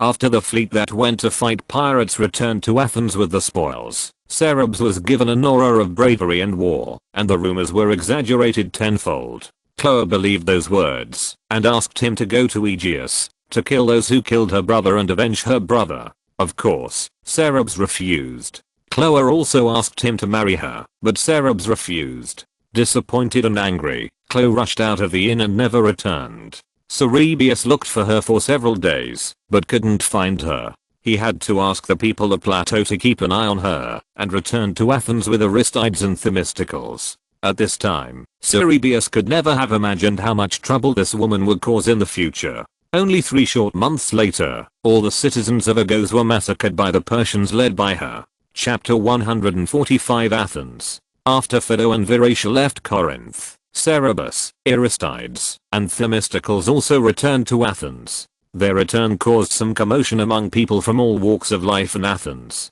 Sophonix, the owner of the mint, moved 2 jars of aged wine from the wine cellar and carefully brushed off the thick dust on them. His wife asked him in surprise, "Why did you move these 2 jars of precious wine? Didn't they say that they have been stored for 17 years and were made in the best years of grapes? Wouldn't they drink them without a big event? Did something good happen?" Sophonix looked gloomy and said, "What good thing is this? Cerebus is back. I offended Plato a while ago, so I have to please him." His wife said, "He went to take revenge on the pirates. Didn't you donate the warships?" Sophonix said gloomily, "Yes, I hope he will stop being petty and holding a grudge against the past for the sake of those 2 warships."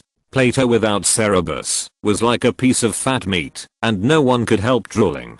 He was in such a convenient position as the coin supplier that he couldn't help but take a bite. He didn't get any good results, but he offended Plato. Sophonix dared to say that no businessman could resist taking action under such circumstances, and a businessman who didn't take action would not be a qualified businessman. But Cerebus was back, and he couldn't help but feel uneasy. On the dusty sports field, young men such as Chrysippus and Aptus, who had just grown beards on their lips, were playing ball. They threw the ball high into the clouds, and then jumped up to catch it steadily before it landed. Aeschylus and several friends came to the stadium for a walk in the afternoon, and watched with many men who were relaxing in the stadium. When a boy glanced at them while catching the ball, they would applaud and say, "What a handsome boy! How gracefully and harmoniously his limbs move." If anyone spoke, a humorous companion of Aeschylus would exclaim exaggeratedly, "How wonderful! I have never heard of or seen such a charming charm. If I stay here any longer, I will not be able to bear it. Ah, my heart is already aching with love." Aeschylus was pursuing the most beautiful of the boys, and whenever the boy performed well, he would utter warm words of praise. He was a talented poet, and his words were very pleasant to the ears of the boy, who tried hard not to show his smug expression, and his companions all cast envious glances at him. The boy hit another beautiful ball, and was waiting for the next wave of praise, but people seemed to be distracted by something and asked each other, "What? Really?" A voice answered clearly, "It's true, the Son of God is back. I came from the dock, and saw his ship. I saw him get off the ship with my own eyes. Let's go to the road to the dock, and see if we can catch him."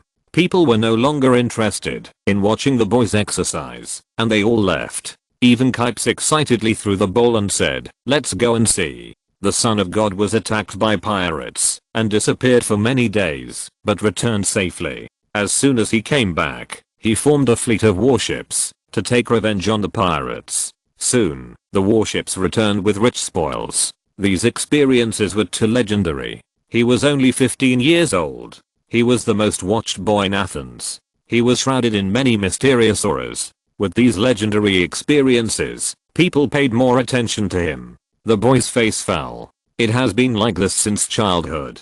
As long as Cerebus appears, it is like the moon rising in the dark night. Everyone's attention will be attracted, and they will become fireflies, eclipsed. But he can't even be jealous, because the gap between Cerebus and them is too big. Aeschylus did not leave with the others, but patted his shoulder gently. The young man asked in surprise, "Aren't you going to see the Son of God?" Aeschylus said, "It is fascinating to stare at Narcissus's reflection in the water, but I like the lovely roses around me more." The young man looked at him with emotion, and was completely moved by him. The people who went to intercept Cerebus were talking excitedly. "Have you heard?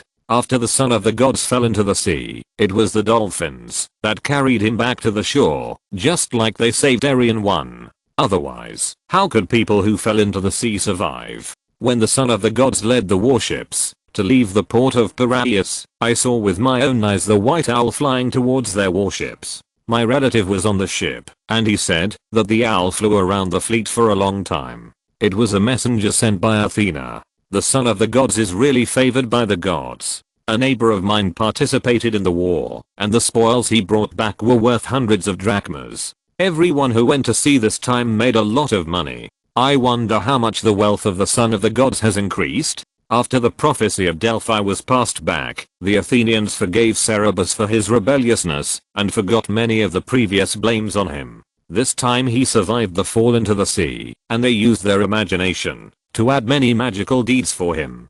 People were both yearning and jealous of this beautiful boy, and had gradually acquiesced to his privileges that transcended the world. The gods loved him so much, so it was reasonable for him to be different.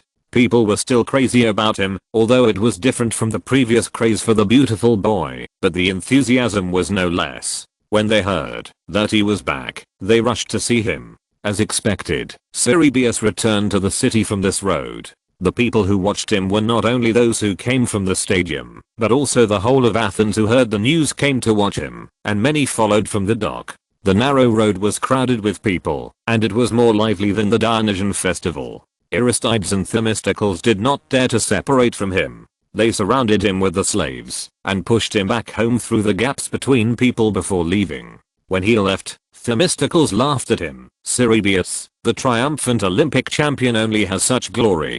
Cerberus really didn't expect that one day he would be able to experience the treatment of a superstar in the future. Cerberus had a lot of things to deal with after returning to Athens. First, Plato's money ship was robbed, and the crew was massacred. Then, the crew members who followed him to sea were almost all killed or injured. He had to provide compensation for the dead and injured. After his accident, Plato encountered a run on the bank. Although he survived safely and received capital injection from the Temple of Delphi, it was a blessing in disguise. But he also had to resettle his accounts, and he needed to go to Delphi in person to sign a more formal contract with the Temple of Apollo. The Athenians didn't know what was wrong with them. They were more enthusiastic about watching him than before, and they didn't fade for several days, making it very troublesome for him to go out every time. People seemed to have returned to the time when he was just rumored to be the favorite of the god of medicine. Many people claimed that they were sick and hoped to be touched by him. His name was written on the new pottery produced by workshops of all sizes and decorated with his portrait. Cerberus couldn't collect endorsement fees, and his actions were still interfered with. He was very helpless. However, this also had a good effect. After he provided compensation for the dead and injured and reorganized his fleet, it became particularly easy to recruit people. The best sailors and mercenaries were willing to be his employees. Cerberus spent more than 2 months to provide compensation for the dead and wounded, rebuild the fleet, and buy new ships. During this time, he also reorganized Plato's general ledger, sorted out the account handover and management between branches, and renegotiated cooperation with important partners. Plato's most important partner is of course Stephanicus.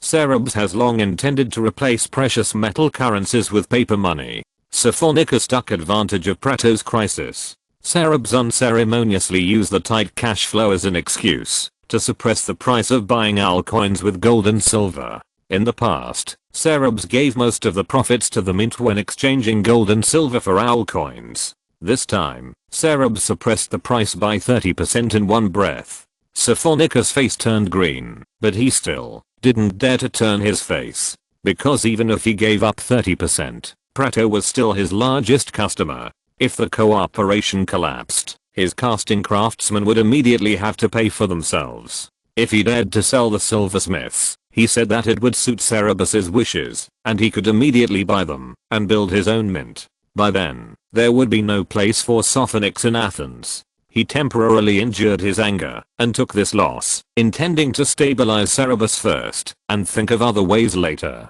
If you're listening to this novel on a channel other than Fanfic World, it means they downloaded and uploaded it without effort. We cordially invite you to visit our channel, Mundo Fanfic Novelos. There you'll find the original version of this story, and you can explore many other novels of various genres. We're waiting for you to immerse yourself in a world of incredible novels. Chapter 146 Travels. Cerberus told Stephanicus that the cash flow was tight, which was not a lie. During this period, Plato lost more than 100 employees who had been trained for a long time and 2 penteras, one of which was carrying more than 4 talents of silver and 2,000 drachmas of gold.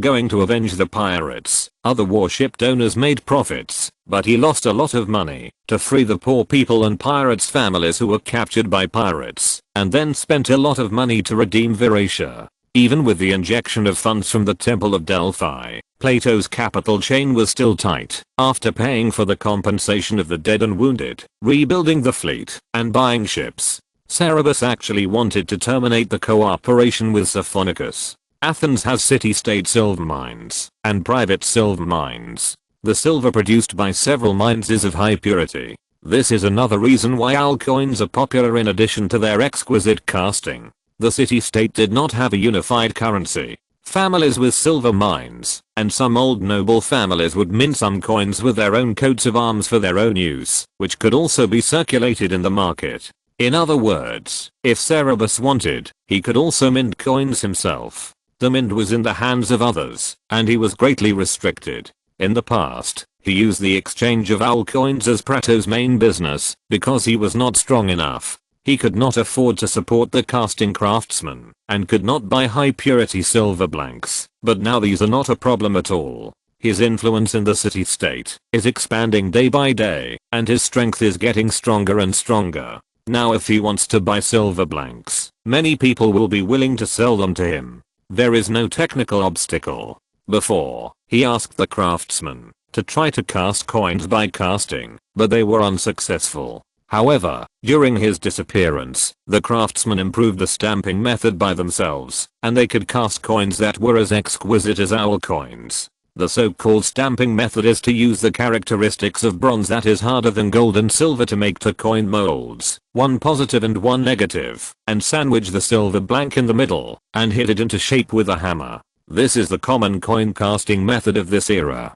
This method is very simple, but it requires a large number of skilled blacksmiths to chisel the molds. The molds for coin casting using this method will be damaged very quickly, and a large number of blacksmiths are needed to maintain the operation of the mint. For example, the mint of Siphonicus now employs 400 to 500 blacksmiths. In addition to the problem of strength, another important reason why Cerberus had not minted coins himself before was that he could not find so many good blacksmiths. He wanted to change stamping to casting to solve this problem. He asked the craftsmen to directly cast silver coins using the casting method but failed. But the craftsmen changed their thinking and cast bronze molds using this method. This completely solved the blacksmith problem, greatly improved the efficiency of making bronze molds, and reduced the cost of coin casting. If he used this method to mint coins to compete with Siphonicus, Siphonicus would definitely not be able to compete with him.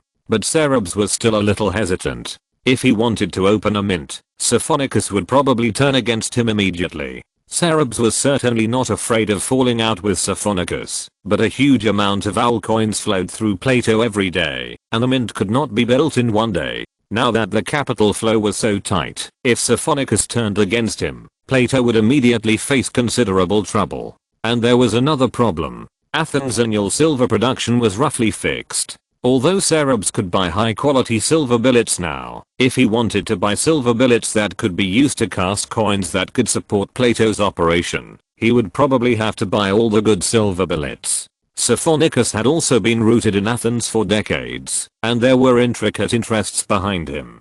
Cerberus could grab some of his shares, but it was impossible to take all of them away. If there were not enough silver billets, building a mint now would only alert the enemy. Cerberus finally gave up the idea of terminating cooperation with Siphonicus immediately and planned to solve the raw material problem before building a mint. After dealing with the pension and other matters, he collected a large number of goods and left Athens again. He first went to Delphi and renegotiated the contract with the Temple of Apollo. He then sorted out the accounts of the Delphi Plato and adjusted the management. After selling some of the goods, he bought some more and left Delphi again. His next stop was to go to Patras. He wanted to go to Olympia via Patras, then from Olympia to Sparta, then to Crete, and then to Egypt, Cyprus, Miletus, Samos, Ephesus, and land at Ephesus. passing through Lydia and Babylon, and going to the Persian capitals of Pasargadae and Persepolis. He planned to do business while traveling and looking for sources of silver blanks. Silver was not only produced in Athens around the Mediterranean, but there were silver mines in many places, so he didn't have to buy it in Athens. Since he had plans to travel far this time, he went to Delphi by water. He bought 2 ready-made good ships in Athens, and rented another one. He set out from the port of Piraeus, past the Isthmus of Corinth to the Gulf of Corinth, and then arrived at Delphi via the Gulf of Corinth. Delphi is only 1 day's waterway away from Patras. Patras is located at the narrowest point where the Gulf of Patras and the Gulf of Corinthia connect. It is also a major transportation route and very prosperous. Sarab's fleet stayed here for 1 day to replenish water, sell some pottery and carpets, buy some local goods, and continue to Olympia. It took 2 days to travel from Patras to Olympia. The town of Olympia is located at the western end of the Peloponnese Peninsula, at the foot of Mount Cronus, and on the banks of the Alpheus River. It is also a very prosperous town, with mountains behind, and water in front, beautiful scenery and pleasant climate. Olympia has been a religious center for worshipping Zeus, the king of gods, since ancient times, and is also the venue for the Olympic Games, the most important sports event in the Greek world. Although this year is not the year for the games, there is still an endless stream of believers, tourists, and merchants coming to the town to worship. After arriving at the town, Sarab's fleet anchored at the dock and spread out the goods on the deck and the shore. Colorful carpets, soft cashmere fabrics, thick wool fabrics, thin linen fabrics, pottery with glazes delicate as baby skin, exquisitely crafted metal utensils, etc. All the goods were rare and good, and immediately attracted many people to watch. Sarab asked the guys to sell the goods, and he went ashore to visit the temple of Zeus and the hippodrome. He was outstanding in appearance, and people tried to talk to him along the way. His cold attitude repelled many people, but some people followed him persistently, and followed him all the way to the temple. The man claimed to be a celebrity in Olympia, named Demetrius, who knew all the places in the town, and was familiar with everyone, and wanted to be a tour guide for Sarab. He spoke humorously and meaningfully, and Sarab was not rude to the end, so he treated him as an ordinary friend, and visited the temple under his guidance. The temple of Zeus not only worships Zeus, but also Hera, and has the tomb of the hero Pelops, the founder of the Olympic Games. According to legend, Pelops fell in love with the beautiful Hippodamia, but her father, King Oenomaus of Persa, did not agree with them being together. Oenomaus had heard a prophecy that he would be killed by his son-in-law, so Oenomaus would ask his daughter's suitors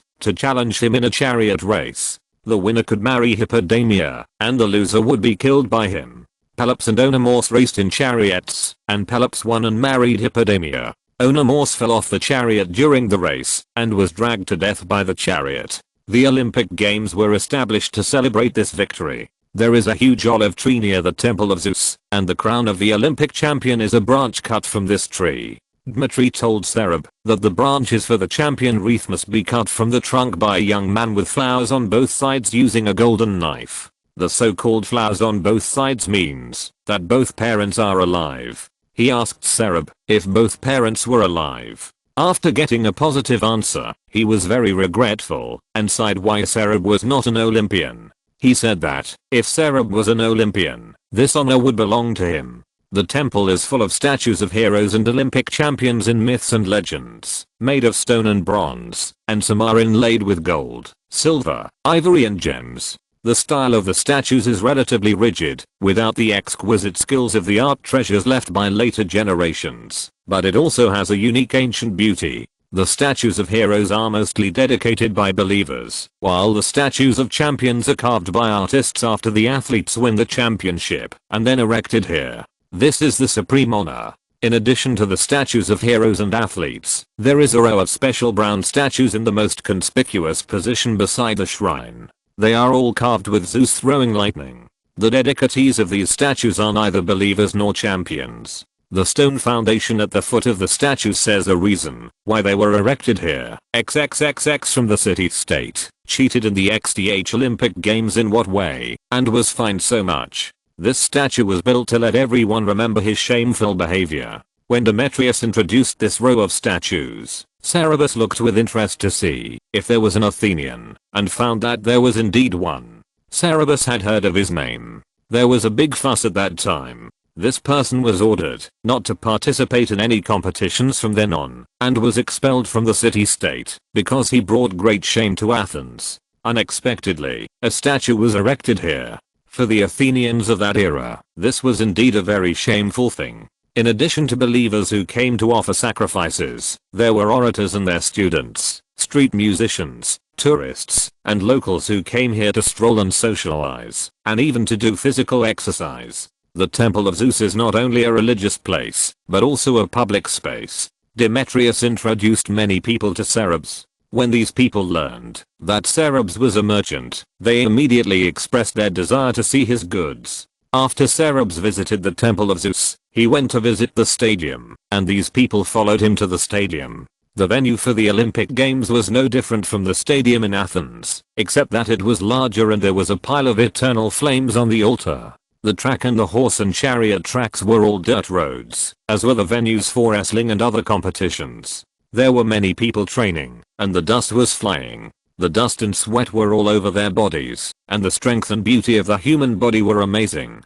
Demetrius and his companions competed to introduce the best of them to Cerberus, told him the competition system of the Olympic Games, and told him many interesting stories of previous competitions, which made Cerberus understand more about the Olympic Games of this era, and had some ideas. After visiting the stadium, they returned to the place where the ship was moored, and more people followed Cerberus. There were already many customers and onlookers in front of their stalls, and Cerberus brought so many people, so the guys were busy. Cerberus was too young, and when he said he was a businessman, Demetrius and his companions thought he was just a small trader. Only then did they know that he actually had 3 large merchant ships. After seeing his goods, these people dared not despise him anymore. Many people were attracted by the goods, and joined the selection. Cerberus knew from the previous conversation that many of these people were rich people, so he asked the guys to take out a batch of better quality goods, and made a small profit. Not only carpets, but also cashmere fabrics worth more than gold. It was getting dark, and it was impossible to trade anymore. Cerberus and his guys closed the stall, and planned to go to the town, to find a hotel to stay. The conditions on the ship were really bad, and when they had the conditions to go ashore, they would take turns to go ashore to relax. Demetrius invited Cerberus to stay at his home, which was also a common thing in this era. Rich nobles often received friends from afar. Cerberus did not refuse, as the nobles' houses were certainly more comfortable than inns. Demetrius treated Cerberus as a distinguished guest, prepared a hot bath for him, had several beautiful virgins serve him, poured warm water over him, massaged him after the bath, and rubbed perfume all over his body, making his skin soft and smooth. After that, he held a banquet, and invited many famous people in Olympia to attend, so that Cerberus could get to know them. Cerberus was also a celebrity in the Greek world, and many people had heard of his name. The banquet was a great pleasure for both the host and the guests. He not only made many friends at the banquet, but also made a lot of business. Cerberus stayed in Olympia for 5 days, and then set off for Sparta. Before leaving, he left Demetrius a precious gift that was enough to compensate for the expenses of his hospitality during these days. Chapter 147 Sparta, Part 1. It was evening when they arrived in Laconia. There was no time to do business that day, so they quickly found an inn run by the Perioeci people to stay. Eating and drinking at sea was inconvenient, so after landing, Cerberus bought a lot of wine and meat to reward the employees, and also sent some to those who stayed on the ship. After a hard day's sailing, everyone was tired, and they went to bed early, after eating and drinking. In the middle of the night, Cerberus heard a rustling sound coming from the door in a daze. He woke up suddenly, holding the dagger under the pillow, and opened his eyes. The weather was too hot. The room in the inn had no windows, and it was as hot as a steamer. It was impossible to sleep with the door closed. They didn't bring any goods ashore, so they slept with the door open. With the dim light in the corridor, he saw a bold boy tiptoeing past the guy who was sleeping on the ground at the door, because he felt too hot, and walked into the room. Cerberus didn't move, wanting to see what he was going to do. The boy stood for a moment after stepping over the waiter, as if waiting for his eyes to adjust to the dim light in the room. Then he walked cautiously to the dining table and reached out to take the unfinished food on the table. There was a loud snoring at the door. The waiter, who seemed to be sleeping very soundly, jumped up, twisted his arm, and pressed him to the ground, cursing, "You little thief, you stole things here." The boy didn't make a sound and struggled violently, his bones creaking. The waiter, who shared the room with Cerberus, was an expert in wrestling and fighting, and was as strong as a bear. He almost didn't catch him and let him break free and escape. While the two were fighting, Cerberus lit the oil lamp and found that this was a boy about his age, wearing a shabby short coat. After all, there was a huge difference in size between him and the waiter, so the waiter still caught him and tied him up with a rope. There were nearly 200 people in Cerberus's group, almost filling up the entire hotel. Everyone slept with their doors open. Any movement on Cerberus' side would alert people in nearby rooms. However, the intruder was just a child, and the alerted people just stood at the door and watched. After the boy was caught, there was no fear on his face. His black eyes calmly looked at the people watching him under the light. While the waiter was fighting with the boy, some noises came from other rooms. In addition to this boy, thieves broke into many rooms. The waiters caught several of them, and after making a fuss, they were all sent here. All the thieves were bald children. The noise alerted the owner of the hotel and his waiter, and they hurried over to check. As soon as the shop owner saw the children, he yelled, "You again? How did you get in? There are people watching at my door." He apologized to Cerberus and the others repeatedly, asked them what they had lost, and yelled at the waiters, "Are you dead? You didn't even know that so many people had come into the store to steal things." Cerberus and the others didn't lose anything, except some food that was stolen from some rooms. The shop owner suffered the biggest loss and found that a lot of food in the kitchen had been stolen after counting. The shop owner was very angry and yelled at the waiters. He also asked the children where they had sneaked in, but all the children didn't say a word. The waiters beat and kicked the children, but Cerberus stopped them. The shop owner said to Cerberus, "My dear, you see these boys don't have hair. They are all Spartan children. Their education encourages children to steal. If I don't know where they sneaked in to steal things, I won't be able to do business in the future." He didn't let Cerberus take care of it and asked the waiters to find an empty room and lock the children in. He promised Cerberus, "I won't let the guys beat them again." Then he said to the children, "If you tell me where you came from, I will let you go. If you don't tell me, you have to wait for your captain to come and lead the people. I'm waiting to see you get whipped." The children still didn't say a word. The shop owner was angry and helpless. He spat on the ground and locked the door. He said to Cerberus fiercely, "I don't beat them, someone else beats them. If they are caught stealing, they will be whipped. Let's go to the market tomorrow to watch them get punished." The next day at noon, Cerberus saw these children kneeling in a row near the colonnade in the center of the market, naked and being whipped. The people who beat them didn't hold back at all. After a few whips, their skin was broken and bleeding. But even though they were shaking with pain, no one dodged and no one made a sound. Each of these children was whipped at least 20 times. After being beaten, they lined up and left quickly. The guys who watched this scene with Cerberus exclaimed, "Spartans, no wonder they are the overlords of the land."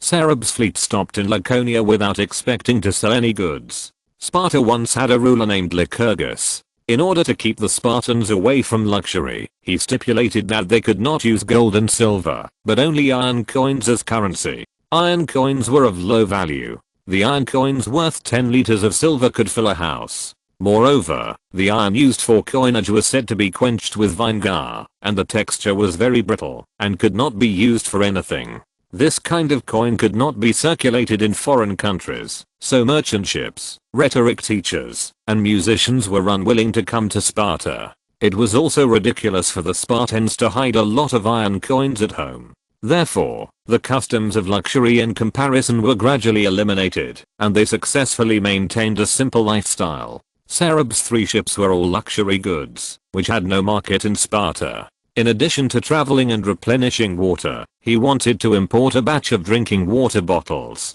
The mouth of the Spartan drinking water bottle has a clever protrusion, that can keep the mud and sand in the water in the bottle so that the drinker can drink relatively clean water, which is very popular in the Greek world. However, his trading partner is not the Spartans, but the Periogi who live around the Spartan city. The Spartans do not produce or do business. The focus of social life is war and military training. All their needs are provided by the Periogi and Helots. The Helots are slaves captured by the defeated city-states and have no personal freedom. The Periogi are free people with no political rights. They can only engage in farming, animal husbandry, fishing, manufacturing and business. The drinking water bottle was made by the Periogi because the Spartans often went out to fight and could not drink clean water, so they carefully designed this kind of water bottle. Cerberus asked his men to set up a stall in the market, symbolically displayed some goods, and went to other stalls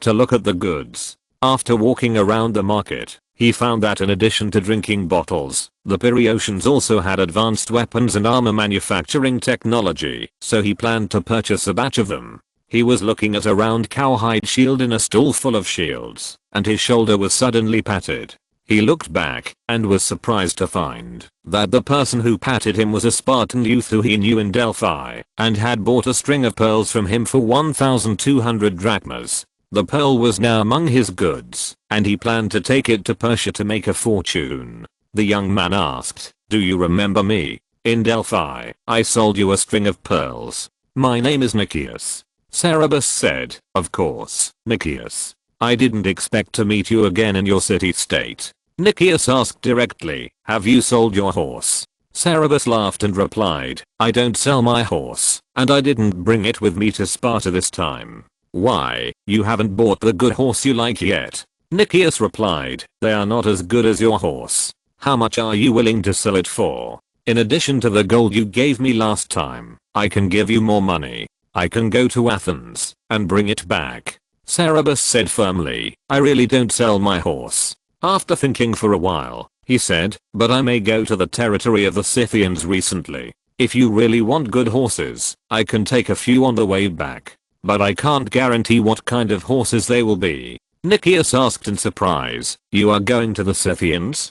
Cerberus nodded and said, "Yes." Nicias said hurriedly, "When are you leaving? I have some friends who may also want horses." Cerberus said, "I will stay in Sparta for 2 more days." Nicias asked him where he lived and said he would go back to ask how many friends wanted to buy horses. After Cerberus answered, he hurried away. In the evening, he found Cerberus in the inn, but told him, "Our king wants to see you." Chapter 148 Sparta, Crete, and Memphis.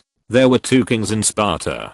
The one who wanted to see Cerberus was Cleomenes, who had led the allied forces to attack Athens, and demanded that the Athenians welcome back the expelled tyrant Isagoras to continue the tyranny. To be precise, it was Cleomenes' only daughter Gorgo, a Spartan girl of 15 or 16 years old. When Cerberus came to Sparta, he felt that the biggest difference between this place and other city-states was the fit and confident women that could be seen everywhere in public places. Women could also be seen everywhere on the streets of Corinth, but those women were all soft and beautiful. They used perfume and paint to make themselves look gorgeous, wrapped in fragrance, and had hooks in their eyes, intending to attract the opposite sex. The clothes of Spartan women were the most exposed among the women in the city-states. Many people's skirts were short above the knees, and they exposed their thighs without caring, which made many ignorant foreigners look straight, but their temperament was sharp and high-spirited, like female warriors. Cerberus did not see many such women in later generations. Gorgo was also such a girl. She was tall and fit, wearing a linen skirt that reached her knees. She had a leather belt around her waist, and a dagger hung on the belt. The handle and sheath were worn, indicating that she was often used. Like all Spartans, she was taciturn and straightforward. When Cerberus arrived, she took him directly to the stables, and pointed to a chestnut mare with a small head, straight neck, graceful body, and fur as shiny as silk. She said, "Leonidas said you can buy good horses. If you can bring me such horses, I will give you 300 drachmas in gold for each one. I want 10. 3,000 drachmas of gold is 6 or 7 talents of silver. This is definitely a big deal." Cerberus recognized that the horse was an Arabian horse. After obtaining her consent, he went forward to carefully examine the horse's teeth, bones, hooves and tail, and was a little hesitant about this commission. The price of an adult horse in the Greek world now fluctuates around 1,000 drachmas of silver, but those are ordinary draft horses. Good horses like Arabian horses are in short supply. The current gold-silver exchange rate is 1:14, and Mira's price is more than 4,000 drachmas of silver per horse, which is not bad. However, Sarabs had to go to Persia through Egypt anyway, so it was a good deal to sell a batch of horses back, and the profit was already lucrative enough. But Gorgo was a little girl, and she asked for 10 horses right away. Sarabs doubted whether she could make the decision. He glanced at King Cleomenes, who came to the stable with his daughter, and Cleomenes said, 20 horses. If you can buy such horses, I want 20 horses. Since the Spartan king had spoken, Sarabs certainly accepted the commission. Although Cleomenes had a feud with the Athenians, he was very friendly when he saw Sarabs. After he accepted the commission and learned that he would leave Sparta in 2 days, he invited him to the public canteen the next day to eat and taste the famous Spartan black soup. The next day, Sarabas went there excitedly. He tasted the black broth made of pig blood, meat, salt and vinegar. It was so fishy and smelly that he almost vomited. After staying in Sparta for another 2 days, the fleet set sail again and headed for Crete. Crete is the largest island in the Aegean Sea. It is the place where Theseus killed the Minotaur, a half-man, half-bull monster living in the labyrinth. The pirate den destroyed by Sarabas was also hidden somewhere on its long coastline. The coast in the north of Crete is a plain with prosperous ports and towns such as Chania, Heraklion and Rethymnon. Sarabas's ship stayed in Chania and Heraklion for 2 days each, exchanged some goods, replenished water, and formed a larger fleet with some ships that were also going to Egypt, and set sail for Egypt. There are many robbers in the swamps of the Nile Delta in Lower Egypt, and it is safer for a large fleet to pass through. At this time, the Nile River in Egypt was at its highest. The flooding water flooded all places, except the highlands, where the city was located. From Naucratis up to Memphis, the boats could actually pass by the pyramids. The magnificent pyramids of Giza, Abusia, Saqqara, Dashur and the Sphinx passed by the boat, which was a rare wonder in the world. Arriving at Memphis, the city of 1,000 gates, even Sarabas was somewhat shocked by this ancient city. Although Egypt had been occupied by Persia, and was a province of Persia at this time, it was only a few decades after Egypt was destroyed. The Persians did not damage the city much, and the charm of the capital of Lower Egypt for more than 2,000 years still remained. This huge city surrounded by white walls, although there were not 10,000 gates, was enough to stun the country bumpkins from Athens. The boats were moored and entered the city. The scene in the city was very different from that of the Greek city. The houses of the poor Egyptians were built with sun-baked mud bricks, while the houses of the rich were painted white and decorated with colorful paintings. The dark-skinned Egyptians, both rich and poor, both men and women, drew thick eyeliner and wore bracelets, rings, earrings, and necklaces, but the materials were different. The jewelry worn by the rich was gold and gemstones, while the poor wore leather bracelets, pearl necklaces, and decorated with glass and colored pottery. Most of them wore white clothes. The men had very short hair, some even shaved their heads, and the women had their hair in a bun or braided. Most of the people doing business in the market were women. They passed by with goods on their shoulders, and the men passing by with heavy objects on their heads often aroused the exclamation of the Greeks, "Look,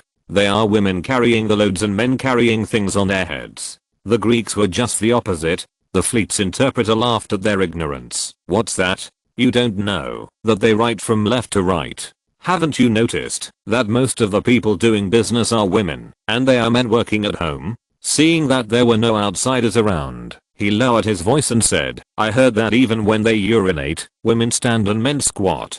The Greeks were extremely surprised. Why are they the opposite of us in everything?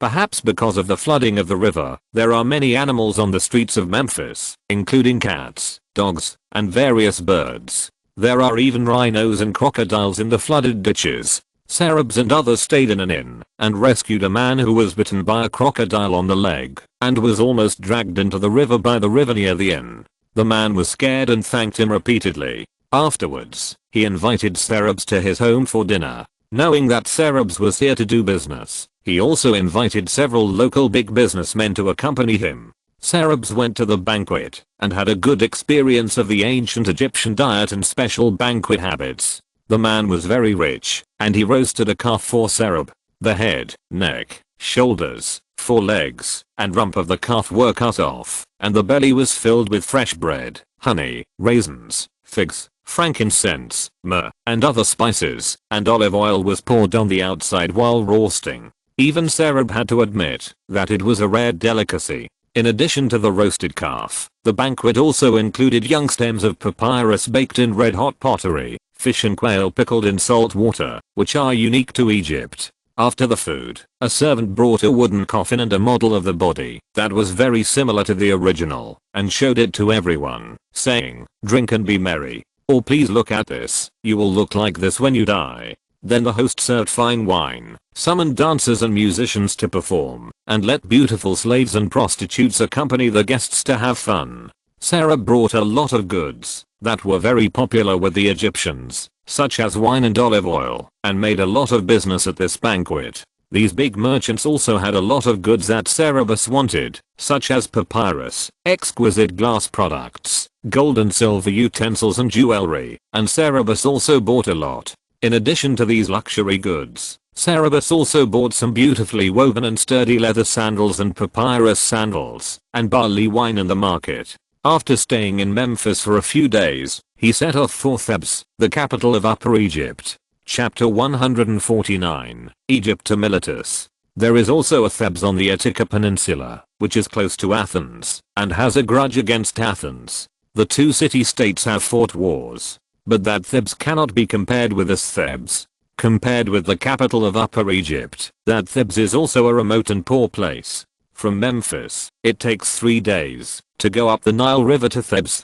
Thebes was once the largest city in the world, but now it has fallen into the hands of the Persians. In addition, it was invaded, looted, and burned by the Assyrians more than 100 years ago, and its glory has dimmed a lot. But even so, it is still magnificent. It spans both sides of the Nile River. The left bank is the Valley of the Kings, the resting place of the pharaohs, and the right bank is the religious and political center, where temples and palaces are all here. Homer said in his poem that it has 100 gates, and the Arabs praised it as a palace-like city. Cerebus came to Egypt in his later life, and saw the ruins of the Luxor temple and the Karnak temple. Standing on the streets of Egypt more than 2000 years ago, he felt confused, and could not tell what was real from what was illusory. Although Thebes was only 3 days away from Memphis by water, it was deep in the south of the African continent and the climate was hot, so lotus flowers were still blooming everywhere.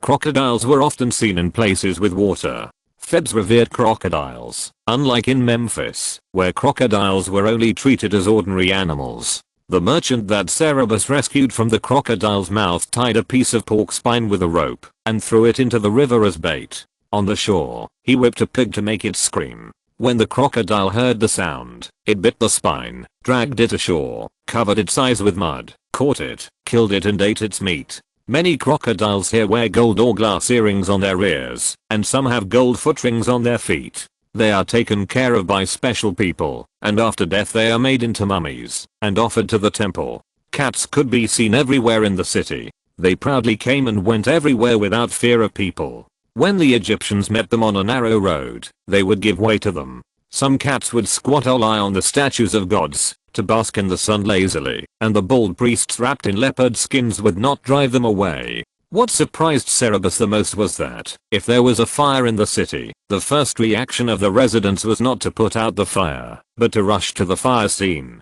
to prevent any cats from running into the fire. If a cat was burned to death, people would hold a grand mourning ceremony. On the first night, when Cerebus's fleet arrived in Thebes, they encountered such a thing. There might be kittens that did not escape from the fire scene, and the mother cat jumped over the guards and rushed into the fire scene to save her children. She was also burned to death. Many Egyptians held a grand mourning ceremony for it. The Greeks did not speak the language, and seeing so many people so sad, they thought that the dead person was a very famous celebrity.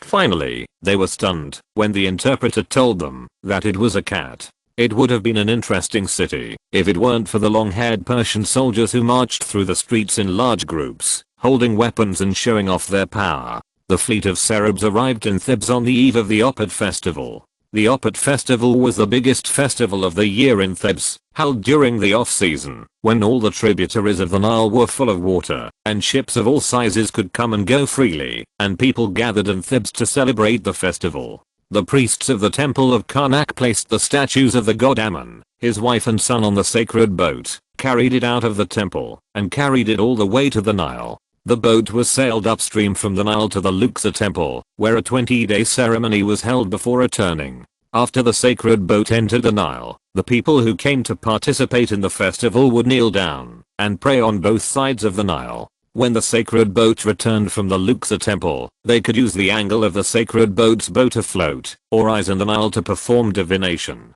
For example, if Serbs asked for divination, "Will my fleet make a lot of money this time?" If the bow was lowered, the god's answer was yes, and if the bow was tilted back, the god's answer was no. The governor of Egypt was stationed in Thebes. He was very worried about such a large-scale gathering, and sent a large number of soldiers to patrol the city, making the atmosphere very tense, but the Egyptians still celebrated to their heart's content. The priests of the temple distributed a large amount of bread and barley wine to the people. Stalls lined the road from the temple of Karnak to the Nile River, selling goods, fine wine and delicacies from all over the world. Serbs liked their barley wine very much. This drink was brewed from barley malt, with honey, spices, and fruits such as dates added to it. The wine was golden. When drinking, a straw was inserted into the cup and sucked with the straw to avoid drinking sediment. Except for the lack of bubbles and the slight difference in taste due to adding too many things, it was just like drinking beer. Serbs suspected that this was the predecessor of beer. There were even many taverns in Thebes that specialized in selling this kind of wine, which was very similar to the bars of later generations. However, although Serebus liked barley wine, the priests and nobles of Thebes preferred the wine he brought. He also set up a stall on the street to sell goods. The wine he brought was shipped from Athens and was of good quality, so he set a very high price, but it was still snapped up. Even the servants of the governor's mansion came to see the goods and asked him to take all the goods to the governor's mansion for the governor and his wives and concubines to choose first. When Serebus went to the governor's mansion, he did not say that he was an Athenian. In recent years, the shadow of Persia has become increasingly heavy in the Mediterranean. Athens has offended Persia. As a later person, Serebus also knew that Persia and Athens would have a war, and he did not want to cause trouble. He did not see the governor in the governor's mansion. The governor of Egypt, such a prominent lord, would not come to see a businessman for no reason. He did not see any women either. Some eunuchs took the goods he brought to the back house for the women to choose from. Then they sent out the goods they did not like and paid for the goods they kept. The deal was done. He gave the eunuchs a generous tip and asked them to help sell the goods. Sure enough, the goods sold very well, and even several carpets were sold. Egypt has a hot climate, so carpets are not used. I don't know how he persuaded the owner to buy them. The Nile River will flood for 100 days after the summer solstice, and then the flood will slowly recede, and winter will come. Serebus did not dare to stay in Thebes for a long time. The Mediterranean Sea is not suitable for sailing in winter. If he stayed for a long time and missed the monsoon, the fleet would have to stay in Egypt until next spring before leaving. His plan was to reach Lydia before winter and travel by land from Lydia to Persepolis, the capital of Persia. It takes 3 months to travel from Lydia to Persepolis. He can use the time when the sea is not sailing to travel by land. When he returns next year, it will coincide with the monsoon season, so there is no need to waste time. After staying in Thebes for 10 days, the fleet set sail again, passing through Libya and arriving at Miletus.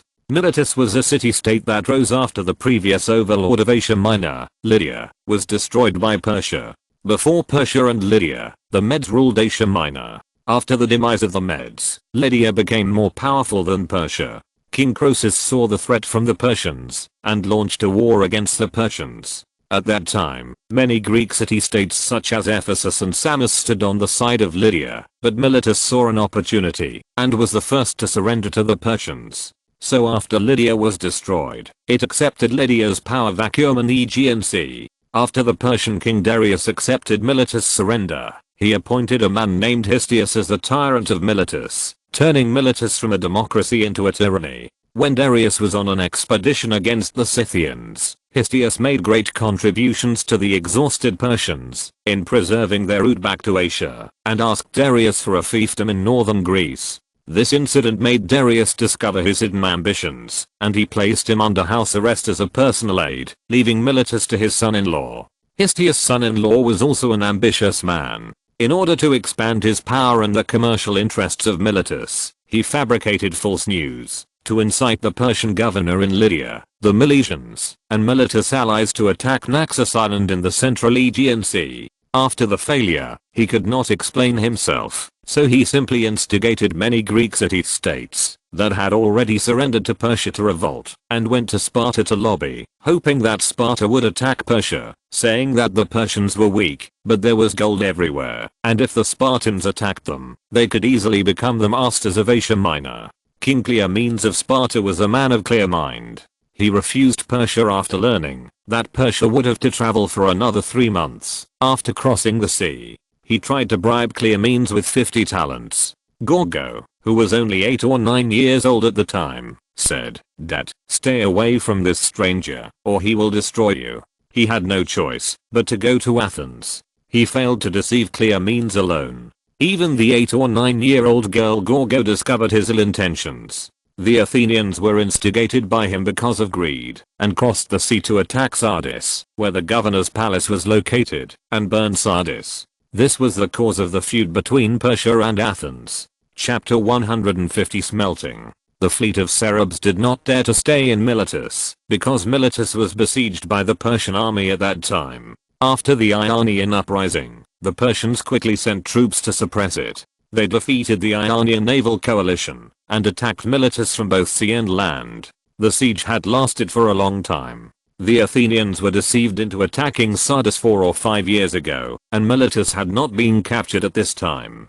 After being besieged and attacked for 4 or 5 years, Cerberus could not imagine what the city-state was like now. The fleet continued to move forward, and arrived at Ephesus. Cerberus planned to abandon the boat, and go ashore here, and take the land route, passing Sardis to Persepolis. It would take at least half a year to go to Persepolis and back, so it was unreasonable to let the ship stay here for half a year. He divided the goods into 2 parts. One part was transported back to Athens by the fleet for sale, and the other part was taken by him to Persepolis. The crew was divided into 2 teams. Of course, the crew went back, and some of the guys went back with them, and the rest went to Persepolis with him. However, after arriving in Ephesus, Cerberus did not let the fleet leave immediately, because Ephesus had the important goal of his trip, the gold and silver mines. In fact, Miletus also had gold and silver mines. The Anatolian peninsula was rich in gold and silver, but Miletus was now inaccessible.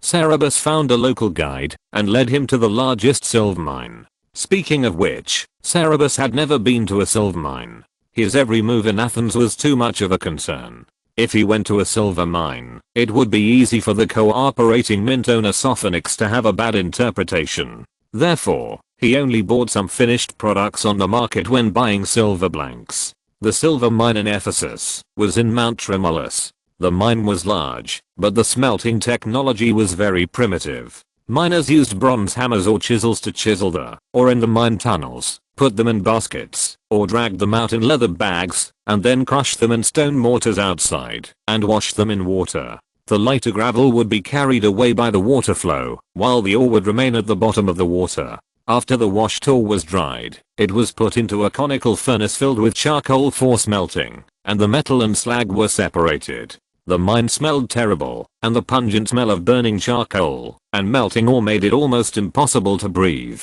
As soon as Cerberus arrived at the mine, his heart sank. He immediately understood why the slaves and miners in the Athens Laurian mines did not live long. The heavy physical labor was one reason, and this heavily polluted toxic air was probably a more important reason. He found the mine owner, and bought a batch of silver billets, and asked to go to the mine to see it. The mine owner was very enthusiastic to accompany him to see the mine tunnel, washing pool and smelting furnace, and answered many of his questions. The mine had a high output. Cerberus wanted to discuss long-term purchases, but after looking at the mine, he hesitated.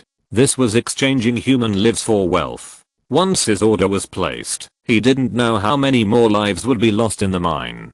Or, the establishment of Plato had already caused many deaths. He did not mention long-term purchases, and left the mine very uncomfortably. The fleet left Ephesus with the silver billets, and returned to Athens. Cerberus hired a camel team and some bodyguards in Ephesus, and carried the goods along the Caicus River, crossed the Tremulus Mountains, and arrived at Sardis. Sardis was once the capital of Lydia, the last overlord of Asia Minor. Before attacking Persia, King Croesus sent people to Delphi to seek an oracle, and the oracle said, if Croesus attacks the Persians, he can destroy a great empire.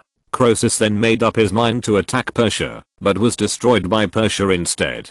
Croesus sent people to the Delphi temple to question him, and the temple priests answered him that he did not ask again which empire would be destroyed. The houses here were all thatched, so when the Athenians attacked here, they accidentally set the whole city on fire, resulting in them not being able to plunder any wealth, and deeply offending Persia. Gold was abundant here, and the river flowing down from Mount Tremulus brought down gold sand, making Lydia extremely rich and the first city-state to mint coins. In order to seek the oracle, Croesus offered to Delphi 3,000 livestock, a golden lion weighing 10 talents, or 3 giant golden statue of a woman baking bread, about 1.4 meters high, a golden wine mixing bowl weighing 8.5 talents of 12 mna, a silver wine mixing bowl with a capacity of 600 amphoreas placed in the vestibule, which Cerberus saw when he visited the temple of Apollo. It is still used to mix wine in Delphi festivals, a golden aquarium and a silver aquarium, 4 silver wine cups, 4 gold bars weighing 2.5 talents, 113 amber gold silver alloy bars weighing 2 talents, and countless other silver plates, jewelry, etc. It is also said that he burned mountains of precious bedding, inlaid with gold and silver, and yellow and purple himachal and hyaden as sacrifices to the gods. Delphi was not the only temple where he offered sacrifices. The Persians did not plunder Sardis. Although it had been burned in the previous years, there were still many wealthy people in Sardis. The carpets, wool, and cashmere clothing, exquisite perfume bottles, glassware from Egypt, and other luxury goods brought by Cerberus were very popular, and sold at very satisfactory prices. The caravan was doing business in Sardis, and Cerberus went to several gold and silver mines in Lydia. However, to his disappointment, Lydia's smelting technology was similar to that of Ephesus. This time he did not purchase anything and returned empty-handed. After replenishing food, water and camel fodder in Sardis, the caravan continued to set off for Babylon. It took them 2 months to walk from Sardis to Babylon. When the city of Babylon, located on the Mesopotamian plain, appeared in their eyes, they were originally just happy that they were about to reach their destination, but the closer they got, the more stunned they were. This was a city, so huge that it was beyond the imagination of the Greeks of that time.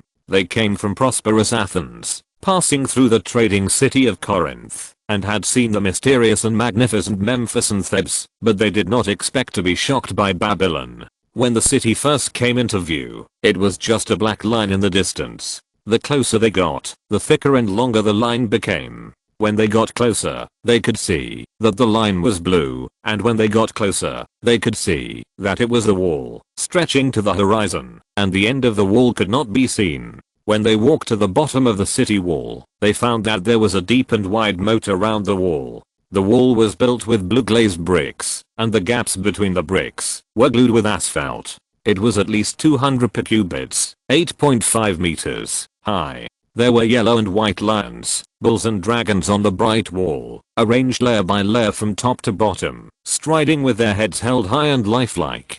The guide of the caravan told them that the wall was 120 furlongs, 22.2 kilometers long, and there were 3 other identical walls.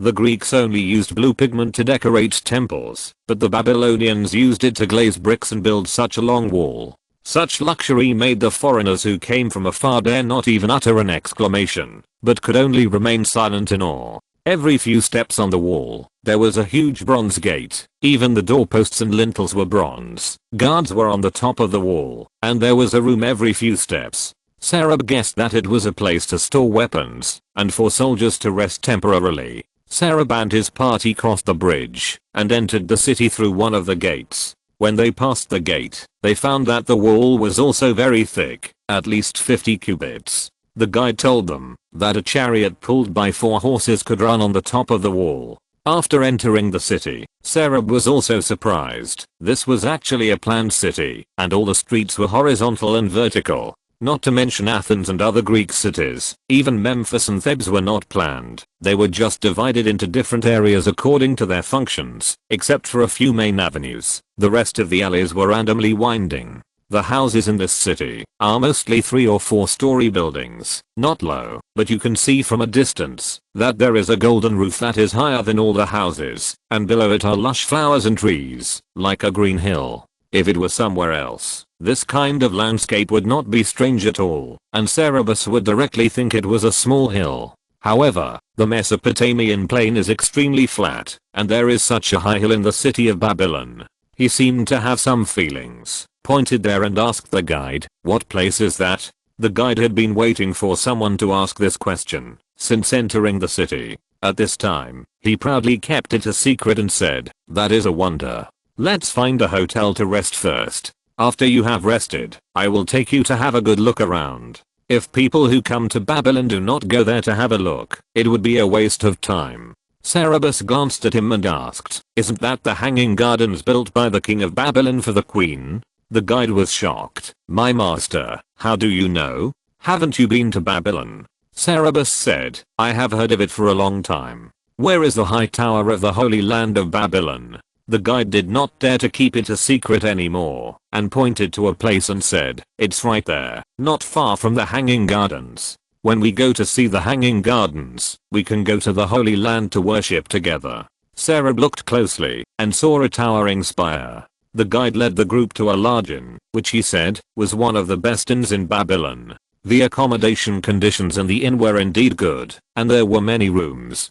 Sarab's group of hundreds of people and dozens of large livestock could all stay there easily without having to disperse to other places. However, after Sarab settled in, he found that many people in the inn paid special attention to him, especially after he washed off his dusty clothes. He would attract many greedy and covetous eyes, no matter where he walked out of the room, like meat on the scale. Sarab was alert and kept company with several trusted guards. He also found that there were many young men about his age in the inn. They were all handsome and well dressed, but they did not look like free men. He asked someone to secretly keep an eye on the guide and sent someone to inquire about the news. His employee was very capable and soon found out what was going on. The Babylonian governorate was purchasing 500 eunuchs to be paid as tribute to Darius, the king of Persia this year. Many slave traders who heard the news lived in this inn, and those young men were their cargo. End of this chapter. Thank you very much for reaching the end. Don't forget to like.